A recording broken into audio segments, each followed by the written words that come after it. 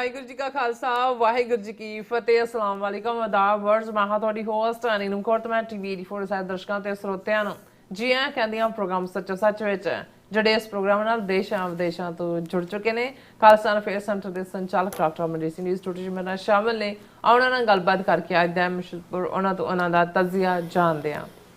ਜੀ ਡਾਕਟਰ ਸਾਹਿਬ, ਵਾਹਿਗੁਰੂ ਜੀ ਕਾ ਖਾਲਸਾ ਵਾਹਿਗੁਰੂ ਜੀ ਕੀ ਫਤਿਹ। हाँ जी नीलम कौर जी, ਤੁਹਾਨੂੰ ਵੀ ਤੇ ਦੁਨੀਆ ਭਰ ਚ ਬੈਠੇ ਸਾਡੇ ਬਹੁਤ ਹੀ ਪਿਆਰੇ ਸੋਹਣੇ ਸਿਆਣੇ ਸੁਨੱਖੇ ਟੀਵੀ 84 ਦੇ ਵਿਊਅਰਸ ਨੂੰ ਵੀ ਵਾਹਿਗੁਰੂ ਜੀ ਕਾ ਖਾਲਸਾ ਵਾਹਿਗੁਰੂ ਜੀ ਕੀ ਫਤਿਹ।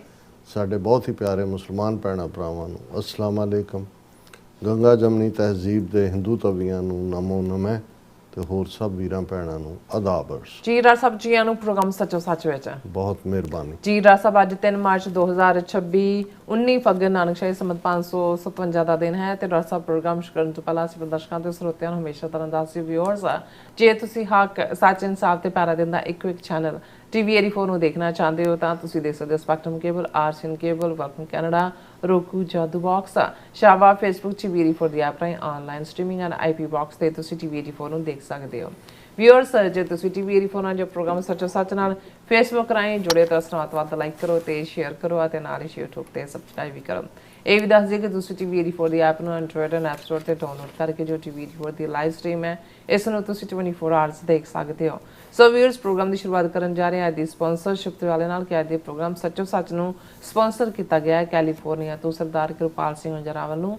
ਸੋ ਇਹਨਾਂ ਨੇ ਟੀਵੀ 84 ਦੀ ਵੱਧ ਤੋਂ ਵੱਧ ਮਦਦ ਕਰਨ ਲਈ ਕਿਹਾ ਔਰ ਸਿੱਖ ਕੌਮ ਦੀ ਚੜ੍ਹਦੀ ਕਲਾ ਤੇ ਖਾਲਸਾ ਦੀ ਪ੍ਰਾਪਤੀ ਦੀ ਅਰਦਾਸ ਕੀਤੀ ਹੈ। ਸੋ ਅੱਜ ਦੀ ਸਪਾਂਸਰਸ਼ਿਪ ਲਈ ਅਸੀਂ ਸਰਦਾਰ ਕਿਰਪਾਲ ਸਿੰਘ ਜਰਾਂ ਦਾ ਤਹਿ ਦਿਲ ਤੋਂ ਧੰਨਵਾਦ ਕਰਦੇ ਹਾਂ ਔਰ ਤੁਹਾਨੂੰ ਵੀ ਅਪੀਲ ਤੇ ਬੇਨਤੀ ਕਰਦੇ ਹਾਂ ਕਿ ਤੁਸੀਂ ਪ੍ਰੋਗਰਾਮ ਸੱਚੋ ਸੱਚ ਨੂੰ ਵੱਧ ਤੋਂ ਵੱਧ ਸਪਾਂਸਰ ਕਰੋ। ਸਪਾਂਸਰਸ਼ਿਪ ਲਈ ਤੁਸੀਂ ਸਾਨੂੰ ਕਾਲ ਕਰ ਸਕਦੇ ਹੋ ਸਾਡੇ ਫੋਨ ਨੰਬਰ ਤੇ 5166619184, ਸੇਮ ਨੰਬਰ ਤੇ WhatsApp ਕਰ ਸਕਦੇ ਹੋ, ਤੁਸੀਂ ਸਾਨੂੰ ਈਮੇਲ ਵੀ ਕਰ ਸਕਦੇ ਹੋ info@tv84.tv ਤੇ। ਸੋ ਵੀਅਰਸ, ਗੱਲਬਾਤ ਕਰਨ ਜਾ ਰਹੇ ਹਾਂ ਜਿਸ ਤਰ੍ਹਾਂ ਕਿ ਜੰਗ ਦਾ ਮਾਹੌਲ ਜਿਹੜਾ ਉਹ ਬਣਿਆ ਹੋਇਆ ਔਰ ਸਾਰੇ ਪਾਸੇ ਇਸ ਦੀ ਚਰਚਾ ਹੋ ਰਹੀ ਹੈ। ਸੋ ਅਮਰੀਕਾ ਅਤੇ ਇਜ਼ਰਾਈਲ ਦੀ ਈਰਾਨ ਦੇ ਖਿਲਾਫ ਜੰਗ ਦਾ 5ਵਾਂ ਦਿਨ ਜਿਹੜਾ ਉਹ ਚੱਲ ਰਿਹਾ ਔਰ ਦਿਨ ਬ ਦਿਨ ਇਹ ਲੜਾਈ ਖਤਰਨਾਕ ਅਤੇ ਅਨਸਰਟਨ ਜਿਹੜੀ ਹੁੰਦੀ ਜਾ ਰਹੀ ਹੈ ਔਰ ਫੌਜੀ ਲੜਾਈ ਦੇ ਨਾਲ ਨਾਲ ਨੈਰੇਟਿਵ ਦੀ ਜਿਹੜੀ ਲੜਾਈ ਹੈ ਉਹ ਵੀ ਚੱਲ ਰਹੀ ਹੈ ਔਰ ਅਮਰੀਕਾ ਵੱਲੋਂ ਈਰਾਨ ਵਿੱਚ ਜ਼ਮੀਨੀ ਫੌਜ ਭੇਜਣ ਦੀ ਜਿਹੜੀ ਆਪਸ਼ਨ ਵੀ ਬਿਆਨੀ ਜਾ ਰਹੀ ਹੈ ਔਰ ਜੰਗਬੰਦੀ ਲਈ ਕਿਸੇ ਪਾਸਿਓਂ ਕੋਈ ਗੰਭੀਰ ਯਤਨ ਜਿਹੜਾ ਨਜ਼ਰ ਨਹੀਂ ਆ ਰਿਹਾ। ਸੋ ਇਸ ਬਾਰੇ ਆਪਾਂ ਗੱਲਬਾਤ ਕਰਨ ਜਾ ਰਹੇ ਹਾਂ। ਸੋ ਅਸੀਂ ਚਾਹਾਂਗੇ ਕਿ ਤੁਸੀਂ ਇਸੇ ਤਰ੍ਹਾਂ ਬਣੇ ਰਹਿਣਾ ਦੇਖਣ ਸੁਣਨ ਲਈ। ਤੁਹਾਡਾ ਸਭ ਦਾ ਬਹੁਤ ਬਹੁਤ ਧੰਨਵਾਦ। ਜੀ ਡਾਕਟਰ ਸਾਹਿਬ, ਕੀ ਵਿਚਾਰਾਂ ਨੇ? ਸਭ ਤੋਂ ਪਹਿਲਾਂ ਤਾਂ ਅੱਜ ਦੇ ਪ੍ਰੋਗਰਾਮ ਨੂੰ ਸਪਾਂਸਰ ਕਰਨ ਲਈ ਅਸੀਂ ਵੀਰ ਕਿਰਪਾਲ ਸਿੰਘ ਕੈਲੀਫੋਰਨੀਆ ਨਿਵਾਸੀ ਉਹਨਾਂ ਦਾ ਸ਼ੁਕਰੀਆ ਅਦਾ ਕਰਦੇ ਹਾਂ। ਇਹ ਵੀ ਸਾਡੇ ਰੈਗੂਲਰ ਵਿਊਅਰ ਵੀ ਨੇ, ਸਪੋਰਟਰ ਵੀ ਨੇ ਔਰ ਅਸੀਂ ਉਹਨਾਂ ਦੇ ਸ਼ੁਕਰਗੁਜ਼ਾਰ ਹਾਂ ਕਿ ਉਹ ਆਪਣੀ ਜ਼ਿੰਮੇਵਾਰੀ ਨੂੰ ਸਮਝਦੇ ਨੇ। ਇਸ ਦੇ ਨਾਲ ਹੀ ਅਸੀਂ ਆਪਣੇ ਵਿਊਅਰਸ ਨੂੰ ਇਹ ਅਪੀਲ ਵੀ ਕਰਦੇ ਹਾਂ ਕਿ ਤੁਹਾਡੀ ਡੋਨੇਸ਼ਨ ਦੇ ਨਾਲ, ਤੁਹਾਡੀ ਸਪਾਂਸਰਸ਼ਿਪ ਦੇ ਨਾਲ ਹੀ ਅਸੀਂ ਰੁਕਾਵਟਾਂ ਦੇ ਬਾਵਜੂਦ ਭਾਰਤ ਵੱਲੋਂ ਪਾਬੰਦੀਆਂ, ਸਟ੍ਰਾਈਕਸ ਲਾ ਕੇ ਉਹਨੂੰ ਬਲੌਕ ਕਰਨਾ, ਇਸ ਨੂੰ ਫਿਰ ਵੀ ਅਸੀਂ ਪਿਛਲੇ ਲਗਭਗ 14 ਸਾਲਾਂ ਤੋਂ ਜਾਰੀ ਰੱਖ ਰਹੇ ਹਾਂ। ਔਰ ਠੀਕ ਹੈ, ਇਸ ਵੇਲੇ ਆਰਥਿਕਤਾ ਦੀ ਹਾਲਤ ਮੰਦੀ ਹੈ। ਬਹੁਤ ਸਾਰੇ ਸਾਡੇ ਜਿਹੜੇ ਸਪੋਰਟ ਬੇਸ ਵਾਲੇ ਵੀ ਨੇ ਉਹ ਆਪੋ ਆਪਣੇ ਕਿੱਤਿਆਂ 'ਚ ਸਟਰਗਲ ਵੀ ਕਰ ਰਹੇ ਨੇ, ਪਰ ਜਿੱਥੇ ਬਾਕੀ ਕੰਮਕਾਰ ਵੀ ਅਸੀਂ ਕਰਦੇ ਹਾਂ, ਚੱਲਦੇ ਨੇ, ਉੱਥੇ ਇਸ ਵੇਲੇ ਸਿੱਖ ਕੌਮ ਦੇ ਲਈ ਜਦੋਂ ਕਿ ਦੁਨੀਆ ਦੇ ਵਿੱਚ ਨਵੇਂ ਵਰਲਡ ਆਰਡਰ ਦੀ ਗੱਲ ਹੋ ਰਹੀ ਹੈ, ਜੰਗ ਸਾਡੇ ਖਿੱਤੇ ਤੱਕ ਪਹੁੰਚੀ ਹੋਈ ਹੈ ਔਰ ਬੜਾ ਕੁਝ ਬਦਲ ਰਿਹਾ ਹੈ ਔਰ ਇਸ ਸਾਰੇ 'ਚੋਂ ਬੇਸ਼ੱਕ ਅੱਜ ਅਜੇ ਅਨਸਰਟਨਟੀ ਹੈ, ਬਹੁਤ ਕੁਝ ਜਿਹੜਾ ਹੈ ਉਹ ਫਿਕਰਮੰਦੀ ਵਾਲਾ ਵੀ ਹੈ, ਲੇਕਿਨ ਜਿਹੜੇ ਨਵੇਂ ਨੇਸ਼ਨ ਕ੍ਰੀਏਟ ਹੁੰਦੇ ਨੇ, ਨਵੇਂ ਹਾਲਾਤ ਬਦਲਦੇ, ਹਾਲਾਤ ਸਟੇਟਸ ਕੋ ਟੁੱਟਦੇ ਤੇ ਉਸ 'ਚੋਂ ਹੀ ਨਵੇਂ ਮੁਲਕ ਨਿਕਲਦੇ ਨੇ। ਸੋ ਇਸ ਵੇਲੇ ਜਦੋਂ ਅਸੀਂ ਲੜਾਈ ਦੀ ਗੱਲ ਵੀ ਕਰਦੇ ਹਾਂ, ਅੱਜ ਹੀ ਜਿਹੜਾ ਈਰਾਨ ਦਾ ਇੱਕ top official Indian agency, news agency ANI ਨਾਲ ਗੱਲ ਕਰ ਰਿਹਾ ਸੀ ਤਾਂ ਉਹ ਕਹਿ ਰਿਹਾ ਸੀ ਕਿ ਜੀ ਇਸ ਵੇਲੇ 2 ਕਿਸਮ ਦੀ ਜੰਗ ਚੱਲ ਰਹੀ ਹੈ। ਇੱਕ ਪਾਸੇ ਮਿਲਟਰੀ ਫਾਈਟ ਹੈ, ਦੂਸਰੇ ਪਾਸੇ ਨੈਰੇਟਿਵ ਦੀ ਜੰਗ ਹੈ ਔਰ ਇਹ ਬਿਲਕੁਲ ਠੀਕ ਹੈ ਕਿਉਂਕਿ ਅਸੀਂ ਵੀ ਕੋਸ਼ਿਸ਼ ਕਰ ਰਹੇ ਹਾਂ ਕਿ ਬਈ ਗਰਾਊਂਡ ਤੋਂ ਸਾਨੂੰ ਹਕੀਕਤ ਪਤਾ ਲੱਗੇ, ਲੇਕਿਨ ਗਰਾਊਂਡ ਤੋਂ ਵਿਦਨ ਈਰਾਨ ਇੰਟਰਨੈਟ ਡਿਸਟਰਬ ਹੈ, ਜਿਹੜੀਆਂ ਖਬਰਾਂ ਉੱਥੋਂ ਨਿਕਲਦੀਆਂ ਨੇ ਉਹ ਵੀ ਸਾਨੂੰ ਲੱਗਦਾ ਹੁੰਦਾ ਕਿ ਵੀ ਉਹਨਾਂ ਦਾ ਆਪਣਾ ਨੈਰੇਟਿਵ ਹੈ। ਵੈਸਟਰਨ ਮੀਡੀਆ ਉਹ ਇਰਾਕ ਵਾਰ ਵੇਲੇ ਵੀ ਅਸੀਂ ਦੇਖਿਆ ਸੀ ਕਿ ਐਮਬੈਡਡ ਮੀਡੀਆ ਸੀ। ਜਦੋਂ 2003 ਦੇ ਵਿੱਚ ਇਰਾਕ ਤੇ ਹਮਲਾ ਕੀਤਾ ਤਾਂ ਅਮਰੀਕਨ ਟੈਂਕਾਂ ਦੇ ਵਿੱਚ ਹੀ ਉਹਨਾਂ ਦੇ ਰਿਪੋਰਟਰ ਬੈਠੇ ਸੀ, ਔਰ ਉਦੋਂ ਜਿਹੜੇ ਥੋੜ੍ਹੇ ਬਹੁਤ ਨਿਰਪੱਖ ਸੀ ਉਹਨਾਂ ਨੇ ਕਿਹਾ ਵੀ ਇਹਦੇ ਨਾਲੋਂ ਜ਼ਿਆਦਾ ਫਰੀडम ਤਾਂ ਸੈਕੰਡ ਵਰਲਡ ਵਾਰ ਦੀ ਕਵਰੇਜ ਵੇਲੇ ਸੀ, ਜਿੱਥੇ ਅਸੀਂ ਇੰਡੀਪੈਂਡੈਂਟ ਅਕਾਊਂਟ ਤਾਂ ਦੇ ਸਕਦੇ ਸੀ। ਹੁਣ ਉਹੀ ਅਕਾਊਂਟ ਹੈ ਜਿਹੜਾ ਕਿ ਆਰਮੀ ਦੇ ਜਿਨ੍ਹਾਂ ਦੇ ਨਾਲ ਅਸੀਂ ਟਰੈਵਲ ਕਰ ਰਹੇ ਹਾਂ ਉਹ ਜੋ ਸਾਨੂੰ ਦਿੰਦੇ ਨੇ ਅਸੀਂ ਉਹੀ ਫਾਰਵਰਡ ਕਰਦੇ ਹਾਂ। ਇਸੇ ਤਰ੍ਹਾਂ ਇਹਦੇ 'ਚ ਕੋਈ ਸ਼ੱਕ ਨਹੀਂ ਹੈ ਕਿ ਅੱਜ ਦੇ ਜ਼ਮਾਨੇ ਦੇ ਵਿੱਚ ਜੋ ਵੀ ਹੈ ਉਹ ਨੈਰੇਟਿਵ ਦੀ ਲੜਾਈ ਹੈ, ਔਰ ਇਸ ਨੈਰੇਟਿਵ ਦੀ ਲੜਾਈ 'ਚ ਇੱਕ ਸਟੇਜ ਦੇ ਉੱਤੇ ਇੰਡੀਅਨ ਸਟੇਟ ਨੇ ਸਾਡੇ ਹੱਥੋਂ ਹੀ ਨੈਰੇਟਿਵ ਖੋਹ ਲਿਆ ਸੀ। ਜਦੋਂ ਅਸੀਂ 80s ਦੀ ਗੱਲ ਕਰਦੇ ਹਾਂ, ਜਿਵੇਂ ਉਹਨਾਂ ਨੇ ਸੰਤ ਪਿੰਡਾਂ ਵਾਲਿਆਂ ਦੀ ਸ਼ਖਸੀਅਤ ਨੂੰ ਇੱਕ ਨੈਗੇਟਿਵ ਕਰੈਕਟਰ ਦੇ ਤੌਰ ਤੇ ਉਭਾਰਿਆ, ਜਿਵੇਂ 81 ਤੋਂ 84 ਤੱਕ ਸਿੱਖ ਕੌਮ ਦੇ ਖਿਲਾਫ ਨੈਰੇਟਿਵ ਸਿਰਜਦਿਆਂ ਨਵੇਂ ਅਲਫਾਜ਼ ਘੜੇ ਗਏ ਜਿਹੜੇ ਪਹਿਲਾਂ ਜਿਹੜੇ ਨੇ ਹਿੰਦੀ ਵੋਕੈਬਲਰੀ ਦੇ ਵਿੱਚ ਜਾਂ ਹਿੰਦੀ ਨੈਰੇਟਿਵ ਦੇ ਵਿੱਚ ਕਦੇ ਇਸਤੇਮਾਲ ਕਿਸੇ ਲਈ ਨਹੀਂ ਸੀ ਹੋਏ। ਆਤੰਕਵਾਦੀ, ਅਲਗਾਵਵਾਦੀ, ਉਗਰਵਾਦੀ। ਹੁਣ ਆਤੰਕ ਤੇ ਉਗਰ ਦੇ ਨਾਲ ਜੋੜ ਕੇ, ਹਾਲਾਂਕਿ ਜਿਹੜੀ ਸਾਰੀ ਸਟਰਗਲ ਸੀ, ਜਿਹੜਾ ਧਰਮਯੁੱਧ ਮੋਰਚਾ ਸੀ ਜਿਸ ਨੂੰ ਸੰਤ ਪਿੰਡਾਂ ਵਾਲਿਆਂ ਦੀ ਬੈਕਿੰਗ ਸੀ, ਉਹ ਅਨੰਦਪੁਰ ਸਾਹਿਬ ਦੇ ਮਤੇ ਦੀ ਪ੍ਰਾਪਤੀ ਲਈ ਸੀ। ਟਰੂ ਫੈਡਰਲ ਸਟਰਕਚਰ ਦੀ ਗੱਲ ਸੀ। ਉਹ ਸਿੱਖ ਸੱਭਿਆਚਾਰ, ਸਿੱਖ ਬੋਲੀ, ਪੰਜਾਬ ਦੇ ਰਿਸੋਰਸ, ਪਾਣੀ ਔਰ ਜਿਹੜੀ ਆਰਥਿਕਤਾ ਹੈ ਉਸ ਦੀ ਸਟੇਬਿਲਿਟੀ ਲਈ ਸੀ। ਲੇਕਿਨ ਇਸ ਕਦਰ ਨਫ਼ਰਤ ਫੈਲਾਈ ਗਈ ਕਿ ਇੰਦਰਾ ਗਾਂਧੀ ਦੇ ਮਾਰੇ ਜਾਣ ਤੋਂ ਬਾਅਦ ਅਸੀਂ ਦੇਖਦੇ ਹਾਂ ਕਿ ਜਦੋਂ ਚੋਣਾਂ ਹੁੰਦੀਆਂ ਨੇ ਉਹਦਾ ਮੁੰਡਾ ਰਾਜੀਵ ਗਾਂਧੀ 3/4 ਸੀਟਾਂ ਦੇ ਨਾਲ ਉਹ ਜਿੱਤਦਾ ਹੈ, ਕਿਉਂਕਿ ਸਿੱਖਾਂ ਦੇ ਖਿਲਾਫ ਇਸ ਕਿਸਮ ਦਾ ਨੈਰੇਟਿਵ ਬਣਾ ਦਿੱਤਾ ਗਿਆ ਸੀ।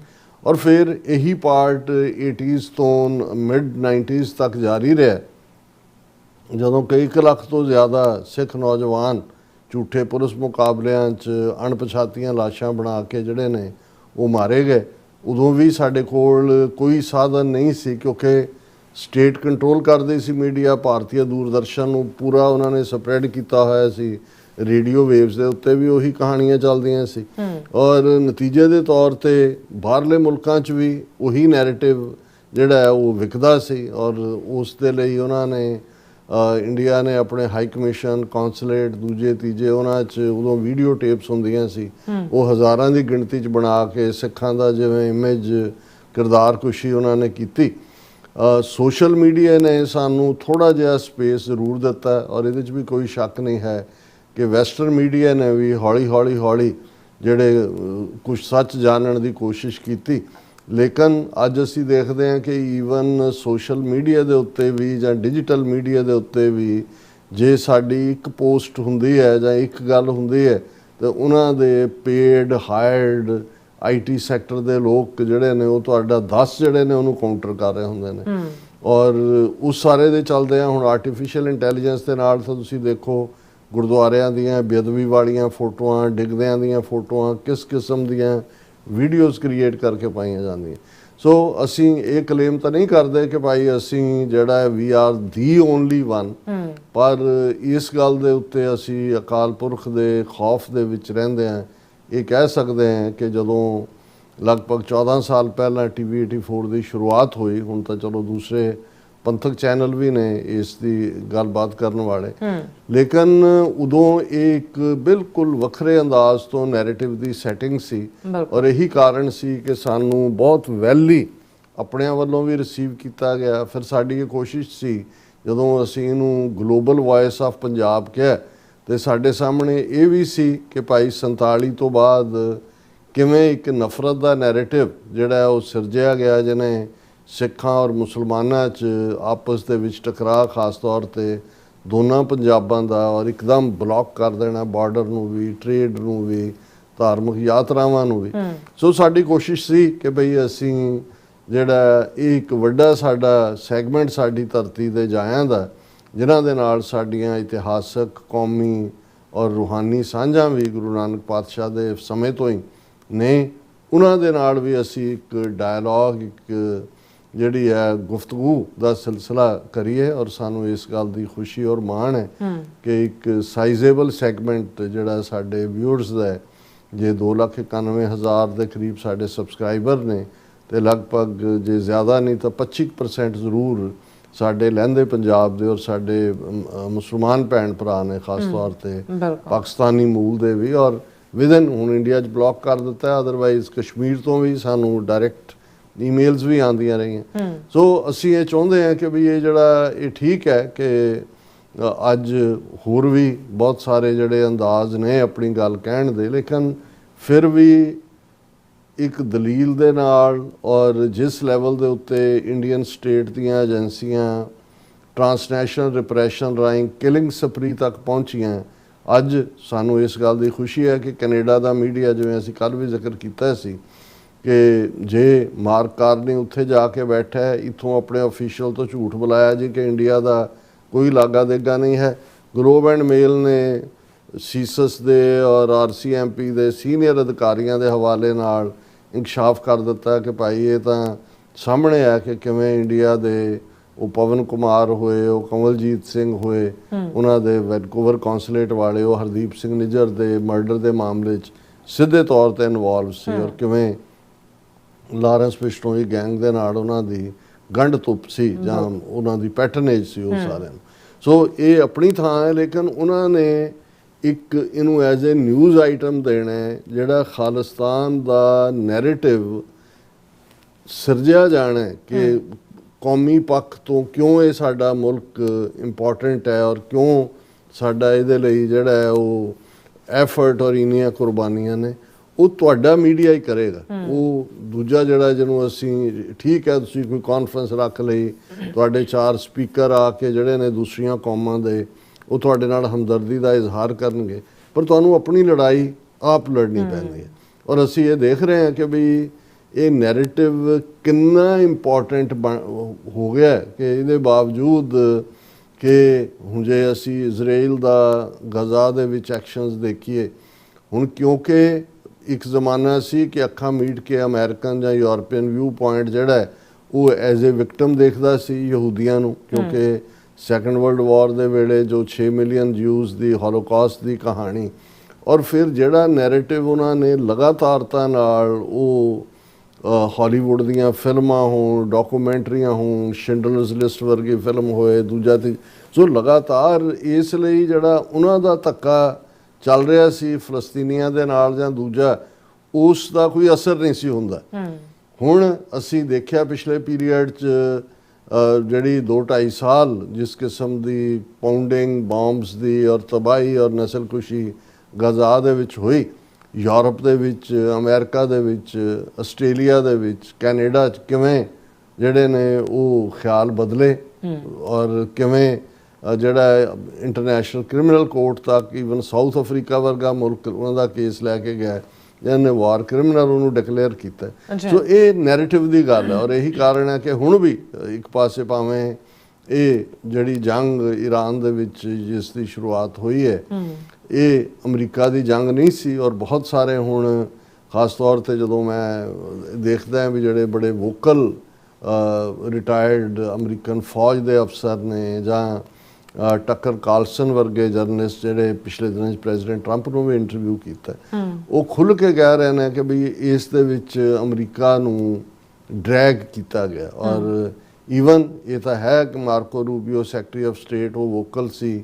ਫਿਰ ਇਹ ਹੈ ਕਿ ਭਾਈ ਜਿਵੇਂ ਕੱਲ੍ਹ ਹੀ ਇੱਕ ਸਾਬਕਾ ਫੌਜੀ ਜਨਰਲ ਇੱਕ ਜੱਜ ਦੇ ਸ਼ੋਅ ਦੇ ਵਿੱਚ ਕਹਿ ਰਿਹਾ ਸੀ ਕਿ ਵੀ ਜਿਹੜੇ ਈਵਨ ਈਰਾਨ ਦੇ ਨੁਮਾਇੰਦਿਆਂ ਨਾਲ ਗੱਲਬਾਤ ਦੇ ਲਈ ਜਿਹੜੇ ਦੋ, ਜਿਹਦੇ 'ਚ ਇੱਕ ਮਿਸਟਰ ਕੁਸ਼ਨਰ ਜਿਹੜਾ ਸਨ ਇਨ ਲਾਅ ਹੈ ਉਹਨਾਂ ਦਾ ਪ੍ਰੈਜ਼ੀਡੈਂਟ ਟਰੰਪ ਦਾ ਔਰ ਯਹੂਦੀ ਹੈ, ਔਰ ਦੂਸਰਾ ਜਿਹੜਾ ਉਹਨਾਂ ਦਾ ਸ਼ਾਇਦ ਕੀ ਨਾਂ ਹੈ ਜਿਹੜੇ ਮੇਨ 2 ਲੀਡ ਕਰ ਰਹੇ ਸੀ ਉਹ ਵੀ ਯਹੂਦੀ ਹੈ। ਉਹਨਾਂ ਨੇ ਕਿਹਾ ਵੀ ਉਹ ਤਾਂ ਇਜ਼ਰਾਈਲ ਦੇ ਵਾਰੀਅਰ ਨੇ, ਵੀ ਜੇ ਤੁਸੀਂ ਗੱਲਬਾਤ ਜਾਂ ਦੂਜੀ ਕਰਨੀ ਹੈ ਕਿ ਵੀ ਉਹ ਉਸ ਦੇ ਲਈ ਤਾਂ ਉਹ ਨਿਊਟਰਲ ਬੰਦਾ ਜਿਹਦੇ ਤੇ ਟਰਸਟ ਕੀਤਾ ਜਾ ਸਕੇ। ਸੋ ਕਹਿਣ ਦਾ ਮਤਲਬ ਇਹ ਹੈ ਕਿ ਵੀ ਅਲਟੀਮੇਟਲੀ ਇਸ ਕੋਈ ਸ਼ੱਕ ਨਹੀਂ ਹੈ ਕਿ ਇਹਦੇ 'ਚ ਈਵਨ ਸ਼ਾਇਦ ਟੱਕਰ ਕਾਰਲਸਨ ਦੇ ਉਸ ਜਿਹੜੀ ਹੈ ਇੰਟਰਵਿਊ ਇੱਕ ਦੇ ਵਿੱਚ ਆਇਆ, ਉਹਨੇ ਕਿਹਾ ਕਿ ਵੀ ਪ੍ਰੈਜ਼ੀਡੈਂਟ ਟਰੰਪ ਬਹੁਤ ਰਿਲਕਟੈਂਟ ਸੀ, ਉਹਨਾਂ ਨੂੰ ਬਹੁਤਿਆਂ ਨੇ ਐਡਵਾਈਸ ਕੀਤਾ ਸੀ, ਉਹ ਇਸ ਈਵਨ ਵਾਈਸ ਪ੍ਰੈਜ਼ੀਡੈਂਟ ਮਿਸਟਰ ਵੈਂਸ ਵੀ ਨਹੀਂ ਸੀ ਇਸ ਹੱਕ 'ਚ, ਲੇਕਿਨ ਇੱਕ ਸਟੇਜ ਤੇ ਨੈਤਨਯਾਹੂ ਨੇ ਇਹ ਕਿਹਾ ਉਹਨੇ ਕਿਹਾ ਹਾਂ ਫੌਕਸ ਨਿਊਜ਼ ਦੇ ਉੱਤੇ ਹੀ ਇਹ ਸਵਾਲ ਪੁੱਛਿਆ ਗਿਆ ਔਰ ਨੇਤਨਯਾਹੂ ਨੇ ਨੂੰ ਵੀ ਇੰਟਰਵਿਊ ਕੀਤਾ ਫੌਕਸ ਨਿਊਜ਼ ਨੇ, ਜਿਹੜਾ ਇੱਕ ਕੰਜ਼ਰਵੇਟਿਵ ਚੈਨਲ ਹੈ। ਤੇ ਉਹਨਾਂ ਨੇ ਕਿਹਾ ਕਿ ਵੀ ਨੇਤਨਯਾਹੂ ਨੇ ਟਰੰਪ ਨੂੰ ਕਿਹਾ ਕਿ ਜੇ ਤੁਸੀਂ ਨਹੀਂ ਸਾਡਾ ਦੇਣਾ ਸਾਥ ਜਾਂ ਨਹੀਂ ਹਮਲਾ ਕਰਨਾ ਤੇ ਮੈਂ ਆਪਣੇ ਤੌਰ ਤੇ ਹੀ ਕਰਾਂਗਾ। ਦੈਨ ਉਹਨੂੰ ਡਰੈਗ ਹੋਣਾ ਪਿਆ। ਹਾਲਾਂਕਿ ਜਦੋਂ ਨੇਤਨਯਾਹੂ ਨੂੰ ਇਹ ਫੌਕਸ ਨੇ ਇਹੀ ਸਵਾਲ ਪੁੱਛਿਆ, ਉਹਨੇ ਸਿਫਤਾਂ ਦੇ ਪੁੱਲ ਬੰਨੇ ਕਿ ਜੀ ਪ੍ਰੈਜ਼ੀਡੈਂਟ ਟਰੰਪ ਖੁਦ ਫੈਸਲੇ ਲੈਣ ਵਾਲੇ ਨੇ, ਉਹਨਾਂ ਨੂੰ ਕੌਣ ਦੱਸ ਸਕਦਾ ਹੈ ਵੀ ਕੀ ਕਰਨਾ ਹੈ ਕੀ ਨਹੀਂ ਕਰਨਾ ਇਹ ਉਹ। ਪਰ ਮੈਂ ਇਹ ਕਹਿਣਾ ਚਾਹੁੰਦਾ ਵੀ ਇਵੈਂਚੁਅਲੀ ਜਦੋਂ ਇਸ ਕਿਸਮ ਦੀ ਸਿਚੁਏਸ਼ਨ 'ਚ ਕੋਈ ਡਰੈਗ ਹੋ ਜਾਂਦਾ ਹੈ ਫਿਰ ਜ਼ਾਹਰ ਹੈ ਕਿ ਜਿਹੜਾ ਅਮਰੀਕਨ ਸਮਝਦੇ ਨੇ ਵੀ ਹੁਣ ਆਲਮੋਸਟ 6 ਡੈਥਸ ਅਮਰੀਕਨ ਸੋਲਜਰਸ ਦੀਆਂ ਹੋਈਆਂ, ਤਬਾਹੀ ਦਾ ਆਲਮ ਜਿਹੜਾ, ਕਿਉਂਕਿ ਇਸ ਵੇਲੇ ਜਿਵੇਂ ਮੈਂ ਕਿਹਾ ਵੀ ਨੈਰੇਟਿਵ ਕਿੱਥੋਂ ਕੀ ਆ ਰਿਹਾ, ਕਿਹੜੀ ਖਬਰ ਦਬਾਈ ਜਾ ਰਹੀ ਹੈ, ਕਿਹੜੀ ਜ਼ਾਹਰ ਹੈ, ਉਹਦੇ 'ਚ ਬਹੁਤ ਸਾਰੀਆਂ ਥਾਵਾਂ ਦੇ ਉੱਤੇ ਜਿਹੜੇ ਅਮਰੀਕਨ ਬੇਸ ਨੇ ਉਹਨਾਂ 'ਤੇ ਅਟੈਕ ਹੋਏ। ਅਸੀਂ ਅੱਜ 5ਵਾਂ ਦਿਨ ਦੀ ਸ਼ੁਰੂਆਤ ਹੋਈ ਹੈ ਔਰ ਇਸ 'ਚ ਅਸੀਂ ਇਹ ਵੀ ਦੇਖਦੇ ਹਾਂ ਕਿ ਇੱਕ ਪਾਸੇ ਈਰਾਨ ਦੇ ਵਿੱਚ ਤਾਂ ਜੋ ਚੱਲ ਰਿਹਾ, ਲਬਨਾਨ ਦੇ ਵਿੱਚ ਵੀ ਫੁੱਲ ਸਕੇਲ 80 ਦੇ ਕਰੀਬ ਜਿਹੜੇ ਪਿੰਡ ਨੇ ਉਹ ਖਾਲੀ ਕਰਾ ਲਏ ਨੇ। ਔਰ ਕਿਉਂਕਿ ਇਹ ਜਿਹੜੀਆਂ 3 ਪ੍ਰੋਕਸੀਜ਼ ਈਰਾਨ ਦੀਆਂ ਜਿਨ੍ਹਾਂ ਨੇ ਇਨਫੈਕਟ ਇਜ਼ਰਾਈਲ ਦਾ ਵੀ ਜਿਹੜਾ ਹੈ ਉਹ ਨੱਕ 'ਚ ਦਮ ਵੀ ਕੀਤਾ ਹੋਇਆ ਸੀ ਔਰ ਉਸ ਨੂੰ ਫਲਸਤੀਨੀ ਸਟਰਗਲ ਦੇ ਲਈ ਸਟਰਗਲ ਨੂੰ ਜਾਰੀ ਵੀ ਰੱਖਿਆ ਹੋਇਆ ਸੀ। ਉਹਨਾਂ ਦੇ ਵਿੱਚ ਜ਼ਾਹਰ ਹੈ ਇੱਕ ਹਮਾਸ ਜਿਹਨੇ ਜਿਹੜਾ ਪਿਛਲੇ 2.5 ਸਾਲ ਪਹਿਲਾਂ ਜਦੋਂ ਅਕਤੂਬਰ 2023 ਦੇ ਵਿੱਚ ਅਟੈਕ ਕਰਕੇ 1200 ਦੇ ਕਰੀਬ ਇਜ਼ਰਾਈਲੀਆਂ ਨੂੰ ਮਾਰਿਆ, 200-300 ਨੂੰ ਕਿਡਨੈਪ ਕੀਤਾ। ਪਰ ਇਹ ਦੇਖਣ ਵਾਲੀ ਗੱਲ ਹੈ ਕਿ ਹਮਾਸ ਜਿਹੜਾ ਹੈ ਉਹ ਮੁਕੰਮਲ ਤੌਰ ਦੇ ਉੱਤੇ ਸੁੰਨੀ ਮੁਸਲਮਾਨਾਂ ਤੇ ਆਧਾਰਿਤ ਪ੍ਰੋਕਸੀ ਆਊਟਫਿਟ ਹੈ ਈਰਾਨ ਦੀ ਔਰ ਇਸ ਬਾਰੇ ਕੋਈ ਸ਼ੱਕ ਨਹੀਂ ਕਿ ਬਹੁਤ ਬੁਰੀ ਤਰ੍ਹਾਂ ਉਹਨਾਂ ਦਾ ਲੱਕ ਤੋੜਿਆ ਇਜ਼ਰਾਈਲ ਨੇ। ਆਮ ਲੋਕ ਤਾਂ ਮਾਰੇ ਹੀ 2/3 ਤਾਂ ਬੇਗੁਨਾਹ ਮਰਨ ਵਾਲੇ ਸੀ ਗਜ਼ਾ ਦੇ ਵਿੱਚ। ਲੇਕਿਨ ਜਿਵੇਂ ਕਿਹਾ ਜਾਂਦਾ ਹੈ ਕਿ ਬਈ ਉਹਨਾਂ ਦੇ ਗੁਰੀਲਿਆਂ ਦੇ ਵਿੱਚ ਕਿੰਨੇ ਹਜ਼ਾਰ ਨਵੇਂ ਸ਼ਾਮਲ ਹੋਏ ਨੇ ਜਾਂ ਕੀ ਹੈ, ਪਰ ਉਹਨਾਂ ਨੂੰ ਜਿਹੜੀ ਹੈ ਵਲੰਟੀਅਰਸ ਦੀ ਕਮੀ ਨਹੀਂ, ਕਿਉਂਕਿ ਜਦੋਂ ਜ਼ਿਆਦਤੀ ਹੁੰਦੀ ਹੈ ਫਿਰ ਉਹਨਾਂ 'ਚੋਂ ਹੀ ਕੋਈ ਨਾ ਕੋਈ ਨਿਕਲ ਆਉਂਦਾ ਹੈ।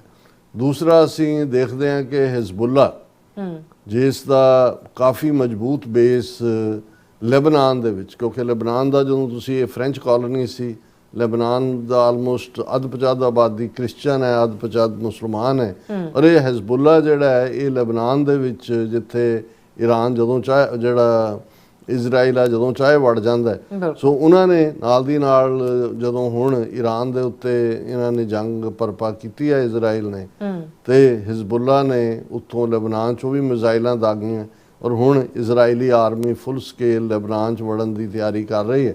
80 ਦੇ ਕਰੀਬ ਪਿੰਡ ਵਾਲਿਆਂ ਨੂੰ ਕਿਹਾ ਵੀ ਖਾਲੀ ਹੋਵੋ ਔਰ ਉਹਨਾਂ ਨੇ ਜਿਹੜੀ ਕ੍ਰਿਸਚਨ ਗਵਰਨਮੈਂਟ ਹਿੱਸਾ ਹੈ ਉਹਨਾਂ ਨੇ ਹਿਜ਼ਬੁੱਲਾ ਨੂੰ ਕਿਹਾ ਕਿ ਜੀ ਅਸੀਂ ਬੈਨ ਲਾਉਣ ਵਾਂਗ ਕੀਤਾ, ਉਹਨਾਂ ਨੇ ਉਹਨੂੰ ਚੈਲੰਜ। ਸੋ ਲੈਬਨਾਨ ਵੀ ਜਿਹੜਾ ਇੱਕ ਫੁੱਲ ਸਕੇਲ ਜੰਗ ਦਾ ਖੇਤਰ ਬਣ ਗਿਆ। ਫਿਰ ਅਸੀਂ ਯਮਨ ਦੀ ਗੱਲ ਕਰਦੇ ਹਾਂ ਜਿੱਥੇ ਹੁਤੀ ਜਿਹੜਾ ਗਰੁੱਪ ਹੈ ਜਿਸ ਨੂੰ ਈਰਾਨ ਸਪੋਰਟ ਕਰਦਾ ਹੈ ਔਰ ਪ੍ਰੈਜ਼ੀਡੈਂਟ ਟਰੰਪ ਨੇ ਜਨਵਰੀ ਦੇ ਵਿੱਚ ਜਦੋਂ ਪਿਛਲੇ ਸਾਲ ਸਹੁੰ ਚੁੱਕੀ ਉਸ ਤੋਂ 3 ਮਹੀਨੇ ਬਾਅਦ ਹੁਤੀਆਂ ਦੇ ਖਿਲਾਫ ਫੁੱਲ ਸਕੇਲ ਆਪਰੇਸ਼ਨ ਕੀਤਾ ਸੀ ਔਰ ਕਿਹਾ ਸੀ ਵੀ ਇਹਨਾਂ ਦਾ ਖੁਰਾ ਖੋਜ ਮਿਟਾ ਦੇਵਾਂਗੇ, ਪਰ ਕੁਝ ਸਮੇਂ ਤੋਂ ਬਾਅਦ ਬੈਕ ਆਫ ਕਰ ਗਏ ਸੀ ਔਰ ਉਹਨਾਂ ਨੇ ਪ੍ਰੈਜ਼ੀਡੈਂਟ ਟਰੰਪ ਨੇ ਕਿਹਾ ਸੀ ਕਿ they are very tough people and very tough fighter. ਇਹ ਵੀ ਟਰੰਪ ਦੇ ਹਿੱਸੇ ਆਇਆ ਵੀ ਉਹ ਜਦੋਂ ਵੀ ਹੁੰਦਾ ਐਡਮਾਇਰ ਵੀ ਕਰਦਾ ਹੈ ਜਿਹਦੀ ਬਹਾਦਰੀ ਜਾਂ ਦੂਜੀ। ਸੋ ਹੁਣ ਜੇ ਉਹ ਹੁਤੀ ਜਿਹੜੇ ਨੇ ਉਹ ਯਮਨ 'ਚ ਬੈਠੇ ਨੇ ਔਰ ਬਿਲਕੁਲ ਕਿਉਂਕਿ ਸਾਊਦੀ ਅਰੇਬੀਆ ਵਲਨਰੇਬਲ ਹੈ, ਇਹ ਵੀ ਆਇਆ ਕਿ ਵੀ ਇੱਕ ਅੱਧੀ ਮਿਸਾਈਲ ਈਰਾਨ ਦੀ ਆਰਾਮਕੋ ਜਾਂ ਆਰਮਕੋ ਜਿਹੜੀ ਸਭ ਤੋਂ ਵੱਡੀ ਆਇਲ ਕੰਪਨੀ ਹੈ ਜਿਹੜਾ ਜੇ ਸਾਊਦੀ ਅਰੇਬੀਅਨ ਆਇਲ ਜਿਹੜੀ ਹੈ ਉਸ ਨੂੰ ਕੱਢਦੀ ਹੈ, ਉਸ ਦੇ ਉੱਤੇ ਵੀ ਜਿਹੜੀ ਹੈ ਉਹ ਮਿਜ਼ਾਈਲ ਦਾ ਫਾਇਰ ਹੋਈ ਹੈ। ਔਰ ਬਾਕੀ ਅਸੀਂ ਜ਼ਿਕਰ ਕੀਤਾ ਸੀ ਕੱਲ ਹਰ ਆਰਮੀ ਬੇਸ ਦਾ ਦੁਬਈ ਬਹੁਤ ਵਲਨਰੇਬਲ ਹੈ। ਹਾਲਾਂਕਿ ਈਰਾਨ ਨੇ ਪਾਰਟਿਕੂਲਰਲੀ ਸਾਰਿਆਂ ਨੂੰ ਇਹ ਕਿਹਾ ਕਰਕੇ ਕਾਲਾਂ ਕਿ ਜੀ ਸਾਡਾ ਤੁਹਾਡੇ ਖਿਲਾਫ ਕੋਈ ਨਹੀਂ ਹੈ, ਤੁਹਾਡੇ ਬੇਸ ਨੇ, ਪਰ ਗੱਲ ਤਾਂ ਇਵੇਂ ਹੀ ਆ ਕੋਈ ਕਹੇ ਜੀ ਅਸੀਂ ਤੈਨੂੰ ਨਹੀਂ ਸਜ਼ਾ ਦੇ ਰਹੇ, ਤੇਰੇ ਹੱਥ ਨੂੰ ਦੇ ਰਹੇ ਹਾਂ ਕਿਉਂਕਿ ਤੇਰੇ ਹੱਥ ਨੇ ਚੋਰੀ ਕੀਤੀ ਹੈ ਜਾਂ ਤੇਰੇ ਹੱਥ ਨੇ ਇਹ ਕੰਮ ਕੀਤਾ। ਸੋ ਇਸ ਸਾਰੇ ਦੇ ਚੱਲਦੇ ਆ ਇੱਕ ਪੈਨਿਕ ਹੈ, ਇੱਕ ਖੌਫ ਹੈ, ਇੱਕ ਡਰ ਹੈ ਔਰ ਦੂਸਰੇ ਪਾਸੇ ਜਿਹੜਾ ਫੀਅਰ ਜਾਂ ਖੌਫ ਜਿਸ ਲੈ ਹੁਣ ਯੂਰਪ ਹੁਣ ਯੂਜੂਅਲੀ ਜਿਹੜੀਆਂ ਵੀ ਅਮਰੀਕਾ ਦੀਆਂ ਜੰਗਾਂ ਅਮਰੀਕਾ ਨੇ ਆਪਣੇ ਤੌਰ ਤੇ ਲੜੀਆਂ ਉਹਨਾਂ 'ਚ ਮੋਸਟਲੀ ਕਿਉਂਕਿ ਯੂਰਪ ਦੇ ਵਿੱਚ ਨੈਟੋ ਫੋਰਸ ਸੀ, ਨੈਟੋ ਅਮਰੀਕਾ ਦੀ ਸਰਪ੍ਰਸਤੀ ਦੇ ਥੱਲੇ ਹੀ ਸੀ ਔਰ ਅਮਰੀਕਾ ਦੀਆਂ ਨੇ। ਹੁਣ ਅਸੀਂ ਦੇਖ ਰਹੇ ਹਾਂ ਕਿ ਇਸ ਵਾਰ ਦੇ ਵਿੱਚ ਜਿਹੜੀ ਈਰਾਨ ਦੇ ਖਿਲਾਫ ਹੈ ਬ੍ਰਿਟਨ ਔਰ ਸਪੇਨ ਇਹਨਾਂ ਨੇ ਡਿਸਟੈਂਸ ਕਰ ਲਿਆ ਔਰ ਰਾਦਰ ਬ੍ਰਿਟਨ ਦੇ ਤਾਂ ਮਿਸਟਰ ਸਟਾਰਮਰ ਦਾ ਪਬਲਿਕਲੀ ਜਿਹੜਾ ਹੈ ਉਹ ਟਰੰਪ ਨੇ ਕਿਹਾ ਕਿ ਵੀ ਬ੍ਰਿਟਨ ਸਾਥ ਨਹੀਂ ਦੇ ਰਿਹਾ, ਸਪੇਨ ਨੇ ਵੀ ਬੈਕ ਆਊਟ ਕਰ ਲਿਆ ਔਰ ਫਿਰ ਬ੍ਰਿਟਨ ਨੇ ਥੋੜਾ ਜਿਹਾ ਬੈਂਡ ਕੀਤਾ ਹੈ ਕਿ ਜੀ ਡਿਫੈਂਸਿਵ ਪਰਪਸ ਦੇ ਲਈ ਜਿਹੜਾ ਹੈ ਉਹ ਇਸਤੇਮਾਲ ਹੋ ਸਕਦੇ ਨੇ ਸਾਡੇ ਬੇਸ। ਲੇਕਿਨ ਇਹ ਜ਼ਾਹਰ ਹੈ ਕਿ ਵੀ ਕਿਉਂਕਿ ਬ੍ਰਿਟਨ ਦੁਨੀਆ ਦੇ ਇੱਕ ਹਿੱਸੇ ਦੇ ਉੱਤੇ ਉਹਨਾਂ ਨੇ ਲੰਬਾ ਸਮਾਂ ਉਸ ਖਿੱਤੇ ਦੇ ਵਿੱਚ ਵੀ ਰਾਜ ਕੀਤਾ ਹੋਇਆ, ਈਰਾਨ ਦੇ ਵਿੱਚ ਤਾਂ ਉਹਨਾਂ ਦਾ ਬੜਾ ਸਟਰੋਂਗ ਬੇਸ ਸੀ। ਉਹ ਸਮਝਦੇ ਸੀ ਕਿ ਵੀ ਜੇ ਉਹ ਜੰਗ ਦਾ ਹਿੱਸਾ ਬਣੇ ਤੇ ਜਿਹੜੇ ਬ੍ਰਿਟਿਸ਼ ਟਾਰਗੇਟ ਨੇ ਉਹ ਵੀ ਉਹਨਾਂ ਦੇ ਟਾਰਗੇਟ ਤੇ ਆਣਗੇ ਔਰ ਉਹ ਬਹੁਤ ਚੰਗੀ ਤਰ੍ਹਾਂ ਸਮਝਦੇ ਨੇ ਜਿੰਨੀ ਬਿਹਤਰ ਸਾਊਥ ਏਸ਼ੀਆ ਦੀ ਜਾਂ ਸੈਂਟਰਲ ਏਸ਼ੀਆ ਦੀ ਹਿਸਟਰੀ ਨੂੰ, ਲੋਕਾਂ ਦੇ ਕਰੈਕਟਰ ਨੂੰ, ਕਿਰਦਾਰ ਨੂੰ ਬ੍ਰਿਟਿਸ਼ਰ ਸਮਝਦੇ ਨੇ ਉਹਨਾਂ ਕੋਈ ਨਹੀਂ। ਅਮਰੀਕਨ ਤਾਂ ਇਸ ਪੱਖੋਂ ਬਹੁਤ ਨਾਈਵ ਨੇ, ਭੋਲੇ ਵੀ ਨੇ, ਜੇ ਇਸੇ ਲਈ ਜਿਹੜਾ ਉਹ ਜਨਰਸ ਵੀ ਨੇ, ਡੋਨੇਸ਼ਨ ਕਰਨ ਵੀ ਸਭ ਤੋਂ ਜ਼ਿਆਦਾ ਜਾਂਦੇ ਆ, ਬਟ ਇਵੈਂਚੁਅਲੀ ਉਹਨਾਂ ਦੀਆਂ ਰੋਂਗ ਪਾਲਿਸੀਜ਼ ਨਾ ਸਮਝਣਾ ਹੀ ਜਿਹੜਾ ਉਹਦੇ 'ਚ ਵਿਤਨਾਮ 'ਚ ਵੀ ਫਸੇ, ਕੋਰੀਅਨ ਵਾਰ ਦੇ ਵਿੱਚ ਵੀ ਜਿਹੜੀਆਂ 60-70 ਹਜ਼ਾਰ ਤੋਂ ਜ਼ਿਆਦਾ ਕੈਜੂਅਲਟੀਜ਼ ਲਈਆਂ, ਅਫਗਾਨਿਸਤਾਨ 'ਚ 20 ਸਾਲ ਫਸੇ ਰਹੇ, ਉਹ ਸਾਰੇ ਪਾਸਿਓਂ ਜਿਹੜੇ ਨੇ ਉਹ ਜਿਹੜੇ ਨੇ ਸਫ਼ਰ ਕਰਦੇ ਰਹੇ। ਹੁਣ ਇਹਦੇ 'ਚ ਕੋਈ ਸ਼ੱਕ ਨਹੀਂ ਹੈ ਕਿ ਵੀ ਪਹਿਲਾ ਜਰਮਨ ਦਾ ਚਾਂਸਲਰ ਅੱਜ ਵਾਈਟ ਹਾਊਸ ਮਿਲਣ ਆਇਆ ਕਿਉਂਕਿ ਜਿਹੜੀ ਬੀਬੀ ਮਾਰਕੇਜ਼ ਸੀ ਜਿਹੜੀ ਇਸ ਤੋਂ ਪਹਿਲਾਂ ਉਹਦਾ ਡਿਫਰੈਂਟ ਸਟੈਂਡ ਸੀ। ਹੁਣ ਜਰਮਨ ਨੇ ਆਪਣੀ ਜਿਹੜੀ ਹੈ ਫੁੱਲ ਸਪੋਰਟ ਸੁੱਟੀ, ਅਦਰਵਾਈਜ਼ ਯੂਰਪ ਜਾਂ ਯੂਰਪੀਅਨ ਯੂਨੀਅਨ ਜਾਂ ਨੈਟੋ ਬਿਲਕੁਲ ਜੁਆਇੰਟ ਹੁੰਦੀਆਂ ਸੀ ਇਹਨਾਂ ਦੇ ਨਾਲ। ਹੁਣ ਇਸੇ ਤਰ੍ਹਾਂ ਜਿਹੜੇ 7-8 ਮੁਲਕਾਂ 'ਚ ਜਿਹੜੇ ਖਾੜੀ ਮੁਲਕਾਂ ਦੇ ਔਰ ਇਹ ਸਾਰਿਆਂ 'ਚ ਈਰਾਨ ਨੇ ਮਿਜ਼ਾਈਲਾਂ ਦਾਗੀਆਂ, ਉਹਨਾਂ ਨੇ ਤਾਂ ਦਾਗੀਆਂ ਜਿੱਥੇ ਅਮਰੀਕਨ ਬੇਸ ਸੀ। ਹੁਣ ਉਹਨਾਂ ਨੇ ਅਮਰੀਕਾ ਨੂੰ ਬੇਸ ਇਸ ਲਈ ਦਿੱਤੇ ਹੋਏ ਸੀ ਕਿ ਅਮਰੀਕਾ ਸਾਡੀ ਹਿਫਾਜ਼ਤ ਕਰੇਗਾ। ਹੁਣ ਇਸ ਸਾਰੇ ਤੋਂ ਬਾਅਦ ਇੰਨਾ ਕੁ ਵਲਨਰੇਬਲ ਹੋਇਆ ਕਿ ਵੀ ਹੁਣ ਅਮਰੀਕਾ ਨੇ ਤਾਂ ਆਪਣੇ ਸੋਲਜਰ ਕਿਤੇ 15,000 ਰੱਖੇ ਨੇ, ਕਿਤੇ ਉਹਨਾਂ ਨੇ ਉੱਥੋਂ ਕੱਢਣੇ ਸ਼ੁਰੂ ਕਰਤੇ ਕਿਉਂਕਿ ਉਹਨਾਂ ਨੂੰ ਉਹ ਸਿਟਿੰਗ ਡਕਸ ਤਾਂ ਨਹੀਂ ਬਣਾਉਣਾ ਚਾਹੁੰਦੇ। ਹੁਣ ਉਹਨਾਂ ਮੁਲਕਾਂ ਨੂੰ ਵੀ ਲੱਗਦਾ ਵੀ ਸਾਡੀ ਹਿਫਾਜ਼ਤ ਕੀ ਹੋਏਗੀ ਜਾਂ ਕਿਵੇਂ ਹੋਏਗੀ। ਸੋ ਇਸ ਸਾਰੇ 'ਚ ਜਿਹੜਾ ਇਹ ਵੀ ਹੁਣ ਜ਼ਿਕਰ ਹੋਣਾ ਸ਼ੁਰੂ ਹੋ ਗਿਆ ਕਿ ਵੀ ਹੁਣ 3 ਪਰਪਸ ਇਸ ਜੰਗ ਦੇ, ਜਿਵੇਂ ਅਸੀਂ ਕੱਲ੍ਹ ਵੀ ਡਿਸਕਸ ਕੀਤੇ ਸੀ। ਉਹ ਪਹਿਲਾ ਤਾਂ ਸੀ ਜਿਹੜਾ ਮੁੱਖ ਤੌਰ 'ਤੇ ਜਿਹੜਾ ਬਾਅਦ 'ਚ ਭਾਵੇਂ ਨੰਬਰ 3 ਤੇ ਲੈ ਗਏ, ਉਹ ਸੀ ਰਜੀਮ ਚੇਂਜ। ਰਜੀਮ ਚੇਂਜ ਦਾ ਮਤਲਬ ਹੈ ਕਿ ਵੀ ਜਿਹੜਾ ਈਰਾਨ ਦਾ ਮੌਜੂਦਾ ਢਾਂਚਾ ਜਿਹੜਾ 1979 ਦੇ ਇਰਾਨੀ ਰੈਵੋਲੂਸ਼ਨ ਤੋਂ ਬਾਅਦ ਆਇਤੁੱਲਾ ਖਮੀਨੀ ਨੇ ਬਣਾਇਆ ਔਰ 1988 'ਚ ਉਹਦੀ ਮੌਤ ਤੋਂ ਬਾਅਦ ਇਹ ਜਿਹੜਾ ਨਵੇਂ ਆਇਤੁੱਲਾ ਬਣੇ ਉਹਨਾਂ ਨੇ ਉਹਨੂੰ ਜਾਰੀ ਰੱਖਿਆ 38-39 ਸਾਲ। ਇਹਨੂੰ ਖਤਮ ਕਰਕੇ ਔਰ ਇੱਥੇ ਜਿਹੜਾ 1979 ਦੇ ਵਿੱਚ ਰਜ਼ਾ ਪਹਿਲਵੀ ਜਿਹੜਾ ਸ਼ਾਹ ਆਫ ਈਰਾਨ ਸੀ, ਉਹਦਾ ਮੁੰਡਾ ਬੈਠਾ 3 ਪੀਸ ਸੂਟ ਸਵਾ ਕੇ 39 ਸਾਲਾਂ ਤੋਂ ਜਿਹਦਾ ਕੋਈ ਉੱਥੇ ਦੇ ਨਾਲ ਰਾਬਤਾ ਨਹੀਂ, ਉਹਨੂੰ ਸ਼ਿੰਗਾਰਿਆ ਸੀ ਉਹਦੇ ਤੇ ਜਿਹੜਾ ਚੰਗਾ ਮੇਕਅਪ ਕਰਕੇ ਕਿ ਵੀ ਉਹ ਜਾ ਕੇ ਤਹਿਰਾਨ 'ਚ ਉਤਰੇਗਾ ਔਰ ਦੂਸਰਾ ਹੋਏਗਾ। ਲੇਕਿਨ ਜਿਸ ਅੰਦਾਜ਼ ਦੇ ਵਿੱਚ, ਔਰ ਇਹੀ ਕਾਰਨ ਸੀ ਕਿ ਟੌਪ ਲੀਡਰਸ਼ਿਪ ਜਿਹੜੀ ਹੈ ਉਸ ਨੂੰ ਨਿਸ਼ਾਨੇ ਤੇ ਲਿਆ ਗਿਆ। ਜਿਹੜਾ ਖਮੀਨੀ 88 ਸਾਲਾਂ ਦਾ, ਉਸ ਨੂੰ ਸ਼ਹੀਦ ਕੀਤਾ ਗਿਆ। ਦੂਸਰੇ ਉਹਨਾਂ ਦੇ ਜਿਹੜੀ ਰੈਵੋਲੂਸ਼ਨਰੀ ਗਾਰਡ ਹੈ ਉਹਦਾ ਜਰਨੈਲ ਔਰ ਟੌਪ ਦੇ ਲਏ। ਲੇਕਿਨ ਹੋਇਆ ਇਸ ਦੇ ਬਿਲਕੁਲ ਉਲਟ। ਕਿੱਥੇ ਤਾਂ ਇਹ ਚੱਲ ਰਿਹਾ ਸੀ, ਪ੍ਰੋਪੇਗੈਂਡਾ ਨੈਰੇਟਿਵ ਸੀ ਕਿ ਜੇ ਲੋਕ ਦੁਖੀ ਨੇ, ਹਜ਼ਾਰਾਂ ਨਿਕਲ ਆਉਣਗੇ ਸੜਕਾਂ ਤੇ ਔਰ ਇਹ ਮਾਫੀਆਂ ਮੰਗਦੇ ਫਿਰਨਗੇ। ਈਵਨ ਪ੍ਰੈਜ਼ੀਡੈਂਟ ਟਰੰਪ ਨੇ ਵੀ ਰੈਵੋਲੂਸ਼ਨਰੀ ਗਾਰਡ ਵਾਲਿਆਂ ਨੂੰ ਕਿਹਾ ਈਰਾਨ ਦੇ ਕਿ ਜੀ ਜੇ ਤੁਸੀਂ ਜਿਹੜਾ ਉਹ ਸਰੈਂਡਰ ਕਰੋਗੇ ਤੇ ਅਸੀਂ ਤੁਹਾਨੂੰ ਜਿਹੜਾ ਉਹ ਐਮਨੈਸਟੀ ਦਿਆਂਗੇ, ਮਾਫੀ ਦਿਆਂਗੇ। ਲੇਕਿਨ ਹੋਇਆ ਇਸ ਦੇ ਉਲਟ। ਖਮੀਨੀ ਦਾ ਮਰਡਰ ਹੋਇਆ ਤੇ 2 ਮਿਲੀਅਨ ਤੋਂ 5 ਮਿਲੀਅਨ ਲੋਕ ਤਹਿਰਾਨ ਦੀਆਂ ਸੜਕਾਂ ਤੇ ਨਿਕਲੇ, ਕਈ ਅਜੇ ਵੀ ਬੈਠੇ ਨੇ ਔਰ ਜਿਵੇਂ ਉਹਨਾਂ ਨੇ ਉਸ ਦੇ ਨਾਲ ਮੁਹੱਬਤ ਦਾ ਇਜ਼ਹਾਰ ਕੀਤਾ। ਸੋ ਇਹ ਉਹਨਾਂ ਦੇ ਆਪਣੇ ਅਮਰੀਕਾ ਦੇ ਐਕਸਪਰਟ ਕਹਿ ਰਹੇ ਨੇ ਕਿ ਵੀ ਉਸ ਨੇ ਈਵਨ ਜੇ ਕੋਈ ਡਾਇਸੈਂਸ਼ਨ ਦਾ ਰਾਹ ਸੀ ਉਹਨਾਂ ਨੂੰ ਟੁਗੈਦਰ ਕਰਤਾ। ਸੋ ਇਹ ਗੱਲ ਹੀ ਮੁੱਕ ਗਈ ਰਜੀਮ ਚੇਂਜ ਦੀ। ਇਹੀ ਕਾਰਨ ਹੈ ਜਿਹੜਾ ਦੂਸਰਾ ਸਵਾਲ ਪ੍ਰੈਜ਼ੀਡੈਂਟ ਟਰੰਪ ਨੂੰ ਜਿਹੜਾ ਹੁਣ ਪੁੱਛਿਆ ਗਿਆ ਕਿ ਕੀ ਔਰ ਇਹ ਗੱਲ ਉਹਨਾਂ ਦੇ ਪਹਿਲੇ ਐਕਸਪਰਟ ਵੀ ਕਹਿ ਰਹੇ ਸੀ ਕਿ ਹਵਾਈ ਜੰਗ ਦੇ ਨਾਲ ਤੁਸੀਂ ਰਜੀਮ ਚੇਂਜ ਨਹੀਂ ਕਰ ਸਕਦੇ। ਤੇ ਜਦੋਂ ਬੂਟਸ ਔਨ ਦਾ ਗਰਾਊਂਡ ਕਿਹਾ ਜਾਂਦਾ ਹੈ ਤਾਂ ਮਤਲਬ ਹੁੰਦਾ ਵੀ ਜ਼ਮੀਨੀ ਤੌਰ ਤੇ ਫੌਜ ਨੂੰ ਉਤਾਰਨਾ, ਇਨਫੈਂਟਰੀ ਔਰ ਦੂਸਰੀ ਜੋ ਵੀ ਹੈ। ਹੁਣ ਉਹ ਅਮਰੀਕਾ ਦੇ ਜਿਹੜੇ ਤਜਰਬੇ ਨੇ ਉਹ ਸਾਊਥ ਏਸ਼ੀਆ ਹੋਏ, ਸੈਂਟਰਲ ਏਸ਼ੀਆ ਹੋਏ, ਅਫਗਾਨਿਸਤਾਨ 'ਚ ਵੀ ਅਸੀਂ ਦੇਖਿਆ ਨੈਟੋ ਤੋਂ ਦੀਆਂ ਫੌਜਾਂ ਦੇ ਨਾਲ ਅਮਰੀਕਾ ਦੀ ਸਭ ਤੋਂ ਵੱਡੀ ਗਿਣਤੀ ਸੀ। ਔਰ ਕਿਹੜੇ ਬੰਬ ਉੱਥੇ ਅਮਰੀਕਾ ਨੇ ਨਹੀਂ ਚਲਾਏ, ਕੋਈ ਰੋਜ਼ੀ ਕਟਰ, ਕੋਈ ਡੇਜ਼ੀ ਕਟਰ, ਕੋਈ ਫਲਾਣੇ, ਔਰ 20 ਸਾਲ ਉੱਥੇ ਪ੍ਰੈਜ਼ੈਂਸ ਗਰਾਊਂਡ ਦੇ ਉੱਤੇ ਵੀ ਬੂਟ, ਪਰ ਫਾਈਨਲੀ ਰਿਟਰੀਟ ਕਰਨਾ ਪਿਆ। ਸੋ ਇਹ ਜਿਹੜੀ ਪਹਿਲੀ ਜਦੋਂ ਇਹਨਾਂ ਦੀ ਲਾਈਨ ਸੀ ਉਹਦੇ 'ਚ ਬਿਲਕੁਲ ਕਲੀਅਰ ਸੀ ਕਿ ਵੀ ਅਸੀਂ ਜ਼ਮੀਨੀ ਫੌਜ ਨਹੀਂ ਉਤਾਰ। ਇਜ਼ਰਾਈਲ ਤਾਂ ਅਜੇ ਵੀ ਕਹਿ ਰਿਹਾ ਜੀ ਅਸੀਂ, ਸਾਡੇ ਕੋਲ ਆਪਸ਼ਨ, ਹੁਣ ਉਹਨਾਂ ਨੇ ਫਸਾ ਦਿੱਤਾ ਅਮਰੀਕਾ ਨੂੰ।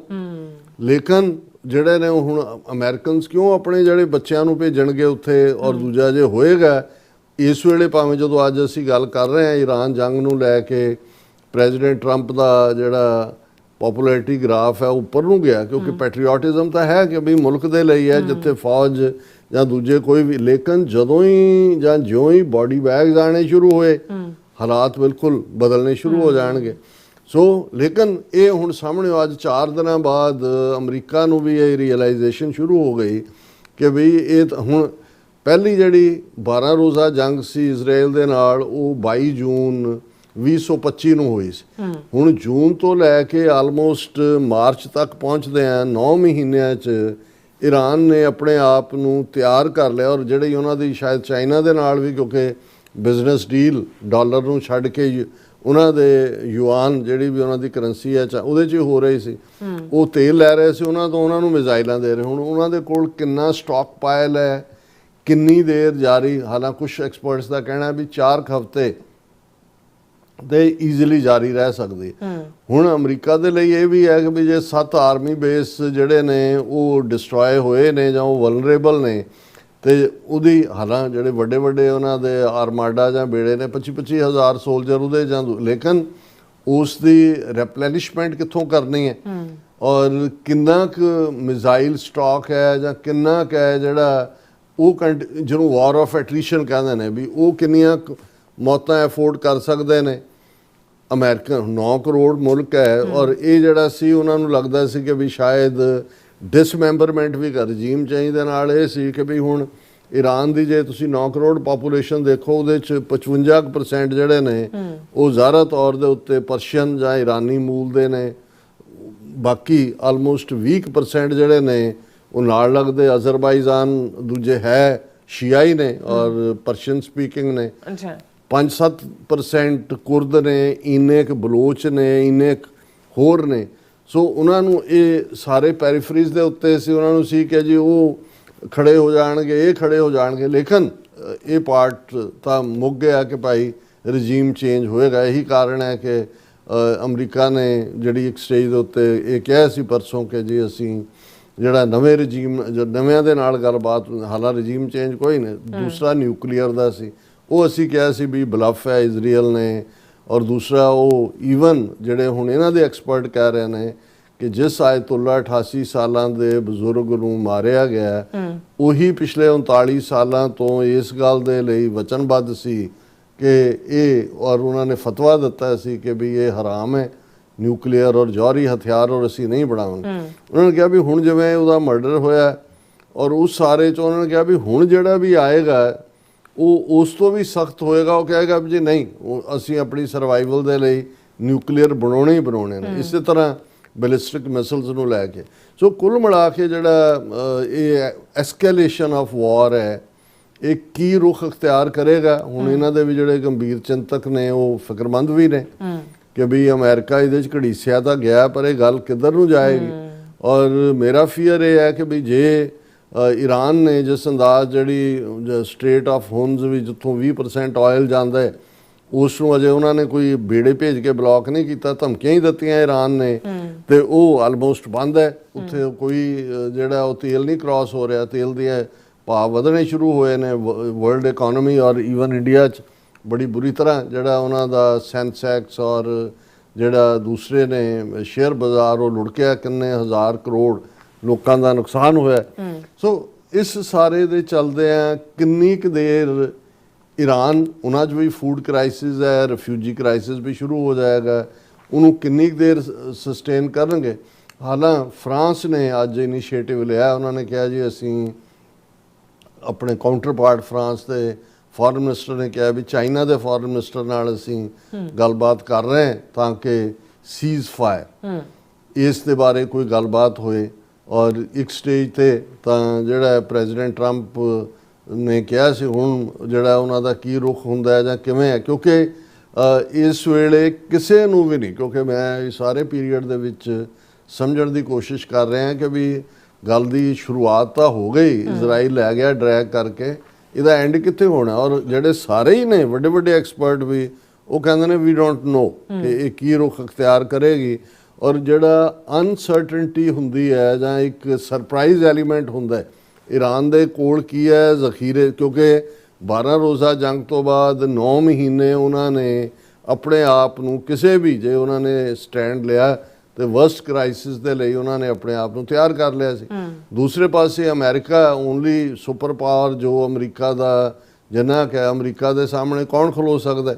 ਔਰ ਜੇ ਨੁਕਸਾਨ ਜਾਂ ਦੂਜਾ ਹੋਇਆ ਫਿਰ ਅਸੀਂ ਇਸ ਗੱਲ ਨੂੰ ਵੀ ਜਿਹੜਾ ਹੈ ਉਹ, ਕਿਉਂਕਿ ਇਜ਼ਰਾਈਲ ਦੇ ਉੱਤੇ ਵੀ ਤਾਬੜਤੋੜ ਹਮਲੇ ਹੋ ਰਹੇ ਨੇ, ਜਿੱਥੇ ਨੈਤਨਯਾਹੂ ਰਹਿੰਦਾ ਹੈ ਉੱਥੇ ਵੀ ਮਿਸਲ ਵਗੈਰਾ ਆ ਕੇ ਡਿੱਗੀ ਹੈ ਇੱਕ ਸਟੇਜ ਤੇ, ਤਾਂ ਕਿਉਂਕਿ ਉੱਥੋਂ ਵੀ ਇਜ਼ਰਾਈਲ 'ਚ ਕੋਈ ਖਬਰ ਨਹੀਂ ਨਿਕਲ ਰਹੀ, ਨੁਕਸਾਨ ਹੋ ਰਿਹਾ ਕਾਫੀ ਉਹਨਾਂ ਦਾ। ਸੋ ਇਸ ਸਾਰੇ ਦੇ ਚੱਲਦੇ ਆ ਜਿਹੜਾ ਪ੍ਰੈਜ਼ੀਡੈਂਟ ਟਰੰਪ ਨੇ ਜਰਮਨ ਦਾ ਸ਼ੁਕਰੀਆ ਅਦਾ ਕੀਤਾ ਹੈ। Trump say Germany helping with Iran strikes, ਔਰ ਜਿਹੜੇ ਮਿਸਟਰ ਮਰਟਸ ਨੇ ਉਹਨਾਂ ਦੇ ਨਾਲ ਮਿਲੇ ਨੇ, ਔਰ ਇਜ਼ਰਾਈਲ ਨੇ ਤਾਂ ਜਿਹੜਾ ਹੈ ਉਹ ਆਪਣਾ ਰਿਲਕਟੈਂਸ ਦਿਖਾਈ ਹੈ ਗਰਾਊਂਡ ਟਰੂਪਸ ਦੇਣ 'ਚ। ਔਰ ਟਰੰਪ ਨੇ ਕਿਹਾ US UK relationship not like it used to be, ਜ਼ਾਹਰ ਹੈ ਕਿ ਆਪਣੇ ਗੁੱਸੇ ਦਾ ਇਜ਼ਹਾਰ ਕੀਤਾ ਹੈ ਕਿ ਭਾਈ ਜਿਹੜਾ ਹੈ। ਔਰ Iran vows to attack any ship trying to pass through strait of ਹਾਰਮੁਜ਼।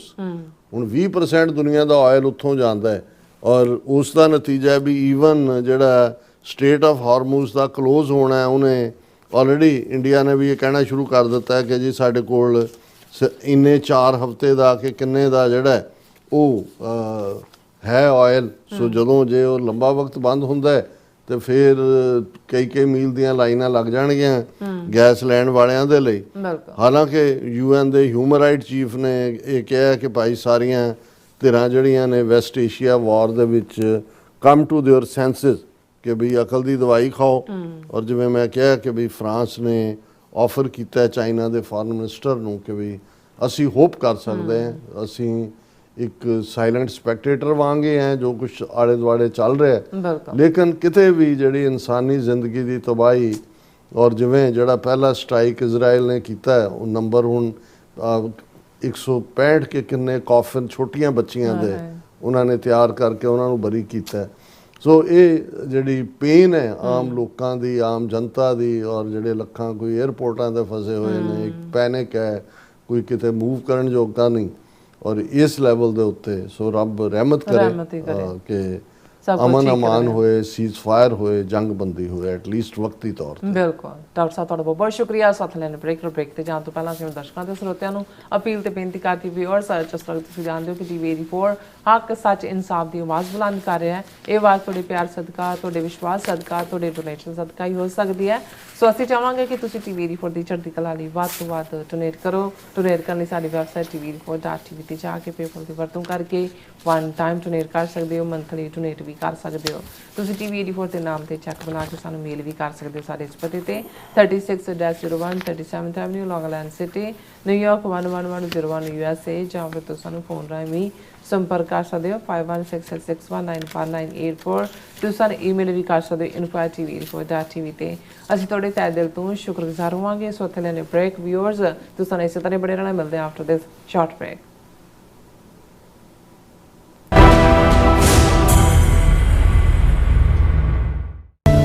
Vaisakhi ਅਤੇ ਖਾਲਸਾ ਸਾਜਨਾ ਦਿਵਸ ਦੀ 327ਵੀਂ ਵਰ੍ਹੇਗੰਢ ਮੌਕੇ ਇੱਕ ਵੱਡਾ ਸਮਾਗਮ ਹੋਣ ਜਾ ਰਿਹਾ ਹੈ।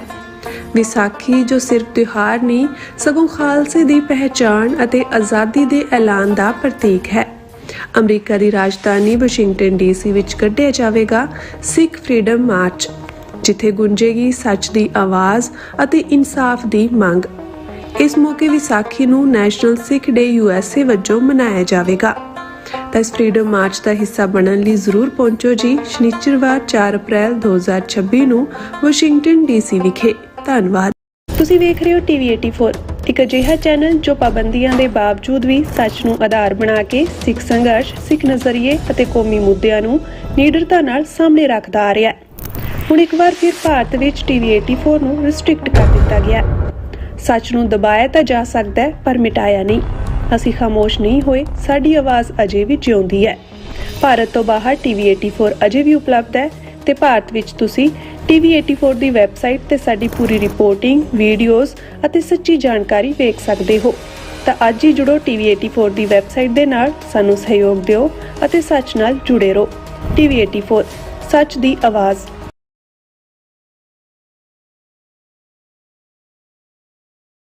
ਅਮਰੀਕਾ ਵਿੱਚ ਰਹਿ ਰਹੇ ਹੋ ਅਤੇ ਡਰਾਈਵਿੰਗ ਲਾਇਸੈਂਸ ਲੈਣਾ ਚਾਹੁੰਦੇ ਹੋ ਤੇ ਲੱਭ ਰਹੇ ਹੋ ਇੱਕ ਤਜਰਬੇਕਾਰ ਡਰਾਈਵਿੰਗ ਸਕੂਲ, ਤਾਂ ਤੁਹਾਡੇ ਲਈ ਹੈ ਵੱਡੀ ਖੁਸ਼ਖਬਰੀ। ਕੈਲੀਫੋਰਨੀਆ ਦਾ ਸਟਾਕਟਨ ਟਰੱਕ ਡਰਾਈਵਿੰਗ ਸਕੂਲ ਤੁਹਾਨੂੰ ਦੇਵੇਗਾ ਡਰਾਈਵਿੰਗ ਸਿਖਲਾਈ ਅਤੇ ਡਰਾਈਵਿੰਗ ਦੌਰਾਨ ਪੇਸ਼ ਆਉਂਦੀਆਂ ਮੁਸ਼ਕਲਾਂ ਨਾਲ ਨਜਿੱਠਣ ਦੀ ਸਿਖਲਾਈ। 25 ਸਾਲ ਤੋਂ ਵੀ ਵੱਧ ਦੇ ਤਜਰਬੇ ਨਾਲ ਤੁਹਾਨੂੰ ਮਿਲੇਗੀ ਡਰਾਈਵਿੰਗ ਨਾਲ ਸੰਬੰਧਿਤ ਹਰ ਤਰ੍ਹਾਂ ਦੀ ਸਿਖਲਾਈ, ਉਹ ਵੀ ਵਾਜਿਬ ਕੀਮਤ ਵਿੱਚ। ਫਿਰ ਦੇਰ ਕਿਸ ਗੱਲ ਦੀ, ਅੱਜ ਹੀ ਸੰਪਰਕ ਕਰੋ 209788330308 ਜਾਂ ਫਿਰ 2093139919 ਨੰਬਰਾਂ ਤੇ ਅਤੇ ਪਾਓ ਆਪਣਾ ਡਰਾਈਵਿੰਗ ਲਾਇਸੈਂਸ।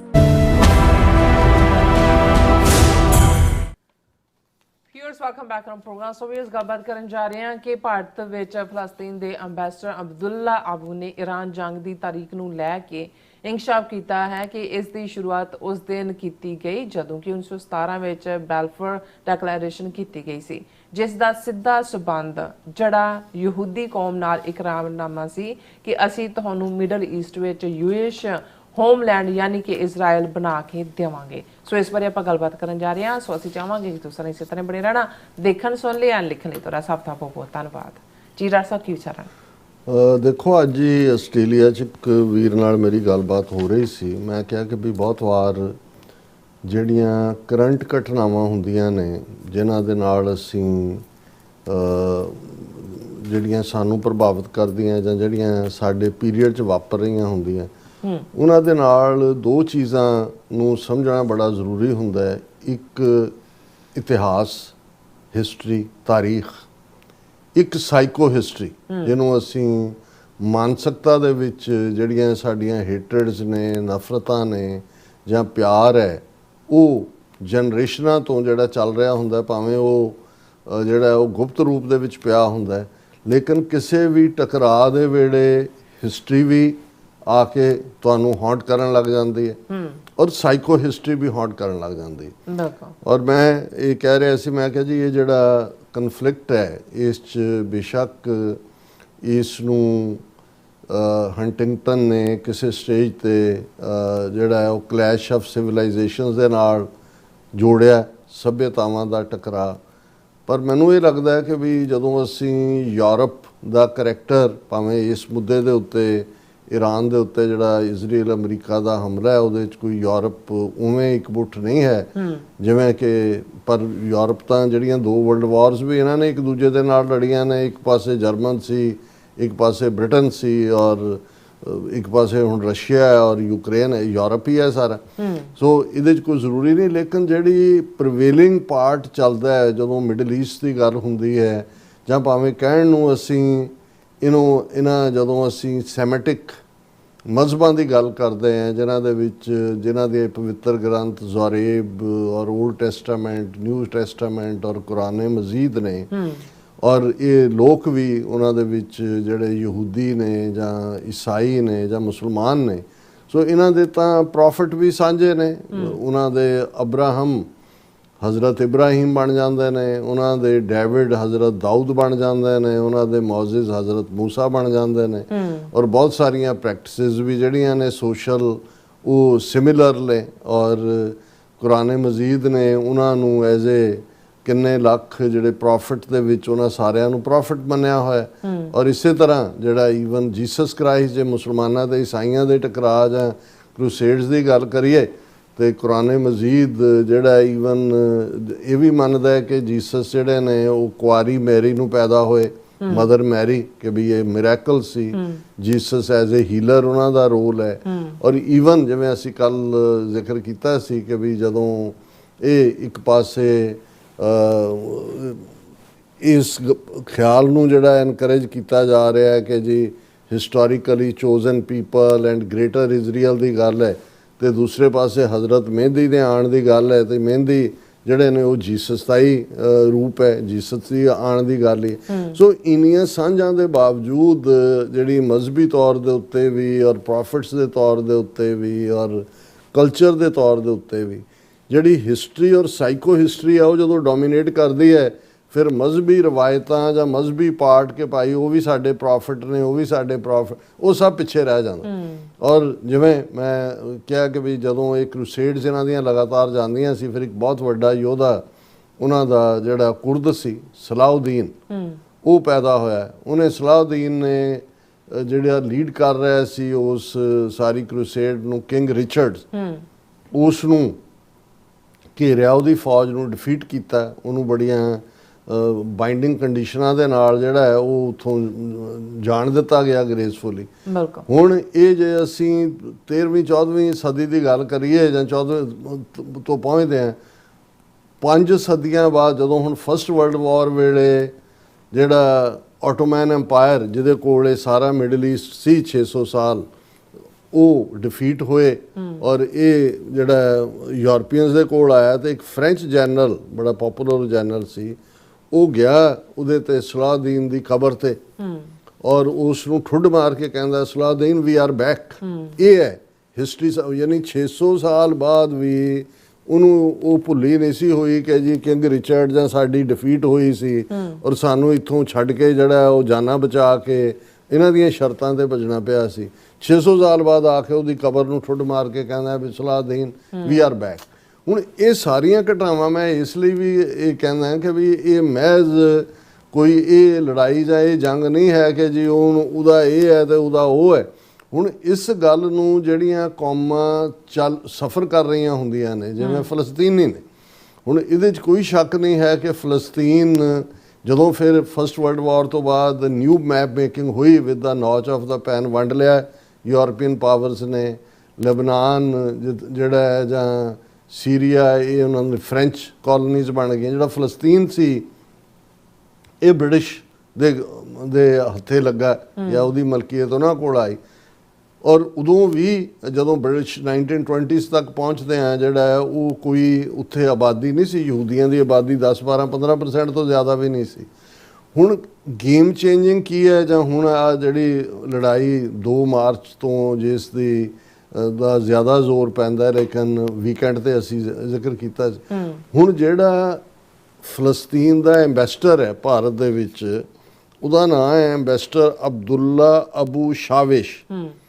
ਹੁਣ ਹੈਡਲਾਈਨ ਹੈ ANI ਨਿਊਜ਼ ਦੀ, war in Middle East declared on exact day of issuing Balfour Declaration, says Palestinian ambassador। ਹੁਣ ਮੇਰਾ ਜਦੋਂ ਅਸੀਂ ਇਹ ਪ੍ਰੋਗਰਾਮ ਕਰਦੇ ਹਾਂ ਜਿੱਥੇ ਸਾਡਾ ਕਰੰਟ ਡੇ ਟੂ ਡੇ 24 ਘੰਟੇ 'ਚ ਕਿਹੜੀ ਖਬਰ ਹੈ ਉਸ ਦੇ ਉੱਤੇ ਅਸੀਂ ਟਿੱਪਣੀ ਜਾਂ ਆਪਣਾ ਪਰਸਪੈਕਟਿਵ ਦਿੰਦੇ ਹਾਂ, ਉੱਥੇ ਕਿਉਂਕਿ ਮੇਰਾ ਆਪਣੀ ਦਿਲਚਸਪੀ ਤਾਰੀਖ ਦੇ ਵਿੱਚ, ਇਤਿਹਾਸ ਦੇ ਵਿੱਚ ਹੈ, ਇਕੱਲੇ ਆਪਣੇ ਇਤਿਹਾਸ ਨਹੀਂ ਕਿ ਦੁਨੀਆ 'ਚ ਦੇਖਣਾ ਵੀ ਉਸ ਪੀਰੀਅਡ 'ਚ ਕੀ ਚੱਲ ਰਿਹਾ ਸੀ। ਹੁਣ ਬਹੁਤਿਆਂ ਦੇ ਲਈ ਬਹੁਤਿਆਂ ਨੇ ਇਹਨੂੰ ਅੱਗੇ ਤੋੜ ਦਿੱਤਾ ਹੋਣਾ ਕਿ ਬੈਲਫੋਰ ਡੈਕਲੇਰੇਸ਼ਨ ਨਾਲ ਕੀ ਤਾਲੁਕ ਹੈ। ਹੁਣ ਸਾਨੂੰ ਪਤਾ ਹੈ ਵੀ ਕਈ ਵਾਰ ਜਦੋਂ ਤੁਸੀਂ ਬਿਲਕੁਲ ਬੇਘਰੇ ਹੁੰਦੇ ਹੋ ਜਾਂ ਕੋਈ ਵੀ ਜੈਸਚਰ ਕਿਸੇ ਪਾਸੇ ਵੱਲੋਂ ਜਿਹਦੇ 'ਚ ਤੁਹਾਡੀ ਹੋਪ ਬਣੇ, ਹੁਣ ਯਹੂਦੀ ਤਾਂ ਉੱਥੋਂ 2,500-3 ਹਜ਼ਾਰ ਸਾਲ ਤੋਂ ਜਲਾਵਤਨੀ 'ਚ ਸੀ, 2,000 ਸਾਲ ਤੋਂ ਖਾਸ ਤੌਰ 'ਤੇ ਉਹਨਾਂ ਦਾ ਟੈਂਪਲ ਔਰ ਸਭ ਕੁਝ ਡਿਸਟਰੋਏ ਹੋ ਚੁੱਕਾ ਸੀ ਔਰ ਉਹ ਛੱਡ ਕੇ ਜਿਹੜੇ ਨੇ ਉਹ ਜਾਨ ਬਚਾਉਣ ਲਈ ਇੱਧਰ ਉੱਧਰ ਉਹਨਾਂ ਦੇ 12 ਕਬੀਲੇ ਕਿ ਕਿੰਨੇ ਕਿੱਥੇ ਘੁੰਮ ਰਹੇ ਸੀ। ਅੱਛਾ, ਹੁਣ ਉਸ ਪੀਰੀਅਡ 'ਚ ਬਾਈ ਦਾ ਐਂਡ ਆਫ 19th ਸੈਂਚੁਰੀ 19ਵੀਂ ਸਦੀ ਦੇ ਅਖੀਰ ਤੱਕ ਜਾਂਦਿਆਂ ਇੱਕ ਜਿਹੜਾ ਜੂਇਸ਼ ਕੋਵਨੈਂਟ ਜਾਂ ਜਿਸ ਨੂੰ ਉਹਨਾਂ ਨੇ ਜਦੋਂ ਜ਼ਾਓਨਿਸਟ ਇਕੱਠੇ ਹੋਏ ਉਹਨਾਂ ਦੇ ਸਿਆਣੇ ਬੰਦਿਆਂ ਨੇ ਇਹ ਦੇਖਿਆ, ਉਹਨਾਂ ਨੇ ਕਿਹਾ ਕਿ ਭਾਈ ਸਾਡਾ ਜੋ ਮਰਜ਼ੀ ਅਸੀਂ ਖੁਸ਼ਹਾਲ ਹੋ ਗਏ ਹਾਂ ਯੂਰਪ 'ਚ ਵੀ, ਅਮਰੀਕਾ 'ਚ ਵੀ, ਇੱਧਰ ਉੱਧਰ, ਪਰ ਸਾਡਾ ਮੁਲਕ ਹੋਣਾ ਚਾਹੀਦਾ। ਹੁਣ ਮੈਂ ਕਿਉਂਕਿ ਸਿੱਖ ਪਰਸਪੈਕਟਿਵ ਤੋਂ ਵੀ, ਕਿਉਂਕਿ ਬਹੁਤ ਸਾਰੇ ਜਿਹੜੇ ਸਾਡੇ ਸਮਝਦੇ ਨੇ ਕਿ ਜੀ ਭਾਰਤ ਹੈ ਸਾਡਾ ਵੱਡਾ ਮੁਲਕ ਹੈ, ਉਹਦੇ 'ਚ ਸਾਡੇ ਚਲੋ ਧੱਕਾ ਵੀ ਹੁੰਦਾ ਕੋਈ ਨਹੀਂ, ਦੇਖੋ ਸਾਡਾ ਪ੍ਰੈਜ਼ੀਡੈਂਟ ਵੀ ਬਣ ਗਿਆ, ਪ੍ਰਾਈਮ ਮਿਨਿਸਟਰ ਵੀ ਸਾਡਾ ਰਿਹਾ, ਸੁਪਰੀਮ ਕੋਰਟ ਦਾ ਜੱਜ ਵੀ ਬਣ ਜਾਂਦਾ ਹੈ, ਫੌਜ ਦਾ ਚੀਫ ਵੀ ਬਣ ਜਾਂਦਾ ਹੈ, ਇਹ ਵੋ। ਹੁਣ ਮੁਲਕ ਦੀ ਇਹ ਵੱਖਰੀ ਕਹਾਣੀ ਹੈ ਕਿ ਵੀ ਅਸੀਂ ਸਿੰਪੈਥਾਈਜ਼ ਇਸ ਲਈ ਕਰਦੇ ਹਾਂ ਫਲਸਤੀਨੀਆਂ ਦੇ ਨਾਲ ਪਹਿਲੀ ਸਟੇਜ ਤੱਕ ਕਿ ਭਾਈ ਇਹ ਜੋ ਵੀ ਯਹੂਦੀਆਂ ਦੇ ਨਾਲ ਵਾਪਰਿਆ, ਹਿਟਲਰ ਨੇ ਵਾਪਰਾਇਆ, ਯੂਰਪ ਨੇ ਵਾਪਰਾਇਆ, ਪਰਸੀਕਿਊਸ਼ਨ ਹੋਈ, ਹੋਲੋਕਾਸਟ ਹੋਈ, ਉਹਦੇ 'ਚ ਕੋਈ ਫਲਸਤੀਨੀਆਂ ਜਾਂ ਅਰਬਾਂ ਜਾਂ ਮੁਸਲਮਾਨਾਂ ਦਾ ਤਾਂ ਕੋਈ ਕਸੂਰ ਨਹੀਂ। ਰਾਦਰ 2-2.5-3 ਹਜ਼ਾਰ ਸਾਲ ਦੀ ਹਿਸਟਰੀ 'ਚ ਮੁਸਲਮਾਨਾਂ ਨੇ ਰਿਫਿਊਜ ਹੀ ਦਿੱਤਾ। ਉਹ ਭਾਵੇਂ ਆਟੋਮੈਨ ਅੰਪਾਇਰ ਨੇ ਉਸ ਸਾਰੇ ਖਿੱਤੇ ਦੇ ਵਿੱਚ ਇਹਨਾਂ ਨੂੰ ਰੱਖਿਆ, ਬੋਸਨੀਆ ਹਰਜ਼ੇਗੋਵੀਨਾ ਔਰ ਦੂਸਰੇ ਤੀਸਰੇ ਸਾਰੇ ਪਾਰਟ ਦੇ ਵਿੱਚ ਵੀ, ਲੇਕਿਨ ਅੱਜ ਜਿਵੇਂ ਨੈਰੇਟਿਵ ਬਣਾ ਦਿੱਤਾ ਗਿਆ ਕਿ ਜਿਵੇਂ ਬਿਲਕੁਲ ਇਹ ਲੜਾਈ ਹੀ ਮੁਸਲਮਾਨਾਂ ਦੇ ਖਿਲਾਫ ਔਰ ਇਸਲਾਮ ਔਰ ਉਸ ਨੂੰ ਜਿਹੜਾ ਉਹ ਯਹੂਦੀਆਂ ਨੇ ਜਿਸ ਲੈਵਲ ਦੇ ਉੱਤੇ ਜ਼ਾਓਨਿਸਟ ਜਿਹਨਾਂ ਨੂੰ ਕਹਿੰਦੇ ਨੇ, ਇੱਕ ਕਲਾਸ ਇੱਥੇ ਤੁਸੀਂ ਬਰੁਕਲਿਨ ਦੇ ਵਿੱਚ ਜਾਂਦੇ ਹੋ, ਜਿਹੜੇ ਵੱਡੇ ਵੱਡੇ ਜਿਨ੍ਹਾਂ ਨੇ ਉਹ ਚੋਗੇ ਪਾਏ ਹੁੰਦੇ ਨੇ, ਉਹ ਇੱਥੋਂ ਸਾਈਡ ਤੋਂ ਵਾਲਾਂ ਦੀਆਂ ਲਿੱਟਾਂ ਵੀ ਛੱਡੀਆਂ ਹੁੰਦੀਆਂ, ਬਲੈਕ ਹੈਟ, ਇਹ ਆਰਥੋਡਾਕਸ ਜਿਊ ਨੇ, ਇਹ ਤਾਂ ਇਜ਼ਰਾਈਲ ਨੂੰ ਹੀ ਨਹੀਂ ਮੰਨਦੇ ਹੈ। ਇਹਨਾਂ ਦਾ ਇਹ ਕਹਿਣਾ ਕਿ ਵੀ ਜਿਹੜਾ ਇਜ਼ਰਾਈਲ ਧਾਰਮਿਕ ਤੌਰ ਦੇ ਉੱਤੇ ਜਿਹੜਾ ਉਹ ਕ੍ਰੀਏਟ ਹੋਣਾ, ਪ੍ਰੋਫਿਟ ਨੇ ਆ ਕੇ ਕਰਨਾ, ਮਸਾਇਆ ਨੇ, ਇਹ ਤਾਂ ਇਜ਼ਰਾਈਲ ਜਿਹੜਾ ਉਹ ਪੋਲੀਟੀਕਲ ਪ੍ਰੋਸੈਸ 'ਚੋਂ ਬਣਿਆ, ਇਸ ਲਈ ਉਹ ਹਮਾਇਤੀ ਨਹੀਂ ਨੇ। ਔਰ 40 ਤੋਂ 50% ਤੋਂ ਜ਼ਿਆਦਾ ਨੇ ਮਮਦਾਨੀ ਨੂੰ ਵੋਟਾਂ ਪਾਈਆਂ ਔਰ ਉਸ ਨੇਤਨਯਾਹੂ ਦੇ ਜਾਂ ਉਹਦੇ ਖਿਲਾਫ ਨੇ। ਸੋ ਇਹ ਡਿਫਰੈਂਟ ਜਿਹੜੇ ਵਿਊ ਪੁਆਇੰਟ ਨੇ ਇਹ ਵਿਦਨ ਕਮਿਊਨਿਟੀਜ਼ ਐਗਜ਼ਿਸਟ ਕਰਦੇ ਰਹਿੰਦੇ ਨੇ।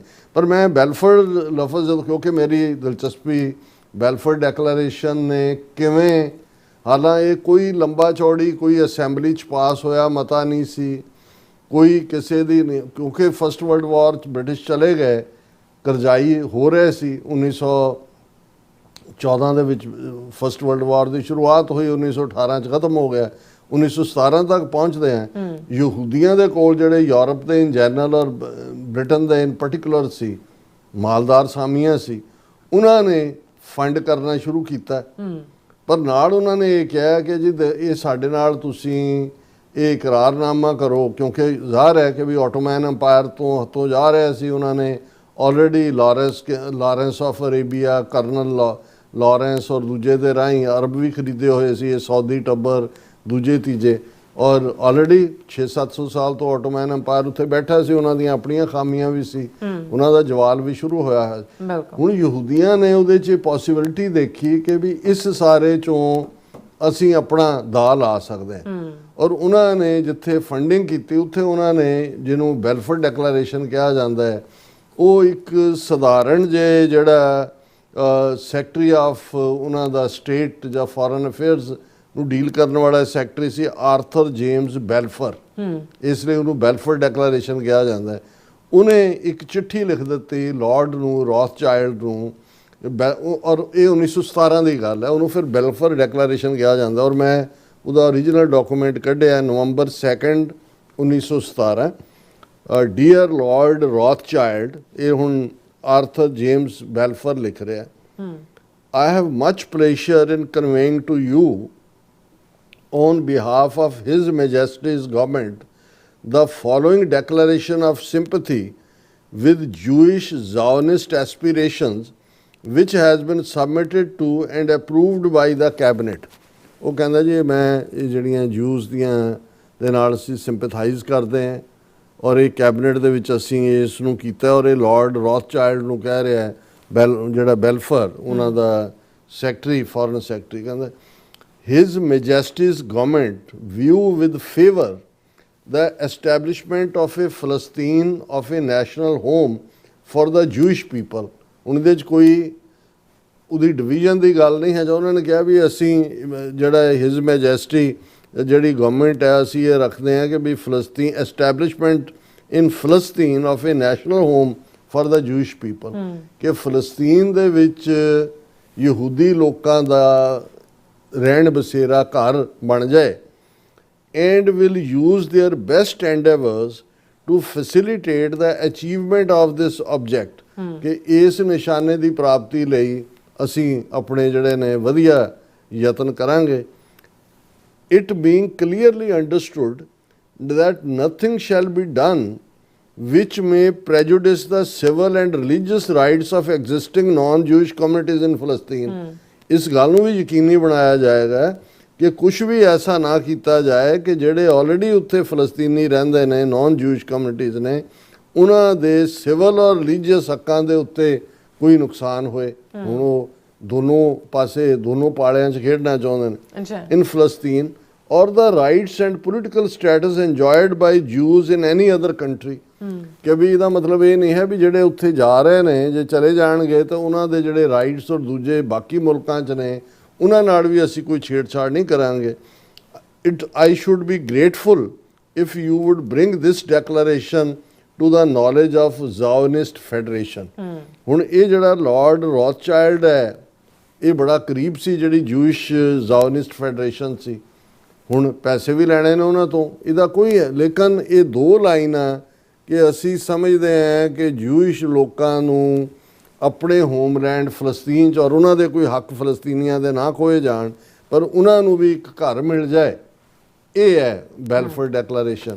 ਹੁਣ ਜਿਹੜਾ ਫਲਸਤੀਨੀਆਂ ਦਾ ਐਂਬੈਸਡਰ ਹੈ ਇੰਡੀਆ ਦੇ ਵਿੱਚ ਉਹ ਇਹ ਕਹਿ ਰਿਹਾ ਕਿ ਭਾਈ ਇਹ ਜਿਹੜਾ ਹਮਲਾ ਜਾਂ ਦੂਜਾ ਵੀ ਹੈ ਜੇ 2 ਤਰੀਕ ਦੇ ਨਾਲ ਉਹਨੇ ਜੋੜਿਆ 1917 ਨਾਲ ਤਾਂ ਕੋਈ ਲਿੰਕ ਨਹੀਂ ਬਣਦਾ।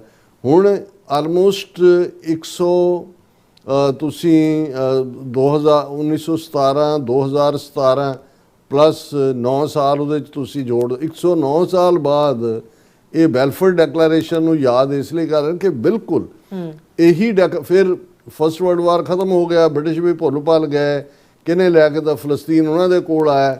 ਫਿਰ ਯਹੂਦੀਆਂ ਨੇ ਉੱਥੇ ਆਪਣੀਆਂ ਗੈਂਗ ਫਲਸਤੀਨੀਆਂ 'ਤੇ ਹਮਲੇ ਔਰ ਹਗਨਾ ਔਰ ਦੂਸਰੀਆਂ ਦਹਿਸ਼ਤਗਰਦ ਜਥੇਬੰਦੀਆਂ।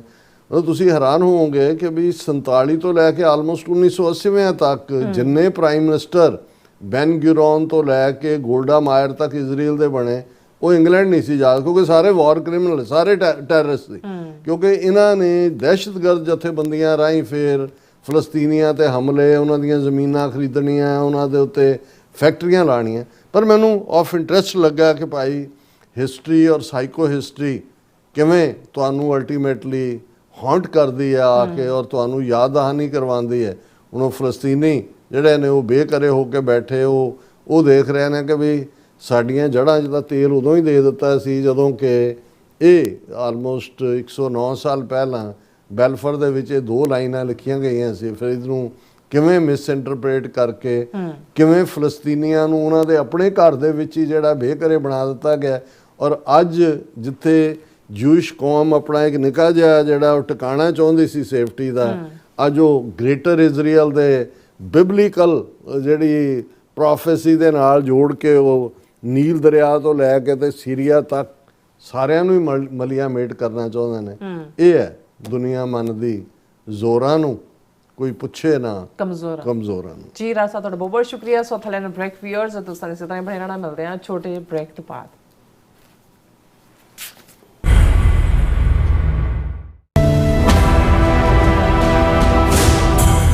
ਵਿਸਾਖੀ ਅਤੇ ਖਾਲਸਾ ਸਾਜਨਾ ਦਿਵਸ ਦੀ 327ਵੀਂ ਵਰ੍ਹੇਗੰਢ ਮੌਕੇ ਇੱਕ ਵੱਡਾ ਸਮਾਗਮ ਹੋਣ ਜਾ ਰਿਹਾ ਹੈ। ਵਿਸਾਖੀ ਜੋ ਸਿਰਫ ਤਿਉਹਾਰ ਨਹੀਂ ਸਗੋਂ ਖਾਲਸੇ ਦੀ ਪਹਿਚਾਣ ਅਤੇ ਆਜ਼ਾਦੀ ਦੇ ਐਲਾਨ ਦਾ ਪ੍ਰਤੀਕ ਹੈ। ਅਮਰੀਕਾ ਦੀ ਰਾਜਧਾਨੀ ਵਾਸ਼ਿੰਗਟਨ ਡੀਸੀ ਵਿੱਚ ਕੱਢਿਆ ਜਾਵੇਗਾ ਸਿੱਖ ਫਰੀडम ਮਾਰਚ, ਜਿੱਥੇ ਗੂੰਜੇਗੀ ਸੱਚ ਦੀ ਆਵਾਜ਼ ਅਤੇ ਇਨਸਾਫ ਦੀ ਮੰਗ। ਇਸ ਮੌਕੇ ਵਿਸਾਖੀ ਨੂੰ ਨੈਸ਼ਨਲ ਸਿੱਖ ਡੇ USA ਵਜੋਂ ਮਨਾਇਆ ਜਾਵੇਗਾ। ਤਾਂ ਇਸ ਫਰੀडम ਮਾਰਚ ਦਾ ਹਿੱਸਾ ਬਣਨ ਲਈ ਜ਼ਰੂਰ ਪਹੁੰਚੋ ਜੀ ਸ਼ਨੀਚਰਵਾਰ 4 ਅਪ੍ਰੈਲ 2026 ਨੂੰ ਵਾਸ਼ਿੰਗਟਨ ਡੀਸੀ ਵਿਖੇ। ਧੰਨਵਾਦ। ਤੁਸੀਂ ਵੇਖ ਰਹੇ ਹੋ TV 84, ਇੱਕ ਅਜਿਹਾ ਚੈਨਲ ਜੋ ਪਾਬੰਦੀਆਂ ਦੇ ਬਾਵਜੂਦ ਵੀ ਸੱਚ ਨੂੰ ਆਧਾਰ ਬਣਾ ਕੇ ਸਿੱਖ ਸੰਘਰਸ਼, ਸਿੱਖ ਨਜ਼ਰੀਏ ਅਤੇ ਕੌਮੀ ਮੁੱਦਿਆਂ ਨੂੰ ਨਿਡਰਤਾ ਨਾਲ ਸਾਹਮਣੇ ਰੱਖਦਾ ਆ ਰਿਹਾ ਹੈ। ਹੁਣ ਇੱਕ ਵਾਰ ਫਿਰ ਭਾਰਤ ਵਿੱਚ TV 84 ਨੂੰ ਰਿਸਟ੍ਰਿਕਟ ਕਰ ਦਿੱਤਾ ਗਿਆ। ਸੱਚ ਨੂੰ ਦਬਾਇਆ ਤਾਂ ਜਾ ਸਕਦਾ ਹੈ ਪਰ ਮਿਟਾਇਆ ਨਹੀਂ। ਅਸੀਂ ਖਾਮੋਸ਼ ਨਹੀਂ ਹੋਏ, ਸਾਡੀ ਆਵਾਜ਼ ਅਜੇ ਵੀ ਜਿਉਂਦੀ ਹੈ। ਭਾਰਤ ਤੋਂ ਬਾਹਰ TV 84 ਅਜੇ ਵੀ ਉਪਲਬਧ ਹੈ ਤੇ ਭਾਰਤ ਵਿੱਚ ਤੁਸੀਂ TV 84 ਦੀ ਵੈਬਸਾਈਟ ਤੇ ਸਾਡੀ ਪੂਰੀ ਰਿਪੋਰਟਿੰਗ, ਵੀਡੀਓਜ਼ ਅਤੇ ਸੱਚੀ ਜਾਣਕਾਰੀ ਵੇਖ ਸਕਦੇ ਹੋ। ਤਾਂ ਅੱਜ ਹੀ ਜੁੜੋ TV 84 ਦੀ ਵੈਬਸਾਈਟ ਦੇ ਨਾਲ, ਸਾਨੂੰ ਸਹਿਯੋਗ ਦਿਓ ਅਤੇ ਸੱਚ ਨਾਲ ਜੁੜੇ ਰਹੋ। TV 84 ਸੱਚ ਦੀ ਆਵਾਜ਼। ਕੀ ਤੁਸੀਂ ਰੋਜ਼ਾਨਾ ਕੰਮ ਤੇ ਆਪਣਾ ਵਧੇਰੇ ਸਮਾਂ ਬਿਤਾਉਣ ਤੋਂ ਪਰੇਸ਼ਾਨ ਹੋ? ਆਪਣੀ ਪੂੰਜੀ ਨੂੰ ਕੰਮ ਤੇ ਲਗਾਓ, ਸਾਡੇ ਨਾਲ ਇਨਵੈਸਟ ਕਰੋ। ਅਸੀਂ ਤੁਹਾਡੀ ਪੂੰਜੀ ਤੋਂ ਤੁਹਾਡੇ ਲਈ ਵਧੇਰੇ ਪੈਸੇ ਬਣਾ ਸਕਦੇ ਹਾਂ। ਅਸੀਂ ਪ੍ਰਾਈਵੇਟ ਇਕੁਇਟੀ ਇਨਵੈਸਟਮੈਂਟ ਫਰਮ ਹਾਂ ਤੇ ਕਮਰਸ਼ੀਅਲ ਰੀਅਲ ਏਸਟੇਟ ਵਿੱਚ ਮਾਹਿਰ ਹਾਂ। Property management, leasing, asset management, commercial real estate investment ਵਿੱਚ ਸਾਰੀਆਂ ਸੇਵਾਵਾਂ ਲਈ ਅਮਰੀਕਾ ਭਰ ਵਿੱਚੋਂ ਤੁਸੀਂ ਸਾਡੇ ਤੱਕ ਪਹੁੰਚ ਕਰ ਸਕਦੇ ਹੋ। ਆਜ਼ਾਦ ਕਮਰਸ਼ੀਅਲ ਰੀਅਲਟੀ ਸਰਵਿਸਿਜ਼ ਦੇ Azad family trust 701 north port oak road, suite number 204, Houston, Texas.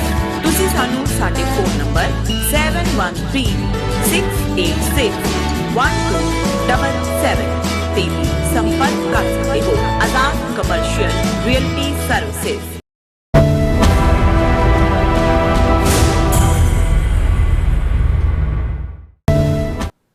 ਦਰਸ਼ਕੋ, break ਤੋਂ ਬਾਅਦ ਤੁਹਾਡਾ ਸਭ ਦਾ ਭਰਪੂਰ ਸਵਾਗਤ ਹੈ। ਸੋ ਵੀਅਰਸ, ਗੱਲਬਾਤ ਕਰਨ ਜਾ ਰਹੇ ਹਾਂ ਕਿ ਭਾਰਤ ਵੱਲੋਂ ਇਰਾਨ ਜੰਗ ਦੇ ਮੁੱਦੇ ਤੇ ਖੁੱਲ੍ਹ ਕੇ ਇਜ਼ਰਾਈਲ ਦੇ ਨਾਲ ਖਲੋਣ ਨੂੰ ਮਾਹਿਰਾਂ ਵੱਲੋਂ ਅੱਡ-ਅੱਡ ਕੋਣਾਂ ਤੋਂ ਦੇਖਿਆ ਜਾ ਰਿਹਾ ਹੈ ਔਰ ਕੁਝ ਮਾਹਿਰ ਇਸ ਨੂੰ ਇਜ਼ਰਾਈਲ ਸਾਹਮਣੇ ਮੁਕੰਮਲ ਸਰੈਂਡਰ ਦੇ ਤੌਰ ਤੇ ਦੇਖਦੇ ਨੇ ਔਰ ਜਦੋਂ ਕਿ ਕੁਝ ਹੋਰ ਮਾਹਿਰ ਇਸ ਨੂੰ ਬਦਲਦੀ ਜੀਓਪੋਲਿਟਿਕਸ ਦੀ ਜ਼ਮੀਨੀ ਹਕੀਕਤ ਨਾਲ ਜੋੜ ਕੇ ਦੇਖ ਰਹੇ ਨੇ। ਸੋ ਇਸ ਬਾਰੇ ਆਪਾਂ ਗੱਲਬਾਤ ਕਰਨ ਜਾ ਰਹੇ ਹਾਂ। ਸੋ ਅਸੀਂ ਚਾਹਾਂਗੇ ਕਿ ਤੁਸੀਂ ਇਸੇ ਤਰ੍ਹਾਂ ਬੜੇ ਰਹਿਣਾ, ਦੇਖਣ ਸੁਣਨ ਲਈ ਜਾਂ ਲਿਖਣ ਲਈ। ਤੁਹਾਡਾ ਸਭ ਦਾ ਬਹੁਤ ਬਹੁਤ ਸ਼ੁਕਰੀਆ। ਜੀਰਾ ਸਾਹਿਬ ਕੀ ਕਹਿਣਾ ਚਾਹੋਗੇ? ਦੇਖੋ, ਜਿੱਥੇ ਅਸੀਂ ਡਿਸਕਸ ਕੀਤਾ ਹੈ ਕਿ ਯੂਰਪ ਦੇ ਵਿੱਚ ਇਸ ਵੇਲੇ ਕੀ ਧਾਰਨਾਵਾਂ ਨੇ ਇਸ ਜੰਗ ਨੂੰ ਲੈ ਕੇ, ਜਿਹੜੇ ਸਟੰਡ ਖਾੜੀ ਦੇਸ਼ਾਂ ਦੇ ਵਿੱਚ, ਮਿਡਲ ਈਸਟ ਦੇ ਵਿੱਚ ਜਿਹੜੇ ਅਲਾਈ ਸੀ ਅਮਰੀਕਾ ਦੇ 7-8 ਮੁਲਕਾਂ ਜਿੱਥੇ ਉਹਨਾਂ ਦੇ ਬੇਸ ਨੇ, ਉਹਨਾਂ ਦੇ ਉੱਤੇ ਜਿਹੜਾ ਅਟੈਕ ਹੋਇਆ, ਉਹਨਾਂ ਨੂੰ ਵੀ ਬਿਲਕੁਲ ਪੌਂਚੱਕੇ ਕਰ ਦਿੱਤਾ ਹੈ। ਉਹਨਾਂ ਨੂੰ ਪਤਾ ਨਹੀਂ ਲੱਗ ਰਿਹਾ ਕਿ ਵੀ ਉਹ ਕੀ ਕਰਨ। ਹਾਲਾਂਕਿ ਜੁਆਇੰਟ ਸਟੇਟਮੈਂਟ ਕੰਡੈਮਨੇਸ਼ਨ ਵਗੈਰਾ ਹੋਈ, ਪਰ ਕਿਸੇ ਨੇ ਕੋਈ ਇਹ ਤਾਂ ਨਹੀਂ ਹੈ ਵੀ ਉਹਨਾਂ ਨੇ ਕੋਈ ਜਵਾਬੀ ਈਰਾਨ ਦੇ ਉੱਤੇ ਹਮਲਾ ਕੀਤਾ। ਹਾਲਾਂਕਿ ਉਸ ਪੋਸੀਬਿਲਿਟੀ ਨੂੰ ਵੀ ਕੁਝ ਲੋਕ ਡਿਸਕਸ ਕਰਦੇ ਨੇ। ਲੇਕਿਨ ਜਿਹੜਾ ਸਭ ਤੋਂ ਹੈਰਾਨੀਜਨਕ ਜਿਹੜਾ ਪ੍ਰਗਟਾਵਾ ਭਾਰਤ ਰਾਹੀਂ ਹੋਇਆ ਸਾਰੀ ਸਮੁੱਚੀ ਈਰਾਨ ਨੀਤੀ ਦਾ, ਉਸ ਤੋਂ ਪਹਿਲਾਂ ਜਦੋਂ ਅਜੇ ਹਾਲਾਂਕਿ ਪੈਨ ਤਾਂ ਨਹੀਂ ਹੋਈ deal, Indo US nuclear deal, ਪਰ ਜਦੋਂ ਪ੍ਰੈਜ਼ੀਡੈਂਟ ਟਰੰਪ ਨੇ ਆਪਣੇ ਸੋਸ਼ਲ ਟਰੂਥ ਰਾਹੀਂ ਇਹ ਦੱਸਿਆ ਕਿ ਜੀ ਹੋ ਗਿਆ ਆਪਸੀ ਔਰ ਅਮਰੀਕਾ ਦੀ ਕਿਸੇ ਚੀਜ਼ ਤੇ ਟੈਰਿਫ ਨਹੀਂ ਹੋਏਗੀ, ਉਹਨਾਂ ਦੇ ਉੱਤੇ ਇੰਨੇ % ਹੋਏਗਾ, ਉਹਨਾਂ ਨੇ ਇਕਰਾਰ ਕੀਤਾ ਕੋਈ ਜਿਹੜਾ ਉਹ ਰੂਸੀ ਆਇਲ ਨਹੀਂ ਬਾਏ ਕਰਨਗੇ। ਔਰ ਉਸ ਤੋਂ ਪਹਿਲਾਂ ਅਸੀਂ ਦੇਖਦੇ ਹਾਂ ਕਿ ਵੀ ਈਰਾਨ ਦੇ ਨਾਲ ਜਿਹੜਾ $125 ਮਿਲੀਅਨ ਇੰਡੀਆ ਦੀ ਇਨਵੈਸਟਮੈਂਟ ਸੀ ਚਾਬਹਾਰ ਪੋਰਟ ਦੇ ਉੱਤੇ, ਉਹਦਾ ਜਿਹੜਾ ਵੇਵਰ ਦਿੱਤਾ ਸੀ ਪਹਿਲੇ ਐਡਮਿਨਿਸਟ੍ਰੇਸ਼ਨ ਨੇ, ਉਹ ਡੇਟ ਖਤਮ ਹੋ ਗਈ ਸੀ। ਔਰ ਇਹ ਵੀ ਸਾਹਮਣੇ ਆਇਆ ਵੀ ਉੱਥੋਂ ਵੀ ਉਹਨਾਂ ਨੇ ਆਪਣੇ ਅਫਸਰ ਵਗੈਰਾ ਸੱਦ ਲਏ ਜਾਂ ਸਮੇਟ ਲਿਆ। ਔਰ ਪ੍ਰੈਜ਼ੀਡੈਂਟ ਟਰੰਪ ਨੇ ਔਰ ਬਾਅਦ ਦੇ ਵਿੱਚ ਈਵਨ ਸਰਜੀਓ ਗੌਰ ਜਿਹੜੇ ਅਮਰੀਕਾ ਦੇ ਐਂਬੈਸਡਰ ਨੇ ਦਿੱਲੀ ਦੇ ਵਿੱਚ ਔਰ ਸਪੈਸ਼ਲ ਐਨਵਾਏ ਵੀ ਨੇ ਸੈਂਟਰਲ ਏਸ਼ੀਆ ਔਰ ਸਾਊਥ ਏਸ਼ੀਆ ਦੇ, ਉਹਨਾਂ ਨੇ ਵੀ ਪ੍ਰਗਟਾਵਾ ਕੀਤਾ ਸੀ ਕਿ ਹੁਣ ਇੰਡੀਆ ਨੇ ਇਕਰਾਰ ਕੀਤਾ ਵੀ ਰਸ਼ੀਅਨ ਆਇਲ ਬਿਲਕੁਲ ਨਹੀਂ ਖਰੀਦਣਗੇ। ਲੇਕਿਨ ਇੰਨੀ ਜਲਦੀ ਈਰਾਨ ਦੇ ਵੱਲ ਪਿੱਠ ਹੋ ਜਾਏਗੀ ਜਾਂ ਈਰਾਨ ਜਿਸ ਦੇ ਮਾਮਲੇ ਦੇ ਵਿੱਚ, ਕਿਉਂਕਿ ਰਸ਼ੀਅਨ ਕਰੂਡ ਆਇਲ ਤੋਂ ਬਾਅਦ ਦੂਸਰਾ ਜਿਹੜਾ ਨੇੜੇ ਵੀ ਪੈਂਦਾ ਹੈ, ਚੀਪਰ ਵੀ ਰਿਹਾ ਹੈ ਸੈਂਕਸ਼ਨਸ ਦੇ ਬਾਵਜੂਦ, ਇੰਡੀਆ ਲੈਂਦਾ ਰਿਹਾ ਈਰਾਨ ਤੋਂ ਆਇਲ ਦਾ, ਕਿ ਵੀ ਇੰਡੀਆ ਦੀ ਤਾਂ ਸਾਰੀ ਡਿਪੈਂਡੈਂਸ ਵੀ ਉਸ ਆਇਲ ਦੇ ਉੱਤੇ ਹੈ। ਔਰ ਜਦੋਂ ਅਸੀਂ ਹੁਣ ਖਬਰਾਂ ਵੀ ਦੇਖ ਰਹੇ ਹਾਂ ਕਿ ਵੀ ਜਿਹੜਾ ਸਟੇਟ ਆਫ ਹਾਰਮੂਜ਼ ਬੰਦ ਹੋਇਆ ਹੋਇਆ, ਇੰਡੀਆ ਦੇ ਤੇਲ ਦੀ ਪੋਜੀਸ਼ਨ ਕੀ ਹੈ। India has 25 days of crude oil in reserve and 25 days of petrol diesel stock. 25 ਦਿਨਾਂ ਦਾ ਹੀ ਉਹਨਾਂ ਕੋਲ ਕਰੂਡ ਆਇਲ ਹੈ ਰਿਜ਼ਰਵ ਦੇ ਵਿੱਚ, ਤੇ 25 ਦਿਨਾਂ ਦਾ ਹੀ ਪੈਟਰੋਲ ਡੀਜ਼ਲ ਸਟਾਕ ਹੈ। ਤੇ ਜੇ ਇਹ ਜੰਗ ਮਹੀਨਾ, 1.5 ਮਹੀਨਾ, 2 ਮਹੀਨੇ ਵੀ ਖਿੱਚੀ ਗਈ, ਜਿਹਦੇ ਬਹੁਤ ਸਾਰਿਆਂ ਦਾ ਕਹਿਣਾ ਹੈ ਕਿ ਵੀ ਇਹ ਲੰਬੀ ਜਾ ਸਕਦੀ ਹੈ, ਤੇ ਉਹਨਾਂ ਦੇ ਤਾਂ ਜਿਹੜਾ ਕਲੈਪਸ ਹੋ ਜਾਏਗਾ ਸਾਰਾ ਪਾਰਟ। ਲੇਕਿਨ ਇਹਦੇ ਬਾਵਜੂਦ ਇਸ ਜੰਗ ਤੋਂ ਠੀਕ ਪਹਿਲਾਂ ਸਡਨਲੀ ਮੋਦੀ ਦਾ ਇਜ਼ਰਾਈਲ ਜਾਣਾ ਔਰ ਉਹਦੇ ਇਜ਼ਰਾਈਲ ਦੌਰੇ ਦੀ ਅਨਾਉਂਸਮੈਂਟ ਮੋਦੀ ਦੇ ਜਿਹੜਾ ਉਹ ਟਵਿੱਟਰ ਹੈਂਡਲ ਤੋਂ ਜਾਂ ਉਹਨਾਂ ਦੀ ਫੋਰਨ ਅਫੇਅਰਸ ਦੀ ਕਿਸੇ ਸਟੇਟਮੈਂਟ ਤੋਂ ਨਹੀਂ ਹੁੰਦਾ। ਨੇਤਨਯਾਹੂ ਕਹਿੰਦਾ ਵੀ my brother my friend Modi is coming. ਇਹ ਜਦੋਂ ਜਾਂਦਾ ਹੈ ਔਰ ਉਸ ਤੋਂ ਬਾਅਦ ਉੱਥੇ ਕੋਈ ਸਮਝੌਤਾ ਜਾਂ ਕੋਈ ਐਸੀ ਚੀਜ਼ ਉਹ ਤਾਂ ਹੈ ਵੀ ਨਹੀਂ ਸੀ, ਕਿਉਂਕਿ ਸਡਨ ਉਹ ਦੌਰਾ ਸੀ। ਹਾਲਾਂ ਕਨੈਸਟ ਨੂੰ ਸੰਬੋਧਨ ਕਰਦਾ ਜਾਂ ਉੱਥੇ ਜਿਸ ਕਿਸਮ ਦਾ ਇਹ ਵੀ ਆਇਆ ਕਿ ਬਈ ਇਹ ਜਿਹੜਾ ਐਪਸਟੀਨ ਫਾਈਲਸ ਦੇ ਵਿੱਚ ਇਨਕਸ਼ਾਫ ਜਾਂ ਦੂਜੇ ਚੱਲ ਰਹੇ ਨੇ, ਮੋਦੀ ਨੂੰ ਸੱਦ ਲਿਆ ਉਹਨਾਂ ਨੇ ਕਿ ਭਾਈ ਦੱਸ ਹੁਣ ਜੰਗ ਦਾ ਤਾਂ ਫੈਸਲਾ ਹੁਣ ਤਾਂ ਇਹ ਆ ਰਿਹਾ ਵੀ ਤਾਂ ਦਸੰਬਰ 'ਚ ਡਿਸਾਈਡ ਹੋ ਗਿਆ ਸੀ, ਡੇਟ ਦੇਖ ਰਹੇ ਸੀ ਕਦੋਂ ਕਰਨਾ ਹੈ ਹਮਲਾ, ਵੀ ਉਹਨਾਂ ਨੇ ਬਿਲਕੁਲ ਉਹ ਫਾਈਲਾਂ ਵੀ ਦਿਖਾ ਦਿੱਤੀਆਂ ਔਰ ਨਾਲ ਦੀ ਨਾਲ ਇਹ ਵੀ ਕਿਹਾ ਕਿ ਵੀ ਹੁਣ ਇਸ ਮੁੱਦੇ ਤੇ ਤੂੰ ਸਾਡੇ ਨਾਲ ਖਲੋਣਾ। ਇਹ ਵੀ ਆਂਦਾ ਕਿ ਇਨਫੈਕਟ ਮਿਸਟਰ ਸਰਜੀਓ ਗੌਰ ਜਿਹੜੇ ਦਿੱਲੀ 'ਚ ਨੇ ਉਹਨਾਂ ਨੇ ਹੀ ਫੈਸਿਲੀਟੇਟ ਇਹਦਾ ਸੰਬੰਧ ਇੰਡੋ ਯੂਐਸ ਟ੍ਰੇਡ ਪੈਕਟ ਨਾਲ ਵੀ ਹੈ, ਇਹਦਾ ਸੰਬੰਧ ਐਪਸਟੀਨ ਫਾਈਲਸ ਨਾਲ ਵੀ ਹੈ। ਤੇ ਜਿਵੇਂ ਸਰਜੀਓ ਗੌਰ ਧੜੱਲੇ ਦੇ ਨਾਲ ਵੈਸਟਰਨ ਕਮਾਂਡ ਦੇ ਹੈੱਡਕੁਆਰਟਰ ਗਿਆ, ਉਹ ਕਰਨਾਟਕਾ ਦੇ ਚੀਫ ਮਿਨਿਸਟਰ ਨੂੰ ਮਿਲਿਆ, ਉਹ ਭਾਰਤ ਦੇ ਵਿੱਚ ਤਾਂ ਐਂ ਜਿਵੇਂ ਅਸੀਂ ਕਿਹਾ ਸੀ ਵੀ ਵਾਇਸਰਾਏ ਘੁੰਮਦਾ। ਸੋ ਇਹ ਵੀ ਆ ਗਿਆ ਕਿ ਸਰਜੀਓ ਗੌਰ ਨੇ ਹੀ ਇਸ ਨੂੰ ਫੈਸਿਲੀਟੇਟ ਕੀਤਾ। ਜ਼ਾਹਰ ਹੈ ਕਿ ਵੀ ਇਹ ਅਮਰੀਕਾ ਔਰ ਇਜ਼ਰਾਈਲ ਇਸ ਗੱਲ ਨੂੰ ਯਕੀਨੀ ਬਣਾਉਣਾ ਚਾਹੁੰਦੇ ਸੀ ਕਿ ਈਰਾਨ ਜਿਹੜਾ ਉਹ ਜਿਹੜਾ ਭਾਰਤ ਹੈ ਉਹ ਈਰਾਨ ਦੇ ਹੱਕ ਦੇ ਵਿੱਚ ਜਾਂ ਈਵਨ ਕੋਈ ਸਿੰਪੈਥੈਟਿਕ ਵੀ ਜਾਂ ਜਿਹੜਾ ਫਾਰਮਲ ਕੰਡੈਮਨੇਸ਼ਨ ਵੀ ਹੈ ਉਹ ਵੀ ਕੋਈ ਜਿਹੜਾ ਹੈ ਉਹ ਬਿਆਨਬਾਜ਼ੀ ਨਹੀਂ ਕਰੇਗਾ ਔਰ ਬਿਲਕੁਲ ਇਵੇਂ ਹੀ ਹੋਇਆ। ਹੁਣ ਇਸ ਗੱਲ ਨੂੰ ਲੈ ਕੇ ਜਿਹੜਾ ਜ਼ਾਹਰ ਹੈ ਵੀ ਆਪੋਜੀਸ਼ਨ ਨੇ ਤਾਂ ਆਪਣੀ ਆਵਾਜ਼ ਚੁੱਕਣੀ ਹੈ। ਰਾਹੁਲ ਗਾਂਧੀ ਨੇ ਵੀ ਕਿਹਾ, Rahul Gandhi says India's silence on Iran attack diminishes country's global standing. ਇਹਦਾ ਮਤਲਬ ਇਹ ਹੈ ਵੀ ਗਲੋਬਲ 'ਚ ਤਾਂ ਪਹਿਲਾਂ ਹੀ ਨਹੀਂ ਸੀ ਸਟੈਂਡ, ਹੁਣ ਤਾਂ ਤੁਹਾਡੀਆਂ ਬਰੂਹਾਂ ਦੇ ਉੱਤੇ ਜੰਗ ਹੈ। ਜਦੋਂ ਅਸੀਂ ਵੈਸਟ ਏਸ਼ੀਆ ਦੀ ਗੱਲ ਕਰਦੇ ਹਾਂ, ਈਰਾਨ ਜਿਹੜਾ ਬਿਲਕੁਲ ਭਾਰਤ ਦੇ ਨਾਲ ਔਰ ਦੂਸਰਾ ਉੱਥੇ ਇੰਨੀਆਂ ਡਿਵੈਲਪਮੈਂਟਸ ਔਰ ਬਿਲਕੁਲ ਸਟੋਨੀ ਸਾਇਲੈਂਸ, ਬਿਲਕੁਲ ਪੱਥਰ ਵਾਂਗ ਚੁੱਪ। ਜ਼ਾਹਰ ਹੈ ਵੀ ਇਹ ਸਰੈਂਡਰ ਹੈ, ਇਹਦੇ 'ਚ ਕੋਈ ਦੋ ਰਾਵਾਂ ਨਹੀਂ ਨੇ। ਲੇਕਿਨ ਜਿਹੜੇ ਫਿਰ ਵੀ ਜਿਹੜੇ ਐਕਸਪਰਟਸ ਜਾਂ ਦੂਸਰੇ ਹੁੰਦੇ ਨੇ ਉਹ ਆਪੋ ਆਪਣੇ ਢੰਗ ਦੇ ਨਾਲ ਉਹਨੂੰ ਦੇਖਣ ਦੀ ਕੋਸ਼ਿਸ਼ ਕਰਦੇ ਨੇ। ਹੁਣ ਜਦੋਂ ਖਮੀਨੀ ਦਾ ਮਰਡਰ ਹੋਇਆ, ਉਹੀ ਇੰਡੀਆ ਜਿਹੜਾ ਕਿ ਈਰਾਨ ਦਾ ਪ੍ਰੈਜ਼ੀਡੈਂਟ ਔਰ ਡਿਫੈਂਸ ਮਿਨਿਸਟਰ ਜਿਹੜੇ ਕਿ ਇੱਕ ਹਵਾਈ ਹੈਲੀਕਾਪਟਰ ਹਾਦਸੇ 'ਚ ਮਾਰੇ ਗਏ ਸੀ। ਹਾਲਾਂ ਇਹ ਸੀ ਕਿ ਭਾਈ ਪ੍ਰੈਜ਼ੀਡੈਂਟ ਇਬਰਾਹਿਮ ਰਿਆਜ਼ੀ ਉਦੋਂ ਇੱਕ ਦਿਨ ਦਾ ਸ਼ੋਕ ਡਿਕਲੇਅਰ ਕੀਤਾ ਸੀ ਪੂਰਾ ਮੁਲਕ ਨੇ, ਇੰਡੀਆ ਨੇ, ਕਿ ਭਾਈ ਇਹ ਜਿਹੜਾ ਇਹ ਅਸੀਂ ਅਫਸੋਸ ਦਾ ਇਜ਼ਹਾਰ ਕਰਦੇ ਹਾਂ ਇਰਾਨੀਅਨ ਪ੍ਰੈਜ਼ੀਡੈਂਟ ਇਬਰਾਹਿਮ ਰੈਸੀ ਤੇ ਫੋਰਨ ਮਿਨਿਸਟਰ ਅਮੀਰ ਅਬਦੁੱਲੀਆ ਹੈਲੀਕਾਪਟਰ ਕ੍ਰੈਸ਼ 'ਚ ਮਾਰੇ ਗਏ ਸੀ। ਔਰ ਜਿਹੜਾ ਵਾਈਸ ਪ੍ਰੈਜ਼ੀਡੈਂਟ ਜਗਦੀਪ ਧਨਕਰ ਹੈ ਉਹ ਫਿਊਨਰਲ ਦੇ ਉੱਤੇ ਵੀ ਗਿਆ ਸੀ। ਫਿਰ ਇਸੇ ਤਰ੍ਹਾਂ ਜਿਹੜਾ ਜੂਨ 22, 2025 ਨੂੰ ਜਦੋਂ ਕਿ ਇਹ ਹੋਇਆ ਜਿਹਦੇ ਵਿੱਚ ਪਹਿਲਾ 12 ਰੋਜ਼ਾ ਜੰਗ ਔਰ ਦੂਸਰੀ ਹੋਈ, ਉਹਦੇ 'ਚ ਵੀ ਉਹਨਾਂ ਨੇ ਨਿਊਕਲੀਅਰ ਜਿਹੜਾ ਮੋਦੀ ਦੀ ਸਟੇਟਮੈਂਟ ਸੀ, ਐਕਸਪ੍ਰੈਸ ਡੀਪ ਕੰਸਰਨ ਓਵਰ ਦਾ ਐਸਕੇਲੇਸ਼ਨ। ਫਿਰ ਉਹਨਾਂ ਦਾ ਇਹ ਸਾਰੇ ਦੇ ਉੱਤੇ ਸਪੈਸ਼ਲ ਜਿਹੜਾ ਉਹ ਈਰਾਨ ਦੇ ਪ੍ਰਤੀ ਉਹਨਾਂ ਦਾ ਹਮੇਸ਼ਾ ਹੀ ਕੁਛ ਨਾ ਕੁਛ ਰਿਹਾ।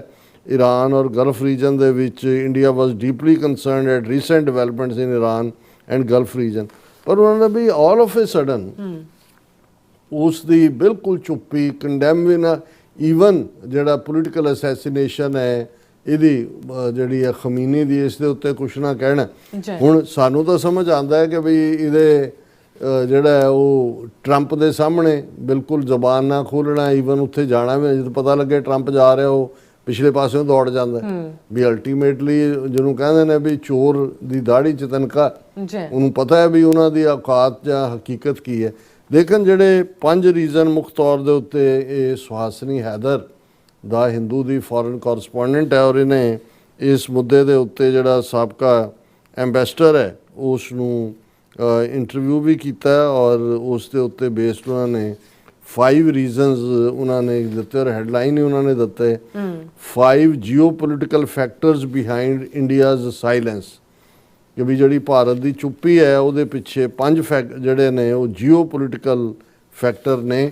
ਔਰ ਉਹਨਾਂ ਦੇ ਵਿੱਚ ਜਿਹੜਾ ਪਹਿਲਾ ਤਾਂ ਉਹਨਾਂ ਦਾ ਇਹ ਕਹਿਣਾ ਕਿ ਇਜ਼ਰਾਈਲ ਕਿ ਇੰਡੀਆ ਨੇ ਦੀ ਕਲੋਜ਼ ਰਿਲੇਸ਼ਨਸ਼ਿਪ ਡੈਕੇਡਸ ਤੋਂ ਸੀ, ਜਿਹੜੀ ਹੁਣ ਮੋਦੀ ਔਰ ਨੇਤਨਯਾਹੂ ਦੋਨੋਂ ਹੀ ਵਾਰ ਕ੍ਰਿਮੀਨਲ ਔਰ ਮਾਸ ਮਰਡਰ ਉਹਨਾਂ ਦੇ ਵਿੱਚ ਇਸ ਲੈਵਲ ਤੱਕ ਗਈ ਕਿ ਮੋਦੀ ਪਹਿਲਾ ਪ੍ਰਾਈਮ ਮਿਨਿਸਟਰ ਇੰਡੀਆ ਦਾ ਬਣਿਆ ਜਿਹੜਾ 2017 ਦੇ ਵਿੱਚ ਇਜ਼ਰਾਈਲ ਗਿਆ। ਫਿਰ ਜਿਹੜਾ ਉਹ ਉਹਨੇ ਹੁਣ ਵੀ ਜਾ ਕੇ ਜਿਹੜਾ ਕਨੈਸਟ ਨੂੰ ਐਡਰੈਸ ਕੀਤਾ ਔਰ ਇਹ ਜਿਹੜੇ ਹੁਣ ਮੋਦੀ ਨੇ ਉੱਥੇ ਜਾ ਕੇ ਅਲਫਾਜ਼ ਕਹੇ ਕਿ we stand with Israel firmly with full conviction in this moment and beyond.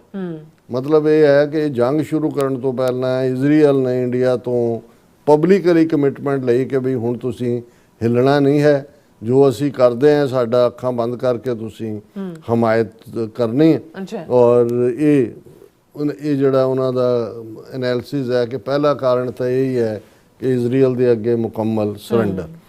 ਦੂਸਰਾ ਈਰਾਨ ਇੰਡੀਆ ਟਾਈਜ਼। ਉਹਨਾਂ ਨੇ ਕਿਹਾ ਵੀ ਇਹ ਜਿਹੜੀਆਂ ਟਾਈਜ਼ ਨੇ ਪਿਛਲੇ ਪੀਰੀਅਡ ਦੇ ਵਿੱਚ ਵੀਕ ਹੋਣੀਆਂ ਸ਼ੁਰੂ ਹੋਈਆਂ ਕਿਉਂਕਿ US ਸੈਂਕਸ਼ਨਸ ਨੇ ਈਰਾਨ ਦੇ ਉੱਤੇ। ਔਰ ਇਹ ਜਿਹੜੀ ਹੈ ਜ਼ੀਰੋਇੰਗ ਆਊਟ, ਅਮਰੀਕਾ ਨੇ ਕਿਹਾ ਸੀ ਕਿ ਵੀ ਆਇਲ ਇੰਪੋਰਟ ਈਰਾਨ ਤੋਂ ਬੰਦ ਕਰੋ, ਜਿਹੜਾ ਵੇਵਰ ਸੀ ਉਹ ਵੀ ਉਹਨਾਂ ਨੇ ਖ਼ਤਮ ਕਰ ਦਿੱਤਾ। ਔਰ ਇਹੀ ਕਾਰਨ ਹੈ ਕਿ ਵੀ ਉਹੀ ਇੰਡੀਆ ਈਰਾਨ ਟ੍ਰੇਡ ਜਿਹੜੀ ਕਿ $17 ਬਿਲੀਅਨ ਦੀ ਸੀ 2018 ਦੇ ਵਿੱਚ, ਉਹ 2025 ਦੇ ਵਿੱਚ ਸਿਰਫ 1.68 ਬਿਲੀਅਨ ਦੇ ਉੱਤੇ ਆ ਗਈ। ਸੋ ਆਲਮੋਸਟ 17 ਬਿਲੀਅਨ ਤੋਂ 1.5 ਬਿਲੀਅਨ ਤੱਕ 1.68 ਬਿਲੀਅਨ। ਔਰ ਫਿਰ ਜਿਹੜੀ ਈਵਨ ਗੈਸ ਫੀਲਡਸ ਦੇ ਵਿੱਚ ਜਿਹੜੀ ਇੰਡੀਅਨ ਇਨਵੈਸਟਮੈਂਟ ਉਹ ਫਰੋਜ਼ਨ। ਫਿਰ ਉਹਨਾਂ ਨੇ ਕਿਹਾ ਕਿ ਵੀ ਚਾਬਹਾਰ ਪੋਰਟ ਦੇ ਉੱਤੇ ਵੇਵਰ ਖ਼ਤਮ ਸੀ, ਇਸ ਲਈ ਇੰਡੀਆ ਨੇ ਆਪਣੇ $120 ਮਿਲੀਅਨ ਗਵਾ ਲਏ, ਲੇਕਿਨ ਉਹਨਾਂ ਨੇ ਜਿਹੜਾ ਉਸ ਤੋਂ ਪੂਰੇ ਆਪਣੇ ਜਿਹੜੇ ਨੇ ਉਹ ਹੱਥ ਧੋ ਲਏ। ਔਰ ਹੁਣ ਵੀ ਜਿਹੜਾ ਇਜ਼ਰਾਈਲੀ ਮਿਜ਼ਾਈਲਾਂ ਆ ਕੇ ਡਿੱਗੀਆਂ ਨੇ ਇੱਕ ਕੋਨਾਰਕ ਏਅਰਪੋਰਟ ਦੇ ਉੱਤੇ, ਜਿਹੜਾ ਚਾਬਹਾਰ ਦੇ ਨਾਲ ਹੀ ਜੁੜਿਆ ਹੋਇਆ ਉਹਦਾ ਟਰਮੀਨਲ ਹੈ ਜਿਹਨੂੰ ਇੰਡੀਆ ਜੇਸ ਦੀ ਰਾਖੀ ਔਰ ਦੇਖਭਾਲ ਕਰਦਾ। ਫਿਰ ਜਿਹੜਾ ਇਹਨਾਂ ਦਾ ਇਹ ਕਹਿਣਾ ਹੈ ਜੀ ਕਿਉਂਕਿ ਇਹ ਖਮੀਨੀ ਨੇ ਜਿਹੜਾ ਇੰਡੀਆ ਈਰਾਨ ਰਿਲੇਸ਼ਨਸ ਦੇ ਵਿੱਚ ਬਹੁਤ ਸਾਰੀਆਂ ਪੋਲੀਟੀਕਲ ਸਟੋਰਮ ਵੀ ਆਉਂਦੀਆਂ ਰਹੀਆਂ ਔਰ ਕਸ਼ਮੀਰੀਆਂ ਦੇ ਹੱਕ ਦੇ ਵਿੱਚ 2020 ਦੇ ਵਿੱਚ ਖਮੀਨੀ ਨੇ ਸਟੇਟਮੈਂਟ ਦਿੱਤੀ ਸੀ ਜਿਹਦੇ ਵਿੱਚ ਉਹਨਾਂ ਨੇ ਕਿਹਾ ਸੀ ਵੀ ਕਸ਼ਮੀਰੀਆਂ ਨੂੰ ਹੱਕ ਹੈ ਰਾਈਟ ਆਫ ਸੈਲਫ ਡਿਟਰਮੀਨੇਸ਼ਨ। ਔਰ 2019 ਦੇ ਵਿੱਚ ਜਦੋਂ ਆਰਟੀਕਲ 370 ਇੰਡੀਆ ਨੇ ਖ਼ਤਮ ਕੀਤਾ ਉਦੋਂ ਵੀ ਖਮੀਨੀ ਨੇ ਕਿਹਾ ਸੀ ਵੀ ਧੱਕਾ ਹੋ ਰਿਹਾ ਕਸ਼ਮੀਰੀਆਂ ਨਾਲ। ਔਰ 2020 ਦੇ ਵਿੱਚ ਜਦੋਂ ਦਿੱਲੀ ਦੇ ਵਿੱਚ ਰਾਇਟ ਹੋਏ ਉਦੋਂ ਖਮੀਨੀ ਨੇ ਕਿਹਾ ਸੀ ਕਿ ਜੀ ਇਹ ਜਿਹੜੀ ਹੈ ਮੈਸੈਕਰ ਆਫ ਮੁਸਲਿਮਸ ਇਨ ਇੰਡੀਆ ਕਿ ਜੀ ਇਹ ਵੀ ਕਾਰਨ ਹੈ ਕਿ ਵੀ ਇਹ ਜਿਹੜਾ ਉਹ ਡਿਸਟੈਂਸ ਕੀਤਾ। ਫਿਰ ਇੰਡੀਆ ਗਲਫ ਟਾਈਜ਼ ਕਿ ਵੀ ਜਿਹੜਾ ਇੰਡੀਆ ਦੇ ਸਬੰਧ ਨੇ ਖਾਸ ਤੌਰ ਤੇ ਗਲਫ ਕੰਟਰੀਜ਼ ਨਾਲ, UAE, ਸਾਊਦੀ ਅਰੇਬੀਆ ਜਿਨ੍ਹਾਂ ਨੇ ਬੜੇ ਸਿਵਲ ਅਵਾਰਡ ਵੀ ਦਿੱਤੇ ਔਰ ਉਹਨਾਂ ਦੀਆਂ ਇਨਵੈਸਟਮੈਂਟਸ ਵੀ ਇੰਡੀਆ ਔਰ ਦੂਸਰਿਆਂ 'ਚ ਹੋ ਰਹੀਆਂ ਨੇ। ਔਰ ਇਸ ਸਾਰੇ ਦੇ ਚੱਲਦਿਆਂ ਜਿਹੜੀਆਂ ਨੇ 1 ਕਰੋੜ ਜਿਹੜੇ ਹਿੰਦੁਸਤਾਨੀ ਨੇ 10 ਮਿਲੀਅਨ ਉਹ ਰਹਿੰਦੇ ਨੇ ਗਲਫ ਮੁਲਕਾਂ ਦੇ ਵਿੱਚ ਜਿੱਥੇ ਨੌਕਰੀਆਂ ਵੀ ਨੇ, ਜਦੋਂ ਕਿ ਈਰਾਨ ਦੇ ਵਿੱਚ ਸਿਰਫ 4 ਤੋਂ 5 ਹਜ਼ਾਰ ਇੰਡੀਅਨ ਈਰਾਨ 'ਚ ਨੇ ਔਰ 20,000 ਜਿਹੜਾ ਹਿੰਦੂ ਹੈ ਉਹ ਇਜ਼ਰਾਈਲ ਦੇ ਵਿੱਚ। ਉਹਨਾਂ ਨੇ ਕਿਹਾ ਵੀ ਇੱਕ ਰੀਜ਼ਨ ਹੈ ਕਿ ਉਹਨਾਂ ਨੇ ਆਪਣਾ ਜਿਹੜਾ ਉਹ ਉਸ ਤੋਂ ਡਿਸਟੈਂਸ ਕਰ ਲਿਆ। ਔਰ ਪੰਜਵਾਂ ਫੈਕਟਰ ਉਹਨਾਂ ਨੇ ਦਿੱਤਾ ਜੀ ਇੰਡੀਆ US ਟਾਈਜ਼ ਕਿ ਮੋਦੀ ਗਵਰਨਮੈਂਟ ਨੇ ਜਿਹੜੀਆਂ ਨੇ ਟਰੰਪ ਐਡਮਿਨਿਸਟ੍ਰੇਸ਼ਨ ਦੇ ਨਾਲ ਆਪਣੀਆਂ ਟਾਈਜ਼ ਨੂੰ ਡੀਲ ਕਹਿ ਲਓ ਬਿਜ਼ਨਸ ਟ੍ਰੇਡ ਡੀਲ ਉਹਨੂੰ ਸੁਧਾਰਨਾ ਸ਼ੁਰੂ ਕੀਤਾ ਔਰ ਇਹ ਫਰਵਰੀ 2026 ਦੇ ਵਿੱਚ ਹੀ ਇਸ ਦਾ ਐਲਾਨ ਕੀਤਾ। ਔਰ ਇਸ ਤੋਂ ਇਲਾਵਾ ਇੰਡੀਆ ਜਿਹੜਾ ਹੁਣ ਪੈਕਸ ਸਿਲਿਕਾ ਜਿਹੜੀ ਕ੍ਰਿਟੀਕਲ ਟੈਕਨੋਲੋਜੀ ਸਪਲਾਈ ਚੇਨ ਆ ਉਹਦਾ ਵੀ ਹਿੱਸਾ ਬਣ ਗਿਆ। ਔਰ ਈਵਨ US ਆਫੀਸ਼ੀਅਲ ਜਿਹੜੇ ਨੇ ਉਹ ਭਾਰਤ ਵੱਲ ਤੁਰੇ ਹੋਏ ਨੇ, ਜਿਵੇਂ ਰਾਇਸੀਨਾ ਡਾਇਲੋਗ ਹੋਇਆ। ਔਰ ਜਿਹੜਾ given the Trump administration mercurial nature and threats of sanctions on any engagement with Iran, New Delhi preferred to set aside itself। So ਇਹ ਸਾਰੇ ਉਹਨਾਂ ਨੇ ਕਿਹਾ ਕਿ ਵੀ ਇਹ ਜਿਹੜਾ ਹੁਣ ਹੈ ਇਹ ਸਾਰੇ ਰੀਜ਼ਨ ਨੇ। ਸੋ ਅਸੀਂ ਸਮਝਦੇ ਹਾਂ ਅੱਜ ਹੀ ਸਾਡੇ ਇੱਕ ਬੜੇ ਸਤਿਕਾਰਤ ਭੈਣ ਜੀ ਡਾਕਟਰ ਨੇ ਉਹਨਾਂ ਦੀ ਕਾਲ ਆਈ ਔਰ ਉਹਨਾਂ ਨੇ ਕਿਹਾ ਜੀ ਹੁਣ ਆਪਣਾ ਕੀ ਬਣੇਗਾ। ਮੈਂ ਕਿਹਾ ਕਿਉਂ? ਉਹ ਕਹਿੰਦੇ ਜੀ ਵੀ ਇਹਨਾਂ ਨੇ ਤਾਂ ਪੂਰਾ ਯਹੂਦੀਆਂ ਦੇ ਅੱਗੇ ਸਰੈਂਡਰ ਕਰ ਦਿੱਤਾ ਇੰਡੀਆ ਨੇ ਇਜ਼ਰਾਈਲ ਦੇ ਅੱਗੇ। ਹੁਣ ਤਾਂ ਉਹ ਵੱਡੀਆਂ ਵੱਡੀਆਂ ਫੈਕਟਰੀਆਂ ਵੀ ਔਰ ਦੂਜਿਆਂ ਵੀ ਲਾਣਗੇ ਔਰ ਦੂਸਰਾ ਵੀ ਔਰ ਖੁੱਲ੍ਹ ਕੇ ਜਿਹੜਾ ਉਹ ਮਾਈਨੋਰਟੀਜ਼। ਮੈਂ ਕਿਹਾ ਜੀ ਉਹ ਤਾਂ ਲੰਬੇ ਵਕਤ ਤੋਂ ਹੀ ਜਿਹੜੀ ਰਾਹ ਦੇ ਨਾਲ ਮੁਸਾਦ ਦੇ ਟਾਈਜ਼ ਸੀ ਇੰਡੀਆ ਦੀਆਂ ਦੂਸਰੀਆਂ, ਇਹ ਜਿਹੜਾ ਬਾਹਰ ਟਰਾਂਸਨੈਸ਼ਨਲ ਰਿਪਰੈਸ਼ਨ ਸ਼ੁਰੂ ਕੀਤਾ ਇਹਨਾਂ ਨੇ ਕਿੱਥੋਂ ਆਇਆ? ਕਿਉਂਕਿ ਮੁਸਾਦ ਵਾਲੇ ਤਾਂ ਆਪਣੀ ਮਰਜ਼ੀ ਨਾਲ ਜਿੱਥੇ ਮਰਜ਼ੀ ਜਾ ਕੇ ਆਪਣੇ ਰਾਈਵਲ ਦੀ ਅਸੈਸੀਨੇਸ਼ਨ ਕਰ ਦਿੰਦੇ ਨੇ। ਸੋ ਉਹਨਾਂ ਨੇ ਇੰਡੀਆ ਨੂੰ ਇਹ ਕਿਹਾ ਕਿ ਵੀ ਇਹ ਖਾਲਿਸਤਾਨੀ ਡਾਇਸਪੋਰਾ ਤੁਹਾਡੇ ਲਈ, ਕਿਉਂਕਿ ਯਹੂਦੀ ਇਸ ਗੱਲ ਨੂੰ ਸਮਝਦੇ ਸੀ ਕਿ ਵੀ ਇਜ਼ਰਾਈਲ ਬਣਾਉਣ 'ਚ ਔਰ ਇਨਫਲੂਐਂਸ ਕਰਨ 'ਚ ਜੇ ਅੱਜ ਇਹ ਕਿਹਾ ਜਾਂਦਾ ਕਿ US Congress is the occupied territory of Israel ਤੇ ਇਸ ਸਾਰੇ ਦੇ ਵਿੱਚ ਡਾਇਸਪੋਰਾ ਯਹੂਦੀਆਂ ਨੇ, ਹਾਲਾਂਕਿ ਸਾਡੇ ਤੋਂ ਅੱਧੀ ਗਿਣਤੀ ਹੈ ਉਹਨਾਂ ਦੀ, 14-15 ਮਿਲੀਅਨ ਨੇ, ਅਸੀਂ 30-35 ਮਿਲੀਅਨ ਨੇ। ਸੋ ਉਹ ਸਮਝਦੇ ਸੀ ਕਿ ਜਦੋਂ ਡਾਇਸਪੋਰਾ ਦੇ ਵਿੱਚ ਹਲਚਲ, ਐਕਟੀਵਿਟੀ, ਲੌਬੀ ਹੁੰਦੀ ਹੈ, ਫਿਰ ਮੁਲਕ ਬਣਦਾ। ਤੇ ਉਹਨਾਂ ਨੇ ਉਹਨਾਂ ਨੂੰ ਕਿਹਾ ਵੀ ਆ ਜਿਹੜੇ ਬਾਹਰ ਬੈਠੇ ਨੇ, ਆ ਫਲਾਣੇ ਜਿਹੜੇ ਨੇ, ਇਹਨਾਂ ਨੂੰ ਸ਼ਟ them up। ਔਰ ਇਹ ਟ੍ਰਾਂਸਨੈਸ਼ਨਲ ਰਿਪਰੈਸ਼ਨ ਨਿਕਲਿਆ ਹੀ ਇਹਨਾਂ ਚੋਂ ਮਸਾਦ। ਸੋ ਇਹਦੇ 'ਚ ਕੋਈ ਸ਼ੱਕ ਨਹੀਂ ਹੈ ਕਿ ਵੀ ਬਾਕੀ ਫੈਕਟਰ ਜੀ, ਉਹਨੇ ਖਮੀਨੀ ਨੇ ਕਸ਼ਮੀਰੀਆਂ ਦੇ ਹੱਕ 'ਚ ਤਾਂ 2020 'ਚ ਉਹਨੇ ਕਿਹਾ ਸੀ। ਇਸ ਦੇ ਬਾਵਜੂਦ ਚਾਬਹਾਰ ਪੋਰਟ ਲਈ 125 ਮਿਲੀਅਨ ਇੰਡੀਆ ਇਨਵੈਸਟ ਕਰਨ ਨੂੰ ਤਿਆਰ ਸੀ, ਕਿਉਂਕਿ ਈਰਾਨ ਨੂੰ ਐਜ਼ ਏ ਹੱਬ ਇੰਡੀਆ ਬਣਾ ਰਿਹਾ ਸੀ ਪਾਕਿਸਤਾਨ ਦੇ ਖਿਲਾਫ ਐਕਟੀਵਿਟੀਜ਼ ਲਈ। ਹੁਣ ਕੁਲਭੂਸ਼ਣ ਯਾਦਵ ਜਿਹੜਾ ਇਹਨਾਂ ਦਾ ਨਿਕਲਿਆ, ਉਹ ਕਿੱਥੋਂ ਆਇਆ? ਈਰਾਨ ਤੋਂ ਆਇਆ, ਕਿਉਂਕਿ ਈਰਾਨ ਵੀ ਕਿਤੇ ਨਾ ਕਿਤੇ ਸਾਜ਼ਬਾਜ਼ ਇੰਡੀਆ ਦੇ ਨਾਲ ਕਰਦਾ ਸੀ, ਪਾਕਿਸਤਾਨ ਨਾਲ ਲਵ ਹੀਟ ਰਿਲੇਸ਼ਨਸ਼ਿਪ ਰਹੀ ਹੈ। ਪਰ ਹੁਣ ਇਹ ਇਜ਼ਰਾਈਲ ਦੇ ਸਾਹਮਣੇ ਮੁਕੰਮਲ ਸਰੈਂਡਰ ਹੈ। ਐਪਸਟੀਨ ਫਾਈਲਸ ਵੀ ਹੈ, ਇਹਨਾਂ ਦੇ ਇੰਟਰਸਟ ਵੀ ਜੁੜੇ ਹੋਏ ਨੇ, ਔਰ ਅਮਰੀਕਾ ਦਾ ਕੰਨ ਮਰੋੜਨਾ ਵੀ ਹੈ। ਸੋ ਕੁੱਲ ਮਿਲਾ ਕੇ ਹੁਣ ਸਾਨੂੰ ਇਹ ਦੇਖਣਾ ਹੋਏਗਾ ਕਿ ਭਾਈ ਈਰਾਨ ਪੂਰੀ ਤਰ੍ਹਾਂ, ਇੰਡੀਆ ਪੂਰੀ ਤਰ੍ਹਾਂ ਜਿਹੜਾ ਉਹ ਇਜ਼ਰਾਈਲ ਦੇ ਖੈਮੇ 'ਚ ਹੈ, ਔਰ ਇਹ ਮੁਸਾਦ ਦੀਆਂ ਨੀਤੀਆਂ ਦੇ ਨਾਲ ਜਿਹੜੀਆਂ ਆਲਮੋਸਟ ਰਾਹ ਉਹਨਾਂ ਹੀ ਫੋਲੋ ਕਰਦਾ। ਅਸੀਂ ਕਿਵੇਂ ਨਜਿੱਠਣਾ? ਬਿਲਕੁਲ ਡਾਕਟਰ ਸਾਹਿਬ, ਤੁਹਾਡਾ ਬਹੁਤ ਬਹੁਤ ਧੰਨਵਾਦ। ਸੋ ਅਥਾ ਲੈਣਾ ਬ੍ਰੇਕ ਵੀਅਰਸ, ਤੁਸੀਂ ਇਸੇ ਤਰ੍ਹਾਂ ਬਣੇ ਰਹਿਣਾ। ਮਿਲਦੇ ਹਾਂ after this short break.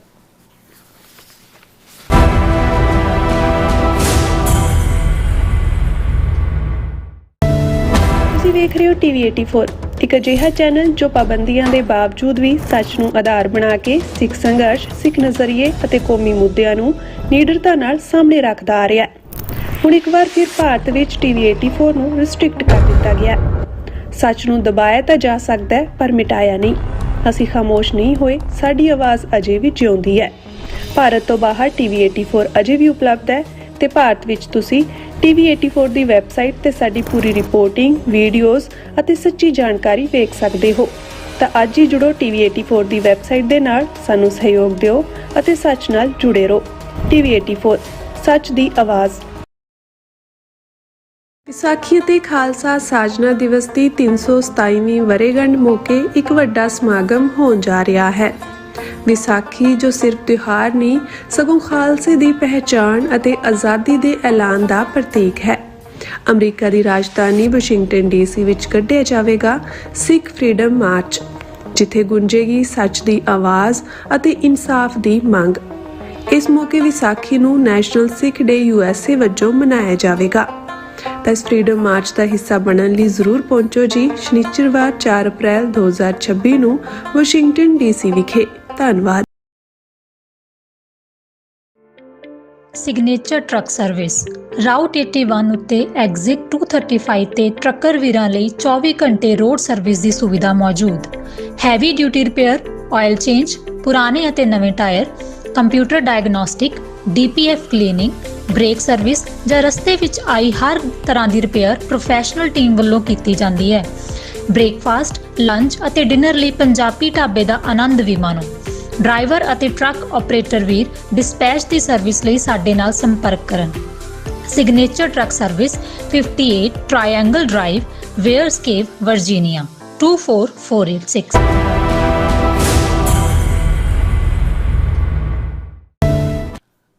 ਦਰਸ਼ਕੋ, break ਤੋਂ ਬਾਅਦ ਤੁਹਾਡਾ ਸਭ ਦਾ ਭਰਪੂਰ ਸਵਾਗਤ ਹੈ। ਸੋ ਵੀਅਰਸ, ਗੱਲਬਾਤ ਕਰਨ ਜਾ ਰਹੇ ਹਾਂ ਕਿ ਮੀਡੀਆ ਰਿਪੋਰਟਾਂ ਅਨੁਸਾਰ ਪਾਕਿਸਤਾਨ ਵੱਲੋਂ ਲੀਬੀਆ ਨੂੰ $4.5 ਬਿਲੀਅਨ ਦੇ ਹਥਿਆਰ ਵੇਚੇ ਜਾ ਰਹੇ ਨੇ, ਔਰ ਇਸੇ ਤਰ੍ਹਾਂ ਸੁਡਾਨ ਦੇ ਨਾਲ ਵੀ $1.5 ਬਿਲੀਅਨ ਦੇ ਹਥਿਆਰ ਵੇਚਣ ਦਾ ਸੌਦਾ ਹੋ ਰਿਹਾ ਹੈ।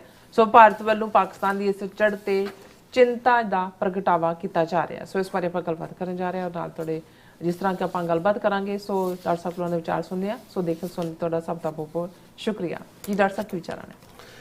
ਦੇਖੋ, ਪਾਕਿਸਤਾਨ ਜਿਸ ਨੂੰ ਮੈਜੋਰਿਟੀ ਹਿੰਦੂਆਂ ਨੇ ਕਦੇ ਕਬੂਲਿਆ ਨਹੀਂ, ਔਰ ਹਮੇਸ਼ਾ ਜਿਹੜੀਆਂ ਵੀ ਹਕੂਮਤਾਂ ਰਹੀਆਂ, ਖਾਸ ਤੌਰ 'ਤੇ ਜਦੋਂ ਤੋਂ ਨਰਿੰਦਰ ਮੋਦੀ ਦਾ ਦੌਰਾ ਸ਼ੁਰੂ ਹੋਇਆ 2014 ਤੋਂ ਬਾਅਦ, ਹਰ ਇੰਟਰਨੈਸ਼ਨਲ ਪਲੇਟਫਾਰਮ ਦੇ ਉੱਤੇ, ਉਹ ਯੂਨਾਈਟਿਡ ਨੇਸ਼ਨਸ ਹੋਣ, ਹਿਊਮਨ ਰਾਈਟ ਕਾਉਂਸਲ ਹੋਏ, ਕੋਈ ਹੋਰ ਵਰਲਡ ਫੋਰਮਸ ਹੋਣ, ਉਹ ਪਾਕਿਸਤਾਨ ਨੂੰ as a failed state, epicentre of terrorism ਔਰ ਇਸ ਕਿਸਮ ਦੇ ਲਕਬਾਂ ਦੇ ਨਾਲ ਹੀ ਉਹ ਨਵਾਜਦੇ ਨੇ ਔਰ ਪੂਰਾ ਨੈਗੇਟਿਵ ਪ੍ਰੋਪੇਗੈਂਡਾ ਕਰਦੇ ਨੇ।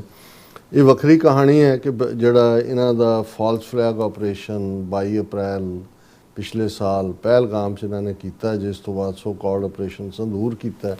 ਉਹ ਉਹਨਾਂ ਦਾ ਸੌਦਾ ਦੁਨੀਆ ਨੇ ਖਰੀਦਿਆ ਨਹੀਂ, ਜੰਗ ਦੇ ਵਿੱਚ ਵੀ ਸ਼ਿਕਸਤ ਹੋਈ ਔਰ ਨੈਰੇਟਿਵ ਵੀ ਜਿਹੜਾ ਹੈ ਉਹ ਉਹਨਾਂ ਦਾ ਵਿਕਿਆ ਨਹੀਂ, ਸਿਵਾਏ ਇਜ਼ਰਾਈਲ ਜਾਂ ਅਫਗਾਨਿਸਤਾਨ ਦੇ ਤਾਲਿਬਾਨ ਰਜੀਮ ਦੇ। ਸੋ ਅਸੀਂ ਕੱਲ੍ਹ ਵੀ ਇੱਕ ਸੈਗਮੈਂਟ ਕੀਤਾ ਸੀ ਜਿਸ ਨੂੰ ਸਾਡੇ ਪਾਕਿਸਤਾਨੀ ਵੀਰਾਂ ਭੈਣਾਂ ਨੇ ਕਾਫੀ ਪਸੰਦ ਕੀਤਾ ਕਿ ਇਹ ਜਿਹੜਾ ਮੋਦੀ ਦੀ ਉੱਥੇ ਜਿਹੜੀ ਹੈ ਵਿਜ਼ਿਟ ਹੈ ਇਜ਼ਰਾਈਲ ਦੀ, ਉਸ ਤੋਂ ਫੌਰਨ ਬਾਅਦ ਅਫਗਾਨ ਤਾਲਿਬਾਨ ਰਜੀਮ ਦਾ ਪਾਕਿਸਤਾਨ ਦੇ ਉੱਤੇ ਹਮਲਾ ਕਰਨਾ, ਬਾਰਡਰ ਦੇ ਉੱਤੇ ਜਿਹੜਾ ਲੈਫਟੀਨੈਂਟ ਕਰਨਲ ਔਰ ਉਹਨਾਂ ਨੂੰ ਸ਼ਹੀਦ ਕਰਨਾ, ਔਰ ਉਸ ਤੋਂ ਬਾਅਦ ਈਰਾਨ ਦੇ ਉੱਤੇ ਇਜ਼ਰਾਈਲ ਦਾ ਧਾਵਾ ਬੋਲਣਾ, ਜਿਹੜਾ ਅਮਰੀਕਾ ਬਾਅਦ 'ਚ ਉਹਨੂੰ ਜੁਆਇਨ ਕਰਦਾ ਕਿ ਵੀ ਇਹ ਇੱਕ ਕੋਆਰਡੀਨੇਟਡ ਐਫਰਟ ਸੀ ਪਾਕਿਸਤਾਨ ਨੂੰ ਉਲਝਾਉਣ ਦਾ। ਔਰ ਪਾਕਿਸਤਾਨ ਕਿਉਂਕਿ ਜਦੋਂ ਤਾਲਿਬਾਨ ਨੇ ਹਮਲਾ ਕੀਤਾ, ਪਾਕਿਸਤਾਨ ਨੇ ਉਹਨੂੰ ਓਪਨ ਵਾਰ ਕਹਿ ਕੇ ਉਸ ਦਾ ਜਿਹੜਾ ਹੈ ਉਹ ਜ਼ਬਰਦਸਤ ਹਮਲੇ 7-8 ਥਾਵਾਂ 'ਤੇ ਕੀਤੇ, ਕਾਬਲ, ਕੰਧਾਰ, ਬਹੁਤ ਸਾਰੀਆਂ ਥਾਵਾਂ 'ਤੇ। ਔਰ ਮੀਡੀਆ ਰਿਪੋਰਟਾਂ ਦੱਸਦੀਆਂ ਨੇ, ਅੱਜ ਵੀ ਮੇਨ ਖਬਰ ਇਹਨਾਂ ਦੀ PTI ਨਿਊਜ਼ ਏਜੰਸੀ ਦੀ ਹੈ, ਪਾਕਿਸਤਾਨ ਫੋਰਸਿਸ ਕਿਲ 67 ਅਫਗਾਨ ਤਾਲਿਬਾਨ ਪਰਸਨਲ ਇਨ ਓਵਰਨਾਈਟ ਆਪਰੇਸ਼ਨਸ। ਔਰ ਇਹ ਉਹਨਾਂ ਦੇ ਮਿਨਿਸਟਰ ਜਿਹੜੇ ਨੇ ਪਾਕਿਸਤਾਨ ਦੇ, ਉਹੀ ਬਰੀਫ ਕਰ ਰਹੇ ਨੇ ਕਿ ਪਾਕਿਸਤਾਨ ਦੀ ਸਿਕਿਉਰਿਟੀ ਫੋਰਸਿਸ ਨੇ 16 ਅੱਡ-ਅੱਡ ਥਾਵਾਂ ਦੇ ਉੱਤੇ ਜਿਹੜੇ ਨੇ ਉਹ ਓਵਰਨਾਈਟ ਹਵਾਈ ਹਮਲੇ ਕੀਤੇ ਨੇ ਸਾਊਥ ਵੈਸਟਰਨ ਬਾਰਡਰ ਦੇ ਉੱਤੇ ਮਾਰਚ 3 ਦੀ ਸਵੇਰ ਨੂੰ। ਔਰ ਇਹ ਇਨਫੋਰਮੇਸ਼ਨ ਮਿਨਿਸਟਰ ਅਤੁੱਲਾ ਤਰਾਰ ਉਹਨਾਂ ਨੇ ਅਪਡੇਟ ਦਿੱਤੀ ਹੈ। ਉਹਨਾਂ ਨੇ ਕਿਹਾ ਕਿ ਆਪਰੇਸ਼ਨ ਗਜ਼ਬ ਲਿਲ ਹੱਕ, ਇਹ ਜਿਹੜਾ ਅਸੀਂ ਫਰਵਰੀ 26 ਤੋਂ ਸ਼ੁਰੂ ਕੀਤਾ ਹੋਇਆ ਹੈ ਅਫਗਾਨ ਤਾਲਿਬਾਨ ਰੇਡਸ ਤੋਂ ਬਾਅਦ।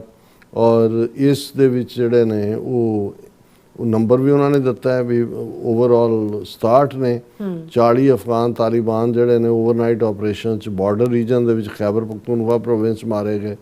ਔਰ ਇਹ ਜਿਹੜੇ ਨੇ ਫਿਰ ਉਹਨਾਂ ਨੇ ਹੋਰ ਡਿਟੇਲਸ ਦਿੱਤੀਆਂ ਨੇ ਕਿ attacks at all the locations were repulsed with Afghan Taliban suffering 27 killed and scores injured, ਕਿ ਬਹੁਤ ਸਾਰੇ ਜ਼ਖਮੀ ਵੀ ਨੇ।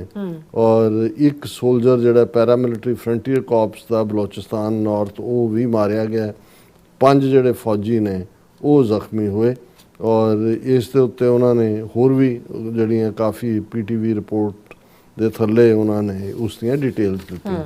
ਲੇਕਿਨ ਇਹ ਬਰਾਬਰ ਚੱਲ ਰਿਹਾ, ਇਹਦਾ ਮਤਲਬ ਹੈ ਕਿ ਪਾਕਿਸਤਾਨ ਨੇ ਕੋਈ ਰਿਸਪਾਈਟ ਨਹੀਂ ਦਿੱਤਾ ਔਰ ਉਹਨਾਂ ਨੂੰ ਇਹ ਲੱਗਦਾ ਕਿ ਵੀ ਹੁਣ ਇਹਨਾਂ ਦਾ ਸਿਰ ਜਦੋਂ ਤੱਕ ਚੰਗੀ ਤਰ੍ਹਾਂ ਨਹੀਂ ਭੰਨਿਆ ਤੇ ਇਹ ਇੰਡੀਆ ਨੇ, ਜਿਵੇਂ ਇੰਡੀਆ ਔਰ ਇਜ਼ਰਾਈਲ ਦੋਨੋਂ ਹੀ ਤਾਲਿਬਾਨ ਰਜੀਮ ਦੇ ਨਾਲ ਹੁਣ ਰਲੇ ਹੋਏ ਨੇ ਔਰ ਉਹਨਾਂ ਦੀਆਂ ਤਾਲਿਬਾਨ ਉਹਨਾਂ ਦੀ ਪ੍ਰੋਕਸੀ ਬਣ ਕੇ, ਔਰ ਅਫਗਾਨਿਸਤਾਨ ਦਾ ਰਜੀਮ ਕਹਿੰਦਾ we have no problem with Israel, ਵੀ ਤੁਸੀਂ ਆਪਣੇ ਲੋਕਾਂ ਦਾ ਨੱਕ 'ਚ ਦਮ ਕੀਤਾ ਹੋਇਆ ਹੈ ਕਿ ਵੀ ਜੀ ਫਲਾਣੀ ਇਸਲਾਮਿਕ ਸ਼ਰ੍ਹਾ ਤੇ ਕੁੜੀਆਂ ਪੜ੍ਹ ਨਹੀਂ ਸਕਦੀਆਂ, ਫਲਾਣਾ ਨਹੀਂ ਹੋ ਸਕਦਾ ਔਰ ਫਲਾਣਾ। ਉਦੋਂ ਤੁਹਾਨੂੰ ਇਸਲਾਮ ਨਜ਼ਰ ਆ ਰਿਹਾ ਤੇ ਯਹੂਦੀ ਜੋ ਇਜ਼ਰਾਈਲ ਤੁਹਾਡੇ ਫਲਸਤੀਨੀਆਂ ਨਾਲ ਕਰ ਰਿਹਾ ਹੈ, ਜੋ ਹੁਣ ਈਰਾਨ ਦੇ ਨਾਲ ਉੱਥੇ ਤੁਹਾਨੂੰ ਕੋਈ ਨਜ਼ਰ ਨਹੀਂ ਆਉਂਦਾ ਕਿ ਵੀ ਤੁਹਾਡਾ ਕੋਈ ਇਸਲਾਮਿਕ ਬਰਾਦਰ ਹੈ। ਇਹ ਹੁੰਦਾ ਜਦੋਂ ਮੂੰਹ ਖਾਂਦਾ, ਅੱਖਾਂ ਸ਼ਰਮਾਉਂਦੀਆਂ ਵੀ ਤੁਸੀਂ ਇੰਡੀਆ ਦੇ ਪੈਸੇ ਔਰ ਉਹਨਾਂ ਦੇ ਉੱਤੇ ਪੜ ਰਹੇ ਹੋ ਔਰ ਉਹ ਤੁਸੀਂ ਉਹਨਾਂ ਦੇ ਨਾਲ ਜਾ ਕੇ ਖਲੋਤੇ ਹੋ। ਪਰ ਮੈਂ ਜਿਹੜੀ ਖਬਰ ਵੱਲ ਮੇਰਾ ਧਿਆਨ ਗਿਆ, ਇਹ ਪ੍ਰੋਮੀਨੈਂਟਲੀ ਇਹਨਾਂ ਨੇ ਜਿਹੜਾ ਲਾਈ ਹੋਈ ਹੈ ਇੰਡੀਅਨ ਮੀਡੀਆ ਦੇ ਵਿੱਚ, ਪਾਕਿਸਤਾਨ's arms sale drive calls for India's attention, ਕਿ ਵੀ ਪਾਕਿਸਤਾਨ ਦੇ ਜਿਸ ਲੈਵਲ ਦੇ ਉੱਤੇ ਉਹਨਾਂ ਦੇ ਜਿਹੜੇ ਨੇ ਉਹ ਆਰਮਸ ਡੀਲ ਹੋ ਰਹੀਆਂ ਨੇ, ਉਹਨਾਂ ਨੇ ਭਾਰਤ ਦਾ ਧਿਆਨ ਖਿੱਚਿਆ। Rawalpindi's arms deal surge especially in the region tilt the geopolitics in Pakistan's favor, ਕਿ ਇਹ ਜਿਹੜੀ ਜੀਓਪੋਲਿਟਿਕਸ ਜਿਵੇਂ ਪਾਕਿਸਤਾਨ ਦੇ ਹਥਿਆਰ ਵਿਕ ਰਹੇ ਨੇ ਹੁਣ, ਇਹ ਇੱਕ ਟਿਲਟ ਹੈ ਵੀ ਇੰਡੀਆ ਜਿਹੜਾ ਇੰਨਾ ਵੱਡਾ ਮੁਲਕ ਹੈ, 6 ਗੁਣਾ ਵੱਡਾ ਹੈ, ਫੈਕਟਰੀਆਂ ਤੇ ਦੂਜੇ ਤੀਜੇ ਵੀ ਸਾਡੇ ਗਾਹਕ ਨਹੀਂ ਹੈਗੇ ਤੇ ਪਾਕਿਸਤਾਨ ਦੇ ਹਥਿਆਰਾਂ ਦੇ ਗਾਹਕ ਸਡਨਲੀ ਜਿਹੜੇ ਨੇ ਉਹ ਸਰਜ ਹੋਈ ਹੈ। ਔਰ ਉਹਦੇ 'ਚ ਉਹਨਾਂ ਨੇ ਕਿਹਾ ਕਿ ਭਾਈ ਇਹ ਜਿਹੜਾ ਪਿਛਲੇ ਦਿਨਾਂ 'ਚ ਜਿਹੜੇ ਪਾਕਿਸਤਾਨੀ ਚੀਫ ਡਿਫੈਂਸ ਫੋਰਸ ਦੇ ਆਸਮ ਮੁਨੀਰ, ਉਹ ਈਸਟਰਨ ਲੀਬੀਅਨ ਸਟੇਟ ਦੇ ਪ੍ਰੈਜ਼ੀਡੈਂਟ ਖਾਲਿਫਾ ਹਫਤਾਰ ਦੇ ਨਾਲ ਮਿਲੇ, ਜਿਹੜੀ ਫਸਟ ਮੀਟਿੰਗ ਸੀ ਸੈਲਫ, ਦੋਨੋਂ ਹੀ ਫੀਲਡ ਮਾਰਸ਼ਲ ਨੇ, and they reportedly finalised a deal to supply Pakistani arms worth 4.6 billion, the largest such deal ever by Islamabad to Benghazi-based Libyan National Army headed by 82 years old warlord ਕਿ ਇਹ $4.6 billion ਦੇ Libya ਦੇ ਨਾਲ ਜਿਹੜਾ ਉਹਨਾਂ ਦਾ ਵਾਰਲॉर्ड ਹੈ ਉਸ ਦੇ ਨਾਲ ਉਹ ਡੀਲ ਹੋਈ ਔਰ ਉਹਨਾਂ ਨੇ ਕਿਹਾ ਕਿ ਵੀ ਇਹ ਜਿਹੜੀ ਫਸਟ ਵਿਜ਼ਿਟ ਸੀ ਹਫਤਾਰ ਦੀ ਪਾਕਿਸਤਾਨ 'ਚ ਬੜੀ ਇੰਪੋਰਟੈਂਟ ਇਨਫ ਸੀ ਔਰ ਕਿਉਂਕਿ ਇਹ ਇਸ ਡੀਲ ਦੇ ਵਿੱਚ 16 ਫੁੱਲੀ ਲੋਡਡ JF-17 ਫਾਈਟਰ ਜੈਟਸ ਜਿਹੜੇ ਪਾਕਿਸਤਾਨ ਔਰ ਚਾਈਨੀਜ਼ ਅਸਿਸਟੈਂਸ ਦੇ ਨਾਲ ਬਣਦੇ ਪਾਕਿਸਤਾਨ 'ਚ ਨੇ ਰਸ਼ੀਅਨ ਇੰਜਨ ਹੈ ਤੇ ਕੁਝ ਟਰਕਿਸ਼ ਮਿਸਲਸ ਨੇ 12 ਸੁਪਰ ਮੁਸ਼ਕ ਟ੍ਰੇਨਰ 에ਅਰਕ੍ਰਾਫਟ ਨੇ ਅਗਲੇ 2.5 ਸਾਲਾਂ ਦੇ ਵਿੱਚ 30 ਮੰਥਸ ਦੇ ਵਿੱਚ ਇਹ ਡਿਲੀਵਰ ਕਰਨੇ ਨੇ ਔਰ ਇਹ ਜਿਹੜਾ ਉਹਨਾਂ ਨੇ ਕਿਹਾ ਵੀ ਇਹ ਪਾਕਿਸਤਾਨ ਦੀ ਹਿਸਟਰੀ ਦੀ ਸਭ ਤੋਂ ਵੱਡੀ ਜਿਹੜੀ ਆ ਆਰਮਸ ਡੀਲ ਹੈ ਔਰ ਇਸੇ ਤਰ੍ਹਾਂ ਉਹਨਾਂ ਨੇ ਕਿਹਾ ਵੀ ਸੁਡਾਨ ਦੇ ਨਾਲ ਵੀ ਪਾਕਿਸਤਾਨ ਦੀ ਆਰਮਸ ਡੀਲ ਹੋਈ ਔਰ ਇਹ ਦੂਸਰੀ ਅਰਬ ਕੰਟਰੀ ਹੈ ਜਿੱਥੇ ਸਿਵਲ ਵਾਰ ਵੀ ਚੱਲ ਰਹੀ ਹੈ ਔਰ it's negotiating to sell $1.5 billion worth of defense equipment to the Sudan armed forces, currently waging a bloody war against the rapid support forces ਕਿ ਇਹ ਵੀ ਜਿਹੜੀ ਡੀਲ ਹੈ $1.5 ਬਿਲੀਅਨ ਦੀ ਹੈ ਔਰ ਇਸ ਦੇ ਵਿੱਚ ਉਹਨਾਂ ਨੇ ਜਿਹੜੀਆਂ ਨੇ 10 ਕਾਰਾਕਰਮ ਐਂਡ 8 ਲਾਈਟ ਅਟੈਕ 에ਅਰਕ੍ਰਾਫਟ ਨੇ ਮੋਰ ਦੈਨ 200 ਡਰੋਨਸ ਨੇ ਕਿਉਂਕਿ ਡਰੋਨ ਵੀ ਪਾਕਿਸਤਾਨ 'ਚ ਹੁਣ ਬਣਦੇ ਨੇ ਐਡਵਾਂਸਡ 에ਅਰ ਡਿਫੈਂਸ ਸਿਸਟਮ ਹੈ ਔਰ ਇਵੈਂਚੁਅਲੀ ਇਸ ਦੇ ਵਿੱਚ JF-17 ਫਾਈਟਰ ਜੈਟਸ ਜਿਹੜੇ ਨੇ ਉਹ ਵੀ ਜੇ ਐਡ ਹੋ ਗਏ ਤੇ ਇਹ $1.5 ਬਿਲੀਅਨ ਦੀ ਨਹੀਂ ਹੋਏਗੀ ਡੀਲ ਇਹ $4 ਬਿਲੀਅਨ ਦੀ ਹੋਏਗੀ ਹੁਣ ਲੀਬੀਆ ਦੇ ਨਾਲ 4.5 ਬਿਲੀਅਨ ਔਰ ਸੁਡਾਨ ਦੇ ਨਾਲ ਆਲਮੋਸਟ 4 ਬਿਲੀਅਨ ਔਰ ਇਹ ਜਿਹੜੀ ਹੈ ਇਸ ਦੇ ਉੱਤੇ ਉਹ ਇੰਡੀਅਨ ਘਬਰਾਏ ਹੋਏ ਨੇ ਕਿ ਵੀ ਇਹ ਤਾਂ ਇੰਡੀਆ ਦੇ ਨਾਲ ਕਦੇ ਇੰਨਾ ਵੱਡਾ ਮੁਲਕ ਹੈ ਆਮ ਪ੍ਰੋਡਿਊਸਰ ਵੀ ਹੈ ਕਦੇ ਇਸ ਕਿਸਮ ਦਾ ਸਾਨੂੰ ਸਾਡੇ ਸੌਦੇ ਨਹੀਂ ਹੋਏ ਫਿਰ ਉਹਨਾਂ ਨੇ ਆਪਣਾ ਜਿਵੇਂ ਖੁਦ ਕਿਹਾ ਜੀ ਇਹਦੇ 'ਚ ਕੰਸਟੇਂਟ ਵੀ ਹੋ ਸਕਦੇ ਨੇ ਉਹਦੇ 'ਚ JF-17 ਜਿੰਨੀ ਡਿਮਾਂਡ ਹੈ ਉਹ ਵੱਧ ਤੋਂ ਵੱਧ 25 ਯੂਨਿਟਸ ਇੱਕ ਸਾਲ 'ਚ ਕ੍ਰੀਏਟ ਹੋ ਸਕਦੀਆਂ ਨੇ ਔਰ ਇਹ ਇੰਨਾ ਵੱਡਾ ਸੌਦਾ ਕਿਵੇਂ ਫੁੱਲਫਿਲ ਹੋਏਗਾ ਪਰ ਨਾਲ ਦੀ ਨਾਲ ਉਹ ਇਹ ਕਹਿ ਰਹੇ ਨੇ ਵੀ ਲੀਬੀਆ ਔਰ ਸੁਡਾਨ ਨੇ ਜੇ ਪਾਕਿਸਤਾਨੀ ਆਰਮਸ ਮੈਨੂਫੈਕਚਰਿੰਗ 'ਚ ਭਰੋਸਾ ਕੀਤਾ ਫਿਰ ਉਹਨਾਂ ਨੇ ਕਿਹਾ ਵੀ ਗੱਲ ਇਕੱਲੀ ਇਹ ਨਹੀਂ ਹੈ ਕਿ ਜਿਹੜੀਆਂ ਨੇ ਮੈਗਾ ਡੀਲਸ ਜਿਹੜੀਆਂ ਸਾਊਦੀ ਔਰ UAE ਜਿਨ੍ਹਾਂ ਦੀ ਆਪਸ ਭਾਵੇਂ ਰਾਈਵਲਰੀ ਹੈ ਪਰ ਉਹ ਪਾਕਿਸਤਾਨ ਦੇ ਨਾਲ ਸਾਊਦੀ ਡਿਫੈਂਸ ਪੈਕਟ ਦੇ ਥੱਲੇ ਆਉਣ ਵਾਲੇ ਪੀਰੀਅਡ 'ਚ ਵੀ ਵੱਡੇ ਸੌਦੇ ਹੋਣਗੇ ਔਰ ਇਹ ਜਿਹੜਾ ਪਾਕਿਸਤਾਨ ਦਾ ਗਰੋਇੰਗ ਰੋਲ ਹੈ ਪਾਕਿਸਤਾਨ's growing role as a net security provider to the Gulf and beyond should concern New Delhi ਵੀ ਦਿੱਲੀ ਨੂੰ ਇਸ ਦਾ ਫਿਕਰ ਹੋਣਾ ਚਾਹੀਦਾ ਹੈ ਕਿ we India has a much stronger economic engagement with the Gulf than Pakistan which has hitherto been seeking handouts ਕਿ ਹੁਣ ਤੱਕ ਤਾਂ ਪਾਕਿਸਤਾਨ ਉਹਨਾਂ ਤੋਂ ਮਦਦ ਹੀ ਮੰਗਦਾ ਸੀ ਜੀ ਤੇਲ ਸਸਤਾ ਦੇ ਦਿਓ ਜਾਂ ਕਰਜ਼ਾ ਦੇ ਦਿਓ ਵੀ ਹੁਣ ਉਹ ਹਥਿਆਰਾਂ ਦੇ ਵਿੱਚ ਉਹਨਾਂ ਨੇ ਕਿਹਾ ਕਿ ਵੀ ਇਹ ਜਿਹੜਾ ਹੈ Pakistan success in forging a regional security and defence role would be a force multiplier enabling it to reclaim parity with India in that region ਔਰ ਉਹਨਾਂ ਨੇ ਕਿਹਾ ਜੀ ਇਹ ਜਿਹੜਾ ਮਿਲਟਰੀ ਇੰਡਸਟਰੀਅਲ ਕੰਪਲੈਕਸ ਦੀ ਹੱਬ ਬਣ ਰਹੀ ਹੈ ਪਾਕਿਸਤਾਨ ਇਹ ਇੰਡੀਆ ਲਈ ਬੜਾ ਫਿਕਰ ਦਾ ਜਿਹੜਾ ਵਾਇਸ ਹੈ ਫਿਰ ਉਹਨੇ ਇੰਡੀਆ ਨੂੰ ਐਡਵਾਈਸ ਕੀਤਾ ਕਿ ਜੀ ਇੰਡੀਆ ਨੂੰ ਕੀ ਕਰਨਾ ਬਣਦਾ ਹੈ ਔਰ ਇਹ ਸਾਰਾ ਜਿਹੜਾ ਇਹਨੂੰ ਕਿਵੇਂ ਕੀਤਾ ਜਾਏ ਸੋ ਅਸੀਂ ਸਮਝਦੇ ਹਾਂ ਕਿ ਜਦੋਂ ਦੁਸ਼ਮਣ ਦੇ ਮੂੰਹ ਚੋਂ ਜਾਂ ਦੁਸ਼ਮਣ ਦੇ ਮੀਡੀਆ 'ਚ ਜਾਂ ਦੁਸ਼ਮਣ ਦੇ ਸਕਾਲਰ ਚੀਕਾਂ ਮਾਰਨ ਤੇ ਫਿਰ ਸਮਝੋ ਕਿ ਵੀ ਵਾਕਿਆ ਹੀ ਤਕਲੀਫ ਉੱਥੇ ਹੀ ਹੈ ਜਿੱਥੇ ਹੋਣੀ ਚਾਹੀਦੀ ਹੈ ਸੋ ਅਸੀਂ ਜਦੋਂ ਇਹ ਸਮਝਦੇ ਹਾਂ ਕਿ ਵੀ ਜਿਸ ਲੈਵਲ ਦੇ ਉੱਤੇ ਬਲੋਚਾਂ ਨੂੰ ਇਨਸਾਈਟ ਕਰਕੇ ਟ੍ਰੇਨਡ ਕਰਕੇ ਫਾਈਨੈਂਸ ਕਰਕੇ ਬਲੋਚਿਸਤਾਨ 'ਚ ਗੜਬੜ ਕਰਾਉਣ ਦੀ ਕੋਸ਼ਿਸ਼ ਕਰ ਰਹੇ ਨੇ ਖੈਬਰ ਪਖਤੂਨਖਵਾ 'ਚ ਜਾਂ ਏਜੰਸੀ ਏਰੀਆ 'ਚ ਤਾਂ ਕਰਦੇ ਹੀ ਸੀ ਹੁਣ ਤਾਂ ਸਿੱਧੇ ਅੱਡੇ ਜਿਹੜੇ ਨੇ ਅਫਗਾਨਿਸਤਾਨ 'ਚ ਬਣਾ ਕੇ ਔਰ ਦੂਸਰੀ ਉਹ ਕਰ ਰਹੇ ਨੇ ਔਰ ਦੂਸਰੇ ਪਾਸੇ ਹੁਣ ਪਾਕਿਸਤਾਨ ਨੇ ਵੀ ਇਹ ਫੈਸਲਾ ਕਰ ਲਿਆ ਹੋਇਆ ਕਿ ਉਹਨਾਂ ਦੇ ਜਿਵੇਂ ਮਿਨਿਸਟਰਸ ਦਾ ਕਹਿਣਾ ਸੀ ਕਿ ਇਨਫ ਇਜ਼ ਇਨਫ ਕਿ ਬਹੁਤ ਹੋ ਗਿਆ ਹੁਣ ਕੋਈ ਰਿਆਇਤ ਨਹੀਂ ਹੁਣ ਤੁਹਾਡਾ ਸਿਰ ਅਸੀਂ ਚੰਗੀ ਤਰ੍ਹਾਂ ਕੁਚਲਾਂਗੇ ਸੋ ਇਹ ਇਨਫੈਕਟ ਠੀਕ ਪਹੁੰਚ ਹੈ ਕਿਉਂਕਿ ਇੱਕ ਸਟੇਜ ਆ ਜਾਂਦੀ ਹੈ ਜੇ ਤੁਸੀਂ ਆਪਣਾ ਨਰਮੀ ਦਾ ਹੀ ਇਜ਼ਹਾਰ ਕਰੀ ਜਾਓਗੇ ਤਾਂ ਫਿਰ ਨਰਮੀ ਤੁਹਾਡੀ ਕਮਜ਼ੋਰੀ ਬਣ ਜਾਂਦੀ ਹੈ ਔਰ ਇਹ ਬਿਲਕੁਲ ਠੀਕ ਅਪਰੋਚ ਹੈ ਔਰ ਦੂਸਰੇ ਪਾਸੇ ਪਾਕਿਸਤਾਨ ਦੀ ਆਪਣੀ ਇਕੋਨਮੀ ਜਿਹੜੀ ਆ ਉਹਨਾਂ ਦੇ ਪੈਰਾਂ 'ਤੇ ਹੋਏ ਉਹਦੇ 'ਚ ਇਹੀ ਹੈ ਕਿ ਵੀ ਜੋ ਉਹਨਾਂ ਦਾ ਜਿਸ ਕਿਸਮ ਦੀਆਂ ਡੀਲਸ ਹੋ ਰਹੀਆਂ ਨੇ ਇਸ 'ਚ ਉਹਨਾਂ ਨੂੰ ਹੋਰ ਪ੍ਰੋਗਰੈਸ ਕਰਨ ਦੀ ਲੋੜ ਹੈ। ਜੀ ਡਾਕਟਰ ਸਾਹਿਬ ਤੁਹਾਡਾ ਬਹੁਤ ਬਹੁਤ ਧੰਨਵਾਦ। ਸੋ ਥੱਲੇ ਨੂੰ ਬ੍ਰੇਕ ਵਿਊਅਰਸ ਤੁਸੀਂ ਕਿਤੇ ਨਹੀਂ ਜਾਣਾ, ਮਿਲਦੇ ਆ ਆਫਟਰ ਦ ਸ਼ਾਰਟ ਬ੍ਰੇਕ।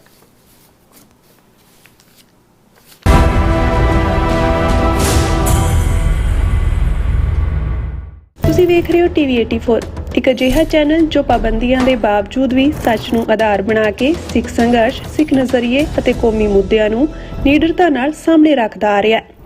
ਹੁਣ ਇੱਕ ਵਾਰ ਫਿਰ ਭਾਰਤ ਵਿੱਚ ਟੀਵੀ 84 ਨੂੰ ਰਿਸਟ੍ਰਿਕਟ ਕਰ ਦਿੱਤਾ ਗਿਆ ਹੈ। ਸੱਚ ਨੂੰ ਦਬਾਇਆ ਤਾਂ ਜਾ ਸਕਦਾ ਹੈ ਪਰ ਮਿਟਾਇਆ ਨਹੀਂ।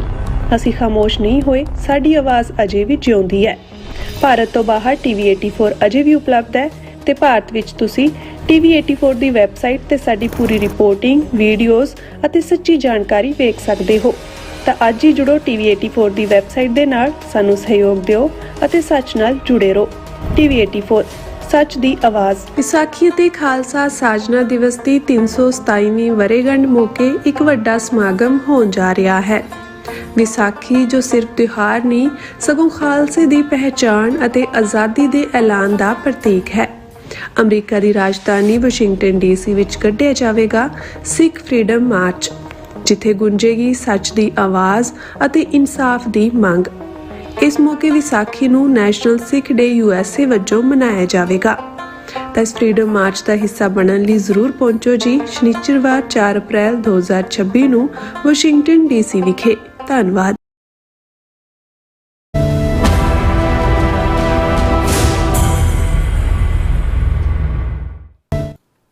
ਦਰਸ਼ਕੋ ਬ੍ਰੇਕ ਤੋਂ ਬਾਅਦ ਤੁਹਾਡਾ ਸਭ ਦਾ ਭਰਪੂਰ ਸਵਾਗਤ ਹੈ। ਸੋ ਵੀਅਰਸ, ਜਿਸ ਤਰ੍ਹਾਂ ਕਿ ਬੀਤੇ ਕੱਲ ਆਪਾਂ ਇਰਾਨ ਜੰਗ ਦੇ ਮੁੱਦੇ ਤੇ ਜਿਹੜਾ ਸਿੱਖ ਨੁਕਤਾ ਨਿਗਾਹ ਤੋਂ ਇਤਿਹਾਸਕ ਕੰਟੈਕਸਟ ਵਿੱਚ ਗੁਫ਼ਤਗੂ ਕੀਤੀ ਸੀ। ਸੋ ਸਾਨੂੰ ਇੱਕ ਨੌਜਵਾਨ ਦੀ ਜਿਹੜੀ ਹੈ ਲਿਖਤ ਵਸੂਲ ਹੋਈ ਹੈ, ਜਿਹੜੀ ਕਿ ਵੱਖਰੇ ਦ੍ਰਿਸ਼ਟੀਕੋਣ ਤੋਂ ਹੈ। ਸੋ ਗੱਲਬਾਤ ਕਰਨ ਜਾ ਰਹੇ ਹਾਂ, ਨਾਲ ਜਿਹੜੇ ਤੁਹਾਡੇ ਲਾਈਵ ਮੈਸੇਜ ਨੇ ਉਹ ਵੀ ਆਪਾਂ ਸ਼ੇਅਰ ਕਰਾਂਗੇ। ਸੋ ਅਸੀਂ ਚਾਹਾਂਗੇ ਕਿ ਤੁਸੀਂ ਇਸੇ ਤਰ੍ਹਾਂ ਬੜੇ ਰਹਿਣਾ, ਦੇਖਣ ਸੁਣਨ ਲਈ, ਲਿਖਣ ਲਈ। ਤੁਹਾਡਾ ਸਭ ਦਾ ਬਹੁਤ ਬਹੁਤ ਧੰਨਵਾਦ ਜੀ। ਡਾਕਟਰ ਸਾਹਿਬ ਕੀ ਕਹਿਣਾ ਚਾਹੋ? ਦੇਖੋ, ਕੱਲ ਵੀ ਸਾਡਾ ਇੱਕ ਸੈਗਮੈਂਟ ਸੀ ਕਿ ਇਹ ਜਿਹੜਾ ਸਾਨਾ ਦਾ ਭੇੜ ਹੋ ਰਿਹਾ ਹੈ, ਜਿਸ ਦੇ ਵਿੱਚ ਅਮਰੀਕਾ, ਇਜ਼ਰਾਈਲ ਇੱਕ ਪਾਸੇ ਔਰ ਈਰਾਨ ਸਾਈਮਲਟੇਨੀਅਸਲੀ, ਉਹਨੇ 7 ਮੁਲਕਾਂ ਤੇ ਹਮਲਾ ਕਰਕੇ ਫਰੰਟ ਖੋਲ੍ਹ ਲਿਆ ਆਪਣਾ। ਭਾਰਤ ਜਿਹੜਾ ਉਹ ਖੁੱਲ੍ਹ ਕੇ ਇਜ਼ਰਾਈਲ ਦੇ ਪਾਲੇ ਦੇ ਵਿੱਚ ਖੜਾ ਹੈ। ਔਰ ਇਸ ਸਾਰੇ ਦੇ ਚਲਦਿਆਂ ਸਾਡੀ ਕੀ ਪਹੁੰਚ ਹੋਣੀ ਚਾਹੀਦੀ ਹੈ। ਸਾਡੇ ਬਹੁਤ ਸਾਰੇ ਵੀਰਾਂ ਭੈਣਾਂ ਨੇ ਉਸ ਨੂੰ ਪਸੰਦ ਕੀਤਾ, ਜਿਹੜੀ ਗੁਫ਼ਤਗੂ ਅਸੀਂ ਕੀਤੀ, ਔਰ ਕੁਛ ਨੇ ਡਾਈਸੈਂਟਿੰਗ ਨੋਟ ਵੀ ਦਿੱਤੇ ਨੇ, ਲੇਕਿਨ ਮੈਜੋਰਿਟੀ ਨੂੰ ਲੱਗਾ ਕਿ ਵੀ ਸਾਡੀ ਪਹੁੰਚ ਇਹੀ ਹੋਣੀ ਚਾਹੀਦੀ। ਔਰ ਉਹਦੇ 'ਚ ਅਸੀਂ ਈਰਾਨ ਦੇ ਨਾਲ ਖਾਸ ਤੌਰ 'ਤੇ ਫਾਰਸੀ ਜ਼ੁਬਾਨ ਦੇ ਹਵਾਲੇ ਨਾਲ ਵੀ ਜਿਹੜੀ ਸਾਂਝ ਦੀ ਗੱਲ ਕੀਤੀ ਸੀ।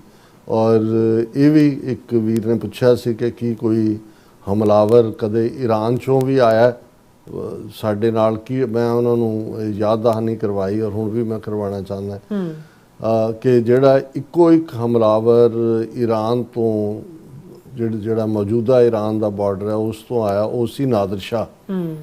ਔਰ ਨਾਦਰ ਸ਼ਾਹ 1739 ਦੇ ਵਿੱਚ ਆਇਆ। ਉਹ ਲਟੇਰਾ ਹੀ ਉਹਨੂੰ ਕਿਹਾ ਜਾਂਦਾ ਹੈ, ਕਿਉਂਕਿ ਉਹਨੇ ਦਿੱਲੀ ਮੁਗਲਿਆ ਰਾਜ ਦੀ ਜਿਹੜੇ ਇਹ ਕਹੀਏ ਵੀ ਜੜ ਹਿਲਾਈ ਕਿਸੇ ਨੇ ਪੋਲੀਟੀਕਲੀ, ਮਿਲੀਟੈਰੀਲੀ, ਤੇ ਉਹ ਨਾਦਰ ਸ਼ਾਹ ਸੀ। ਉਹਨੇ ਐਸੀ ਲੁੱਟ ਬਚਾਈ, ਉਹਨੇ ਜਦੋਂ ਖਜ਼ਾਨਾ ਜਾਂ ਦੂਜਾ ਖੋਲ੍ਹਿਆ ਅੱਖਾਂ 'ਚੋਂ ਦੇ ਆ ਗਈਆਂ ਉਹਨਾਂ ਨੇ। ਔਰ ਉਸ ਵੇਲੇ ਦਾ ਜਿਹੜਾ ਜਿਸ ਤਖਤ ਦੇ ਉੱਤੇ ਬੈਠਦੇ ਸੀ ਮੁਗਲ ਬਾਦਸ਼ਾਹ, ਜਿਹਨੂੰ ਤਖਤੇ ਤਾਊਸ ਕਹਿੰਦੇ ਸੀ, ਤਾਊਸ ਫਾਰਸੀ ਦੇ ਵਿੱਚ ਮੋਰ ਨੂੰ ਕਹਿੰਦੇ ਨੇ, ਉਹ ਮੋਰ ਦੀ ਸ਼ਕਲ ਦਾ ਤਖਤ ਸੀ, ਉਹ ਵੀ ਲੈ ਗਿਆ।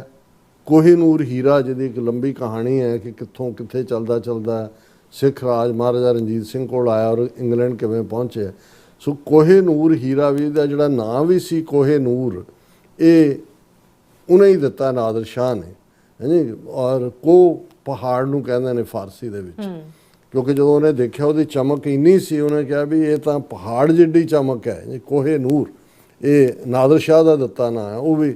ਔਰ ਅਹਿਮਦ ਸ਼ਾਹ ਅਬਦਾਲੀ ਉਹਦੇ ਨਾਲ ਹੀ ਪਹਿਲੀ ਵਾਰ ਫੌਜੀ ਦੇ ਤੌਰ ਤੇ ਆਇਆ ਸੀ, ਜਦੋਂ ਹਜ਼ਾਰਾਂ, ਕਿਉਂਕਿ ਸਾਰੇ ਰੀਜਨ ਉਹਦੇ 'ਚ ਸਿਸਤਾਨ ਹੋਏ, ਖੁਰਾਸਾਨ ਹੋਏ, ਹੈਰਾਤ ਹੋਏ, ਜਾਂ ਕਾਬਲ ਹੋਏ, ਜਾਂ ਜਿਹੜਾ ਤਹਿਰਾਨ ਔਰ ਦੂਸਰੇ ਸਿਸਤਾਨ ਔਰ ਸ਼ਿਰਾਜ਼ੀ ਔਰ ਦੂਸਰੇ ਟਾਊਨ ਜਿਹੜੇ ਨੇ, ਇਹ ਸਾਰੇ ਬਦਲਦੇ ਰਹੇ ਨੇ। ਜਿਹੜੇ ਨਵੇਂ ਫਾਰਮ ਦੇ ਮੁਲਕ ਨੇ, ਕੋਈ 19th ਸੈਂਚੁਰੀ ਐਂਡ 'ਚ ਆਇਆ। ਅਫਗਾਨਿਸਤਾਨ ਨਾਂ ਦਾ ਵੀ ਕੋਈ ਮੁਲਕ ਨਹੀਂ ਸੀ ਉਸ ਪੀਰੀਅਡ ਦੇ ਵਿੱਚ। ਇਹ ਸਾਰਾ ਖਿੱਤਾ, ਇਹਨੂੰ ਖੁਰਾਸਾਨ ਹੀ ਕਹਿੰਦੇ ਸੀ। ਗੁਰੂ ਨਾਨਕ ਪਾਤਸ਼ਾਹ ਨੇ ਵੀ ਜਦੋਂ ਬਾਬਰ ਦੇ ਹਮਲੇ ਦਾ ਜ਼ਿਕਰ ਕੀਤਾ ਤਾਂ ਉਹਨਾਂ ਨੇ ਕਿਹਾ, ਫਰਮਾਇਆ ਕਿ ਖੁਰਾਸਾਨ ਖਸਮਾਨਾ ਕੀਆ, ਹਿੰਦੁਸਤਾਨ ਡਰਾਇਆ, ਆਪੇ ਦੋਸਤ ਨਾ ਦੇਯੂ ਕਰਤਾ, ਜੰਮ ਕਰ ਮੁਗਲ ਚੜਾਇਆ।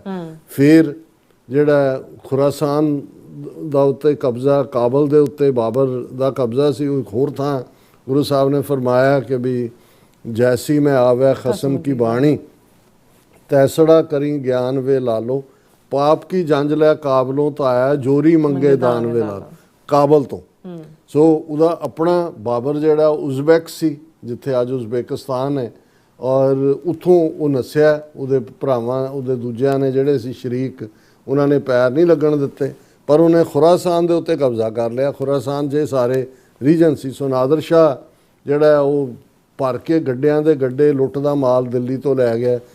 ਅੱਜ ਵੀ ਜਦੋਂ ਦਿੱਲੀ ਦੇ ਵਿੱਚ ਜਿਹੜਾ ਉਹਨੇ ਕਤਲੇਆਮ ਕੀਤਾ ਸਵੇਰ ਤੋਂ ਸ਼ਾਮ ਤੱਕ, ਉਹ ਉਸ ਨੂੰ ਵੀ ਜਿਹੜਾ ਹੈ ਉਹ ਲੁੱਟ ਕਹਿਣੀ ਹੋਏ ਤਾਂ ਕਹਿੰਦਾ ਵੀ ਨਾਦਰ ਸ਼ਾਹ ਹੀ ਲੁੱਟ ਕੀ ਮਚਾਈ ਹੈ। ਔਰ ਖੂਨ ਖਰਾਬਾ ਵੀ ਉਹੀ ਨਾਦਰ ਸ਼ਾਹ ਦਾ। ਜਦੋਂ ਨਵੰਬਰ 84 'ਚ ਸਿੱਖਾਂ ਦੀ ਨਸਲ ਕੁਸ਼ੀ ਹੋਈ ਤਾਂ ਕਈਆਂ ਨੇ ਕਿਹਾ ਵੀ ਇਹ ਤਾਂ ਨਾਦਰ ਸ਼ਾਹੀ ਜ਼ੁਲਮਾਂ ਦੀ ਕਹਾਣੀ ਯਾਦ ਦਹਾਨੀ। ਪਰ ਉਹਦਾ ਇੱਕ ਆਸਪੈਕਟ, ਜਿਵੇਂ ਉਹ ਤਖਤੇ ਤਾਊਸ ਲੈ ਗਿਆ ਨਾਲ, ਅੱਜ ਵੀ ਜਿਹੜਾ ਤਹਿਰਾਨ ਦੇ ਮਿਊਜ਼ੀਅਮ ਦੇ ਵਿੱਚ ਪਿਆ, ਥੱਲੜਾ ਤਖਤ ਰਹਿ ਗਿਆ, ਉਹ ਤਾਊਸ ਜਿਹੜਾ ਉੱਤੇ ਮੋਰ ਦਾ ਬਣਿਆ ਔਰ ਜੋ ਵੀ ਉਹਨਾਂ ਦਾ ਹੀਰੇ ਜਵਾਹਰਾਤ ਉਹ ਲੈ ਗਿਆ। ਔਰ ਜਿਹੜਾ ਤਖਤ ਰਹਿ ਗਿਆ ਸੀ ਉਹ ਫਿਰ ਸਰ ਜੱਸਾ ਸਿੰਘ ਰਾਮਗੜ੍ਹੀ ਹੈ, ਸੰਗੜਾ ਨਾਲ ਬੰਨ੍ਹ ਕੇ ਉਹ ਬੁੰਗਾ ਰਾਮਗੜ੍ਹੀਆਂ ਦੇ ਵਿੱਚ ਪਿਆ। ਪਰ ਜਿਹੜੀ ਗੱਲ ਮੈਂ ਵਿਜ਼ਡਮ ਦੀ ਕਰਦਾ, ਜਦੋਂ ਨਾਦਰ ਸ਼ਾਹ ਦਿੱਲੀ ਲੁੱਟ ਕੇ ਔਰ ਦੂਸਰਾ ਪੰਜਾਬ 'ਚੋਂ ਕ੍ਰਾਸ ਕਰ ਰਿਹਾ ਸੀ, ਜਾਣਾ ਤਾਂ ਉੱਧਰ ਨੂੰ ਹੀ ਸੀ ਰਸਤਾ, ਤੇ ਸਿੰਘਾਂ ਦੇ ਜੱਥਿਆਂ ਨੇ, ਨਵਾਬ ਕਪੂਰ ਸਿੰਘ ਉਸ ਵੇਲੇ ਖਾਲਸਾ ਪੰਥ ਦੀ ਅਗਵਾਈ ਕਰ ਰਹੇ ਸੀ, ਉਹਨਾਂ ਨੇ ਥਾਂ ਥਾਂ ਹਮਲੇ ਕਰਕੇ ਲੁੱਟ ਦਾ ਮਾਲ ਵੀ ਖੋਣਾ ਸ਼ੁਰੂ ਕੀਤਾ। ਜਿਹੜਾ ਧਰਤੀ ਦੀ ਅਜ਼ਮਤ, ਬੱਚੀਆਂ ਬੱਚੇ ਜਿਨ੍ਹਾਂ ਨੂੰ ਫਿਰ ਬਾਅਦ ਜਾ ਕੇ ਇਹਨਾਂ ਨੇ ਉਹ ਗਜ਼ਨੀ ਹੋਏ ਔਰ ਬਗਦਾਦ ਹੋਏ ਜਾਂ ਬਸਰਾ ਹੋਏ, ਉਹਨਾਂ ਬਾਜ਼ਾਰਾਂ ਦੇ ਵਿੱਚ ਟਕੇ ਦੇ ਵਿੱਚ ਵੇਚ, ਉਹ ਵੀ ਛਡਾਣੇ ਸ਼ੁਰੂ ਕੀਤੇ। ਜਦੋਂ 2-3 ਵਾਰੀ ਥਾਂ ਥਾਂ ਉਹ ਲੁੱਟਿਆ ਗਿਆ, ਉਹ ਖੁਦ ਲੁਟੇਰਾ ਸੀ ਲੁੱਟ ਕੇ, ਤੇ ਉਹਦੇ ਨਾਲ ਜਿਹੜਾ ਲਾਹੌਰ ਦਾ ਗਵਰਨਰ ਹੈ ਜ਼ਕਰੀਆ ਖਾਨ, ਉਹ ਜਾ ਰਿਹਾ। ਔਰ ਉਹ ਨਾਦਰ ਸ਼ਾਹ ਕਹਿੰਦਾ ਹੈ ਵੀ ਇਹਨਾਂ ਨਾਦਰ ਸ਼ਾਹ ਨੇ ਤਾਂ ਖੌਫ ਕੀਤਾ, ਉਹਨੇ ਮੁਗਲਾਂ ਨੂੰ ਹਿਲਾ ਕੇ ਰੱਖਤਾ। ਤੇ ਉਹਨੇ ਕਿਹਾ ਕਿ ਵੀ ਇਹ ਕੌਣ ਨੇ ਜਿਹੜੇ ਮੈਨੂੰ ਵੀ ਲੁੱਟਣ ਦੀ ਇਹ ਹਿੰਮਤ ਰੱਖਦੇ ਨੇ, ਅੱਧੀ ਰਾਤ ਨੂੰ ਪੈਂਦੇ ਨੇ, ਲੈ ਜਾਂਦੇ ਨੇ ਲੁੱਟ ਲੱਟ ਕੇ। ਉਹਨੇ ਕਿਹਾ ਜੀ ਇਹ ਨਾਨਕ ਸ਼ਾਹ ਫਕੀਰ ਗੁਰੂ ਨੇ, ਉਹਨਾਂ ਦੇ ਮੁਰੀਦ ਨੇ। ਅੱਛਾ, ਇਹ ਰਹਿੰਦੇ ਕਿੱਥੇ ਨੇ? ਉਹ ਕਹਿੰਦੇ ਜੀ ਵੀ ਇਹ ਘੋੜਿਆਂ ਦੀ ਜ਼ੀਨ, ਘੋੜਿਆਂ ਦੀ ਪਿੱਠ ਹੀ ਇਹਨਾਂ ਦਾ ਘਰ ਹੈ। ਉਹਨੇ ਨਾਦਰ ਸ਼ਾਹ ਔਰ ਜ਼ਕਰੀਆ ਖਾਨ ਦਾ ਡਾਇਲੌਗ ਸੀ, ਮੈਂ ਵਿਜ਼ਡਮ ਦੀ ਗੱਲ ਕਰ ਰਿਹਾ। ਫਿਰ ਉਹਨੂੰ ਜ਼ਕਰੀਆ ਖਾਨ ਕਹਿੰਦਾ ਵੀ ਅਸੀਂ ਇਹਨਾਂ ਨੂੰ ਬਥੇਰਾ ਮਾਰਦੇ ਹਾਂ, ਪਰ ਇਹ ਫਿਰ ਨਿਕਲ ਆਉਂਦੇ ਨੇ। ਇਹਨਾਂ ਦੇ ਗੁਰੂ ਨੇ ਇੱਕ ਸਰੋਵਰ ਬਣਾਇਆ ਹੋਇਆ, ਉਹਦੇ ਜਾ ਕੇ ਨਹਾਉਂਦੇ ਨੇ ਤੇ ਹੋਰ ਮਜ਼ਬੂਤ ਹੋ ਕੇ ਨਿਕਲਦੇ। ਹੁਣ ਇਹ ਨਾਦਰ ਸ਼ਾਹ ਉਹਨੂੰ ਜ਼ਕਰੀਆ ਖਾਨ ਨੂੰ ਵਾਰਨ ਕਰ ਰਿਹਾ, ਕਹਿੰਦਾ ਕਿ ਖਬਰਦਾਰ ਨਾਦਰ, ਇਹਨਾਂ 'ਚੋਂ ਹਕੂਮਤ ਦੀ ਬੋ ਆਉਂਦੀ ਹੈ, ਇੱਕ ਦਿਨ ਇਸ ਧਰਤੀ ਦੇ ਬਾਦਸ਼ਾਹ ਹੋਣਗੇ। ਹੁਣ ਇਹ ਵਿਜ਼ਡਮ ਦੀ ਗੱਲ। ਸੋ ਨਾਦਰ ਸ਼ਾਹ ਦੇ ਨਾਲ ਜਾਂ ਉਹ ਈਰਾਨ ਦੇ ਨਾਲ ਜਿਹੜਾ ਸਾਡਾ ਸਬੰਧ ਜ਼ੁਬਾਨ ਜਾਂ ਦੂਸਰੇ ਤੋਂ ਇਲਾਵਾ ਇੰਨਾ ਕੁ ਹੈ। ਪਰ ਜਿਵੇਂ ਕਿ ਇਸ ਦੇ ਵਿੱਚ ਸਿੱਖਾਂ ਦਾ ਕਿ ਸ਼ਾਹਬਾਜ਼ ਸਿੰਘ ਨਾਂ ਦਾ ਨੌਜਵਾਨ ਹੈ, ਉਸ ਨੇ ਜਿਹੜਾ ਆਪਣਾ ਵਿਊ ਪੁਆਇੰਟ ਭੇਜਿਆ ਕਿ ਭਾਈ ਉਹਨਾਂ ਦਾ ਇਹ ਕਹਿਣਾ ਹੈ ਕਿ ਵੀ ਸਾਡਾ we don't have any dog in the fight. So ਸਾਨੂੰ ਜਿਹੜਾ ਹੈ ਉਹ ਡਿਫੈਂਸਿਵ ਰਹਿਣਾ ਚਾਹੀਦਾ ਹੈ, ਡੈਲੀਬਰੇਟ ਔਰ ਡਿਟੈਚ। ਪਰ ਉਹਨਾਂ ਦੇ ਜਿਹੜੇ ਕੁਝ ਲਫ਼ਜ਼ ਨੇ ਮੈਂ ਸਾਂਝੇ ਕਰ ਦਿੰਦਾ, ਹਾਲਾਂਕਿ ਮੈਂ ਸਾਰਿਆਂ ਨਾਲ ਸਹਿਮਤ ਨਹੀਂ ਹੈ। Iran in flames, why Sikhs must think strategically, not emotionally. ਇਹ ਅਸੀਂ ਕੱਲ੍ਹ ਵੀ ਡਿਸਕਸ ਕੀਤਾ ਸੀ। Russia and Iran are aligned. ਹੁਣ ਜਿਹੜਾ ਚਾਈਨਾ ਨਾਲ ਤਾਂ ਹੈ, ਰਸ਼ੀਆ ਦੇ ਨਾਲ ਵੀ। Russia and Iran are aligned. Tehran is supplying Moscow with low-cost drones that are being used in the war in Ukraine. ਵੀ ਈਰਾਨ ਦੇ ਰਿਹਾ ਰਸ਼ੀਆ ਨੂੰ, ਜਿਹੜੇ ਯੂਕਰੇਨ ਦੇ ਵਿੱਚ ਯੂਜ਼ ਹੋ ਰਹੇ ਨੇ। That partnership is active, not symbolic. ਇਹ ਰੈਗੂਲਰ ਸਪਲਾਈ ਹੈ, ਉਹ ਲਗਾਤਾਰਤਾ ਨਾਲ ਹੈ। Russia and India have a long history of cooperation, defense, energy, diplomacy. But wars have a way of forcing choices. ਜਦੋਂ ਜੰਗਾਂ ਹੁੰਦੀਆਂ ਨੇ ਤੇ ਤਬਦੀਲੀਆਂ ਹੁੰਦੀਆਂ ਨੇ। Old friendships get tested when new power blocks harden. ਪੁਰਾਣੀਆਂ ਦੋਸਤੀਆਂ ਦਾ ਟੈਸਟ ਹੁੰਦਾ ਹੈ ਜਦੋਂ ਨਵੇਂ ਬਲੌਕ ਹੋਰ ਵੀ ਜਿਹੜੇ ਨੇ ਉਹ ਸਖਤ ਹੁੰਦੇ ਨੇ। China and Pakistan call themselves all weather allies. China Pakistan ਦੀ ਦੋਸਤੀ ਹਿਮਾਲਿਆ ਤੋਂ ਉੱਚੀ ਸਮੁੰਦਰ ਤੋਂ ਗਹਿਰੀ ਜਿਹੜੇ ਲਫ਼ਜ਼ ਉਹ ਯੂਜ਼ ਕਰਦੇ ਨੇ। ਅੱਛਾ। That phrase means something, ਇਸ ਦਾ ਕੋਈ ਮਤਲਬ ਹੈ। Beijing backs Islamabad economically and militarily and Pakistan sits at the center of China's western strategy। ਹੁਣ ਜਿਹੜਾ ਚਾਈਨਾ ਹੈ ਉਹ ਮਦਦ ਕਰਦਾ ਹੈ ਪਾਕਿਸਤਾਨ ਦੀ ਆਰਥਿਕ ਔਰ ਮਿਲੀਟੈਰਲੀ ਵੀ, ਔਰ ਪਾਕਿਸਤਾਨ ਜਿਹੜਾ ਹੈ ਉਹ ਵੈਸਟਰਨ ਸਟ੍ਰੈਟਜੀ ਦਾ ਐਂਟੀਡੋਟ ਹੈ ਚੀਨ ਦੇ ਹੱਕ ਦੇ ਵਿੱਚ। There is an old saying ਜਿਹਦੇ 'ਚ ਉਹਨਾਂ ਨੇ ਕਿਹਾ ਕਿ ਪਾਵਰਸ ਫਲੋ ਥਰੂ ਰਾਵਲਪਿੰਡੀ, ਜਿਹੜਾ ਆਰਮੀ ਹੈੱਡਕੁਆਟਰ ਹੈ ਪਾਕਿਸਤਾਨੀ ਫੌਜ ਦਾ ਰਾਵਲਪਿੰਡੀ 'ਚ ਹੈ, ਵੀ ਤਾਕਤ ਜਿਹੜੀ ਹੈ ਪਾਕਿਸਤਾਨ 'ਚ ਕੋਈ ਸਿਵੀਲੀਅਨ ਹਕੂਮਤ ਹੋਏ ਜਾਂ ਡਾਇਰੈਕਟ ਹੋਏ, ਉਹ ਪਾਵਰ ਉੱਥੋਂ ਹੀ ਨਿਕਲਦੀ ਹੈ। And within that structure Punjab dominates the officer corps, ਕਿਉਂਕਿ ਪੰਜਾਬ ਵੈਸੇ ਵੀ 60 ਜਾਂ 65% ਆਬਾਦੀ ਪਾਕਿਸਤਾਨ ਦੀ ਪੰਜਾਬੀ ਹੈ, ਫੌਜ ਦੇ ਵਿੱਚ ਵੀ ਜ਼ਿਆਦਾ ਪੰਜਾਬੀ ਨੇ, ਅਫਸਰ ਵੀ ਜਿਹੜੇ ਨੇ ਉਹ ਜ਼ਿਆਦਾ ਪੰਜਾਬੀ ਨੇ। ਵਾਚ ਦਾ ਪੈਰੀਫਰੀ, ਨੁਕਰਾਂ ਤੇ ਕੀ ਹੋ ਰਿਹਾ। ਬਿਲਕੁਲ। Balochistan could heat up with Iranian border dynamics in play. ਹੁਣ ਜਦੋਂ ਅਮਰੀਕਾ ਕਹਿੰਦਾ ਵੀ ਅਸੀਂ ਫਰੈਗਮੈਂਟ ਕਰ ਦੇਣਾ ਹੈ ਈਰਾਨ ਨੂੰ, ਤਾਂ ਉਹਨਾਂ ਦੇ ਇੱਕ ਪਾਸੇ ਬਲੋਚਿਸਤਾਨ, ਜਿਹੜੇ ਬਲੋਚ ਵੀ 5 ਤੋਂ 7% ਨੇ, ਉਹਨਾਂ ਨੂੰ ਵੀ, ਔਰ ਅਜ਼ਰਬਾਈਜ਼ਾਨੀਆਂ ਦੇ ਨਾਲ ਵੀ, ਹਾਲਾਂਕਿ ਸ਼ੀਏ ਨੇ ਅਜ਼ਰਬਾਈਜ਼ਾਨੀ, ਪਰ ਬਲੋਚ ਔਰ ਕੁਰਦ ਜਿਹੜੇ ਨੇ ਇਹ ਅਮਰੀਕਾ ਦੀ ਖੇਡ 'ਚ ਫਸ ਸਕਦੇ ਨੇ, ਉਹਨਾਂ ਦਾ ਇਹ ਕਹਿਣਾ। ਔਰ ਪਾਕਿਸਤਾਨ 'ਚ ਵੀ ਬਲੋਚਾਂ ਦਾ ਇੱਕ ਵੱਡਾ ਹਿੱਸਾ ਜਿਨ੍ਹਾਂ ਨੂੰ ਇੰਡੀਆ ਨੇ ਆਲਰੇਡੀ ਜਿਹੜਾ ਉਹ ਐਜ਼ ਏ ਪ੍ਰੋਕਸੀ ਉਹਨਾਂ ਨੂੰ ਯੂਜ਼ ਕਰ ਰਹੇ ਨੇ। Balochistan could heat up with Iranian border dynamics in play. The northwest Khyber Pakhtunkhwa sits exposed to Afghan instability. ਜੀ। ਉਹ ਆਲਰੇਡੀ ਅਸੀਂ ਜ਼ਿਕਰ ਕਰਕੇ ਹਟੇ ਹਾਂ ਵੀ ਉੱਥੇ ਕੀ ਸ਼ਰਾਰਤ ਕਰ ਰਹੇ ਨੇ। Pressures rarely comes from the center, it builds at the edges. ਇਹ ਨੁਕਰਾਂ ਤੇ ਪ੍ਰੈਸ਼ਰ ਉਧਰ ਬਲੋਚਿਸਤਾਨ 'ਚ, ਉਧਰ ਖੈਬਰ ਪਖਤੂਨਖਵਾ ਜਿਹੜੇ ਇੰਡੀਆ ਦੀਆਂ ਪ੍ਰੋਕਸੀਜ਼ ਨੇ। When alliances tighten, fault lines widen, ਜਦੋਂ ਆਪਸ ਅਲਾਇੰਸ ਬਣਦੇ ਨੇ, ਫੋਲਟ ਲਾਈਨ ਹੁੰਦਾ, ਜਿਵੇਂ ਇੱਕ ਫੋਲਟ ਲਾਈਨ ਹੈ ਕਿ ਇੱਥੇ ਅਰਥਕੁਏਕ ਆ ਸਕਦਾ, ਕਿ ਵੀ ਇਹ ਭਾਵੇਂ ਅੱਜ ਇੰਟੈਕਟ ਨੇ, ਇਹਨਾਂ ਦੇ ਵਿੱਚ ਖਲਾਰਾ ਪੈ ਸਕਦਾ। ਫਿਰ ਕਾਬਲ ਫੈਕਟਰ ਆ ਜਾਂਦਾ ਹੈ। ਉਹਨਾਂ ਨੇ ਪੰਥ ਪ੍ਰਕਾਸ਼ ਨੂੰ ਕੋਟ ਕੀਤਾ ਕਿ ਕਾਬਲ ਤੇ ਕੁੱਤਾ ਮੰਗਵਾਉਂ, ਕਿਉਂਕਿ ਜਿਵੇਂ ਅਸੀਂ ਕਿਹਾ ਵੀ ਅਬਦਾਲੀ ਨਾਦਰ ਸ਼ਾਹ ਦੇ ਨਾਲ ਆਇਆ ਸੀ, ਬਾਅਦ 'ਚ ਨਾਦਰ ਸ਼ਾਹ ਦੀ ਅਸੈਸੀਨੇਸ਼ਨ ਹੋ ਗਈ, ਉਹਦਾ ਮਰਡਰ ਹੋ ਗਿਆ ਸੀ, ਤੇ ਅਬਦਾਲੀ ਮੋਰ ਪਾਵਰਫੁਲ ਬਣ ਗਿਆ, ਉਹਨੇ ਕਾਬਲ ਵੀ ਲੈ ਲਿਆ, ਤਾਂ ਹੀ ਉਹ ਜਿਹੜਾ ਕੋਹਿਨੂਰ ਵੀ ਹੈ ਉਹ ਨਾਦਰ ਸ਼ਾਹ ਦੇ ਕੋਲੋਂ ਅਬਦਾਲੀ ਕੋਲ ਪਹੁੰਚ ਗਿਆ ਸੀ। ਤੇ ਜਿਸ ਅਬਦਾਲੀ ਦੇ 17 ਹਮਲੇ ਇਹਨੇ ਘੱਲੂਘਾਰਾ ਵੀ ਵਰਤਾਇਆ, ਉਹਨੂੰ ਜਿਹੜੇ ਸਿੱਖ ਨੇ ਉਸ ਪੀਰੀਅਡ ਕਾਬਲੀ ਕੁੱਤਾ ਕਹਿੰਦੇ ਸੀ ਕਿ ਵੀ ਇਹ ਆ ਗਿਆ ਕਾਬਲੀ ਕੁੱਤਾ, ਕਿਉਂਕਿ ਹੁਣ ਤੁਸੀਂ, ਔਰ ਇਹਦੇ ਤੇ ਹੀ ਬੁੱਲੇ ਸ਼ਾਹ ਨੇ ਕਿਹਾ ਸੀ ਖਾਧਾ ਪੀਤਾ ਲਾਹੇਦਾ ਰਹਿੰਦਾ ਅਹਿਮਦ ਸ਼ਾਹੀ ਦਾ, ਬਈ ਲਟੇਰੇ ਨੇ ਸਾਰੇ ਉਧਰੋਂ ਆਉਂਦੇ ਨੇ। Khorasan and Kabul have historically been the launch point. Babur, Nader Shah, Ahmad Shah Abdali. So historical Sikh posture should be that we do not have a dog in this fight. Or ਉਹਦੇ 'ਚ be defensive, deliberate, detached. So ਇੱਕ view point ਹੈ ਜਿਹਦੇ 'ਚ history ਨੂੰ ਦੁਬਾਰਾ ਜਿਹੜਾ ਉਹ ਤਰੋਤਾਜ਼ਾ ਕਰ ਦਿੱਤਾ ਹੈ। ਬਿਲਕੁਲ ਰਾਸਾ, ਤੁਹਾਡਾ ਬਹੁਤ ਬਹੁਤ ਸ਼ੁਕਰੀਆ। ਸੋ ਹੁਣ ਆਪਾਂ ਜਿਹੜੇ ਵਿਊਅਰਸ ਮੈਸੇਜ ਨੇ ਉਹ ਲੈਣ ਜਾ ਰਹੇ ਹਾਂ। ਸੋ ਇਨਵਾਲ ਜੀ ਤੁਹਾਡੇ ਪਹਿਲੇ ਵੀਅਰ ਨੇ, ਉਹ ਸਾਨੂੰ ਫਤਿਹ ਬੁਲਾਉਂਦੇ ਨੇ। ਵਾਹਿਗੁਰੂ ਜੀ ਕਾ ਖਾਲਸਾ, ਵਾਹਿਗੁਰੂ ਜੀ ਕੀ ਫਤਿਹ। ਔਰ ਟੋਨੀ ਢੀਂਡਸਾ ਜੀ ਵੀ, ਔਰ ਹਸਨ ਅਲੀ ਜੀ ਵੀ, free each and every part of India, Khalsa ਜ਼ਿੰਦਾਬਾਦ। ਗੁਰਜਿੰਦਰ ਪੁਰੇਵਾਲ ਜੀ ਵੀ, ਔਰ ਇਸ ਤਰ੍ਹਾਂ ਇਫਕਾਰ ਹੁਸੈਨ ਜੀ ਵੀ, God bless you. Doctor Sahib, your analysis is always based on reality. You are always welcome to Pakistan, the land of Baba Guru Nanak. ਬਹੁਤ ਸ਼ੁਕਰੀਆ ਹੁਸੈਨ ਸਾਹਿਬ, ਬਹੁਤ ਮਿਹਰਬਾਨੀ। ਹਾਂਜੀ, ਔਰ ਇਸੇ ਤਰ੍ਹਾਂ ਸ਼ਾਹਜਹਾਨ ਅਹਿਮਦ ਜੀ ਵੀ ਅਸਲਾਮ ਵਾਲੇਕਮ ਕਹਿੰਦੇ ਨੇ, ਵਾਲੇਕਮ ਸਲਾਮ ਜੀ। ਔਰ ਫਿਰ ਇਸੇ ਤਰ੍ਹਾਂ ਜਤਿੰਦਰ ਸਿੰਘ ਜੀ ਵੀ, ਡਾਕਟਰ ਸਾਹਿਬ ਜੀ, ਤੇ ਨੀਲਮ ਕੌਰ ਜੀ, ਵਾਹਿਗੁਰੂ ਜੀ ਕਾ ਖਾਲਸਾ, ਵਾਹਿਗੁਰੂ ਜੀ ਕੀ ਫਤਿਹ। I missed you last week programme, nice to see you back. Waheguru ਆਪ ਜੀ ਨੂੰ ਤੇ ਨੀਲਮ ਕੌਰ ਜੀ ਨੂੰ ਚੜ੍ਹਦੀ ਕਲਾ ਵਿੱਚ ਰੱਖੇ। ਉਹਦੇ ਜਤਿੰਦਰ ਸਿੰਘ ਜੀ, ਸਾਡਾ ਇੱਕ ਹਫ਼ਤੇ ਲਈ ਅਸੀਂ ਪ੍ਰੋਗਰਾਮ ਨਹੀਂ ਕੋਈ ਮਿਸ ਕੀਤਾ ਪਿਛਲੇ ਹਫ਼ਤੇ। ਐਕਚੁਅਲੀ YouTube ਨੇ ਸਾਡੇ ਤੇ ਸਟ੍ਰਾਈਕ ਮਾਰੀ ਸੀ, ਕਿਉਂਕਿ ਅਸੀਂ ਜਗਤਾਰ ਸਿੰਘ ਹਵਾਰਾ ਜੀ ਦਾ ਜਿਹੜਾ ਉਹਨਾਂ ਦੀ ਰਿਹਾਈ ਲਈ ਸਮਾਗਮ ਸੀ ਉਹਨੂੰ ਲਾਈਵ ਕਵਰ ਕੀਤਾ, ਪਰ ਨਾਲ ਦੀ ਨਾਲ ਸਾਡੀ ਟੀਮ ਨੇ TV 84 USA ਚੈਨਲ ਫਲੋਟ ਕਰ ਦਿੱਤਾ ਸੀ, ਜਿਹਦੇ ਤੇ ਪ੍ਰੋਗਰਾਮ ਚੱਲੇ ਨੇ।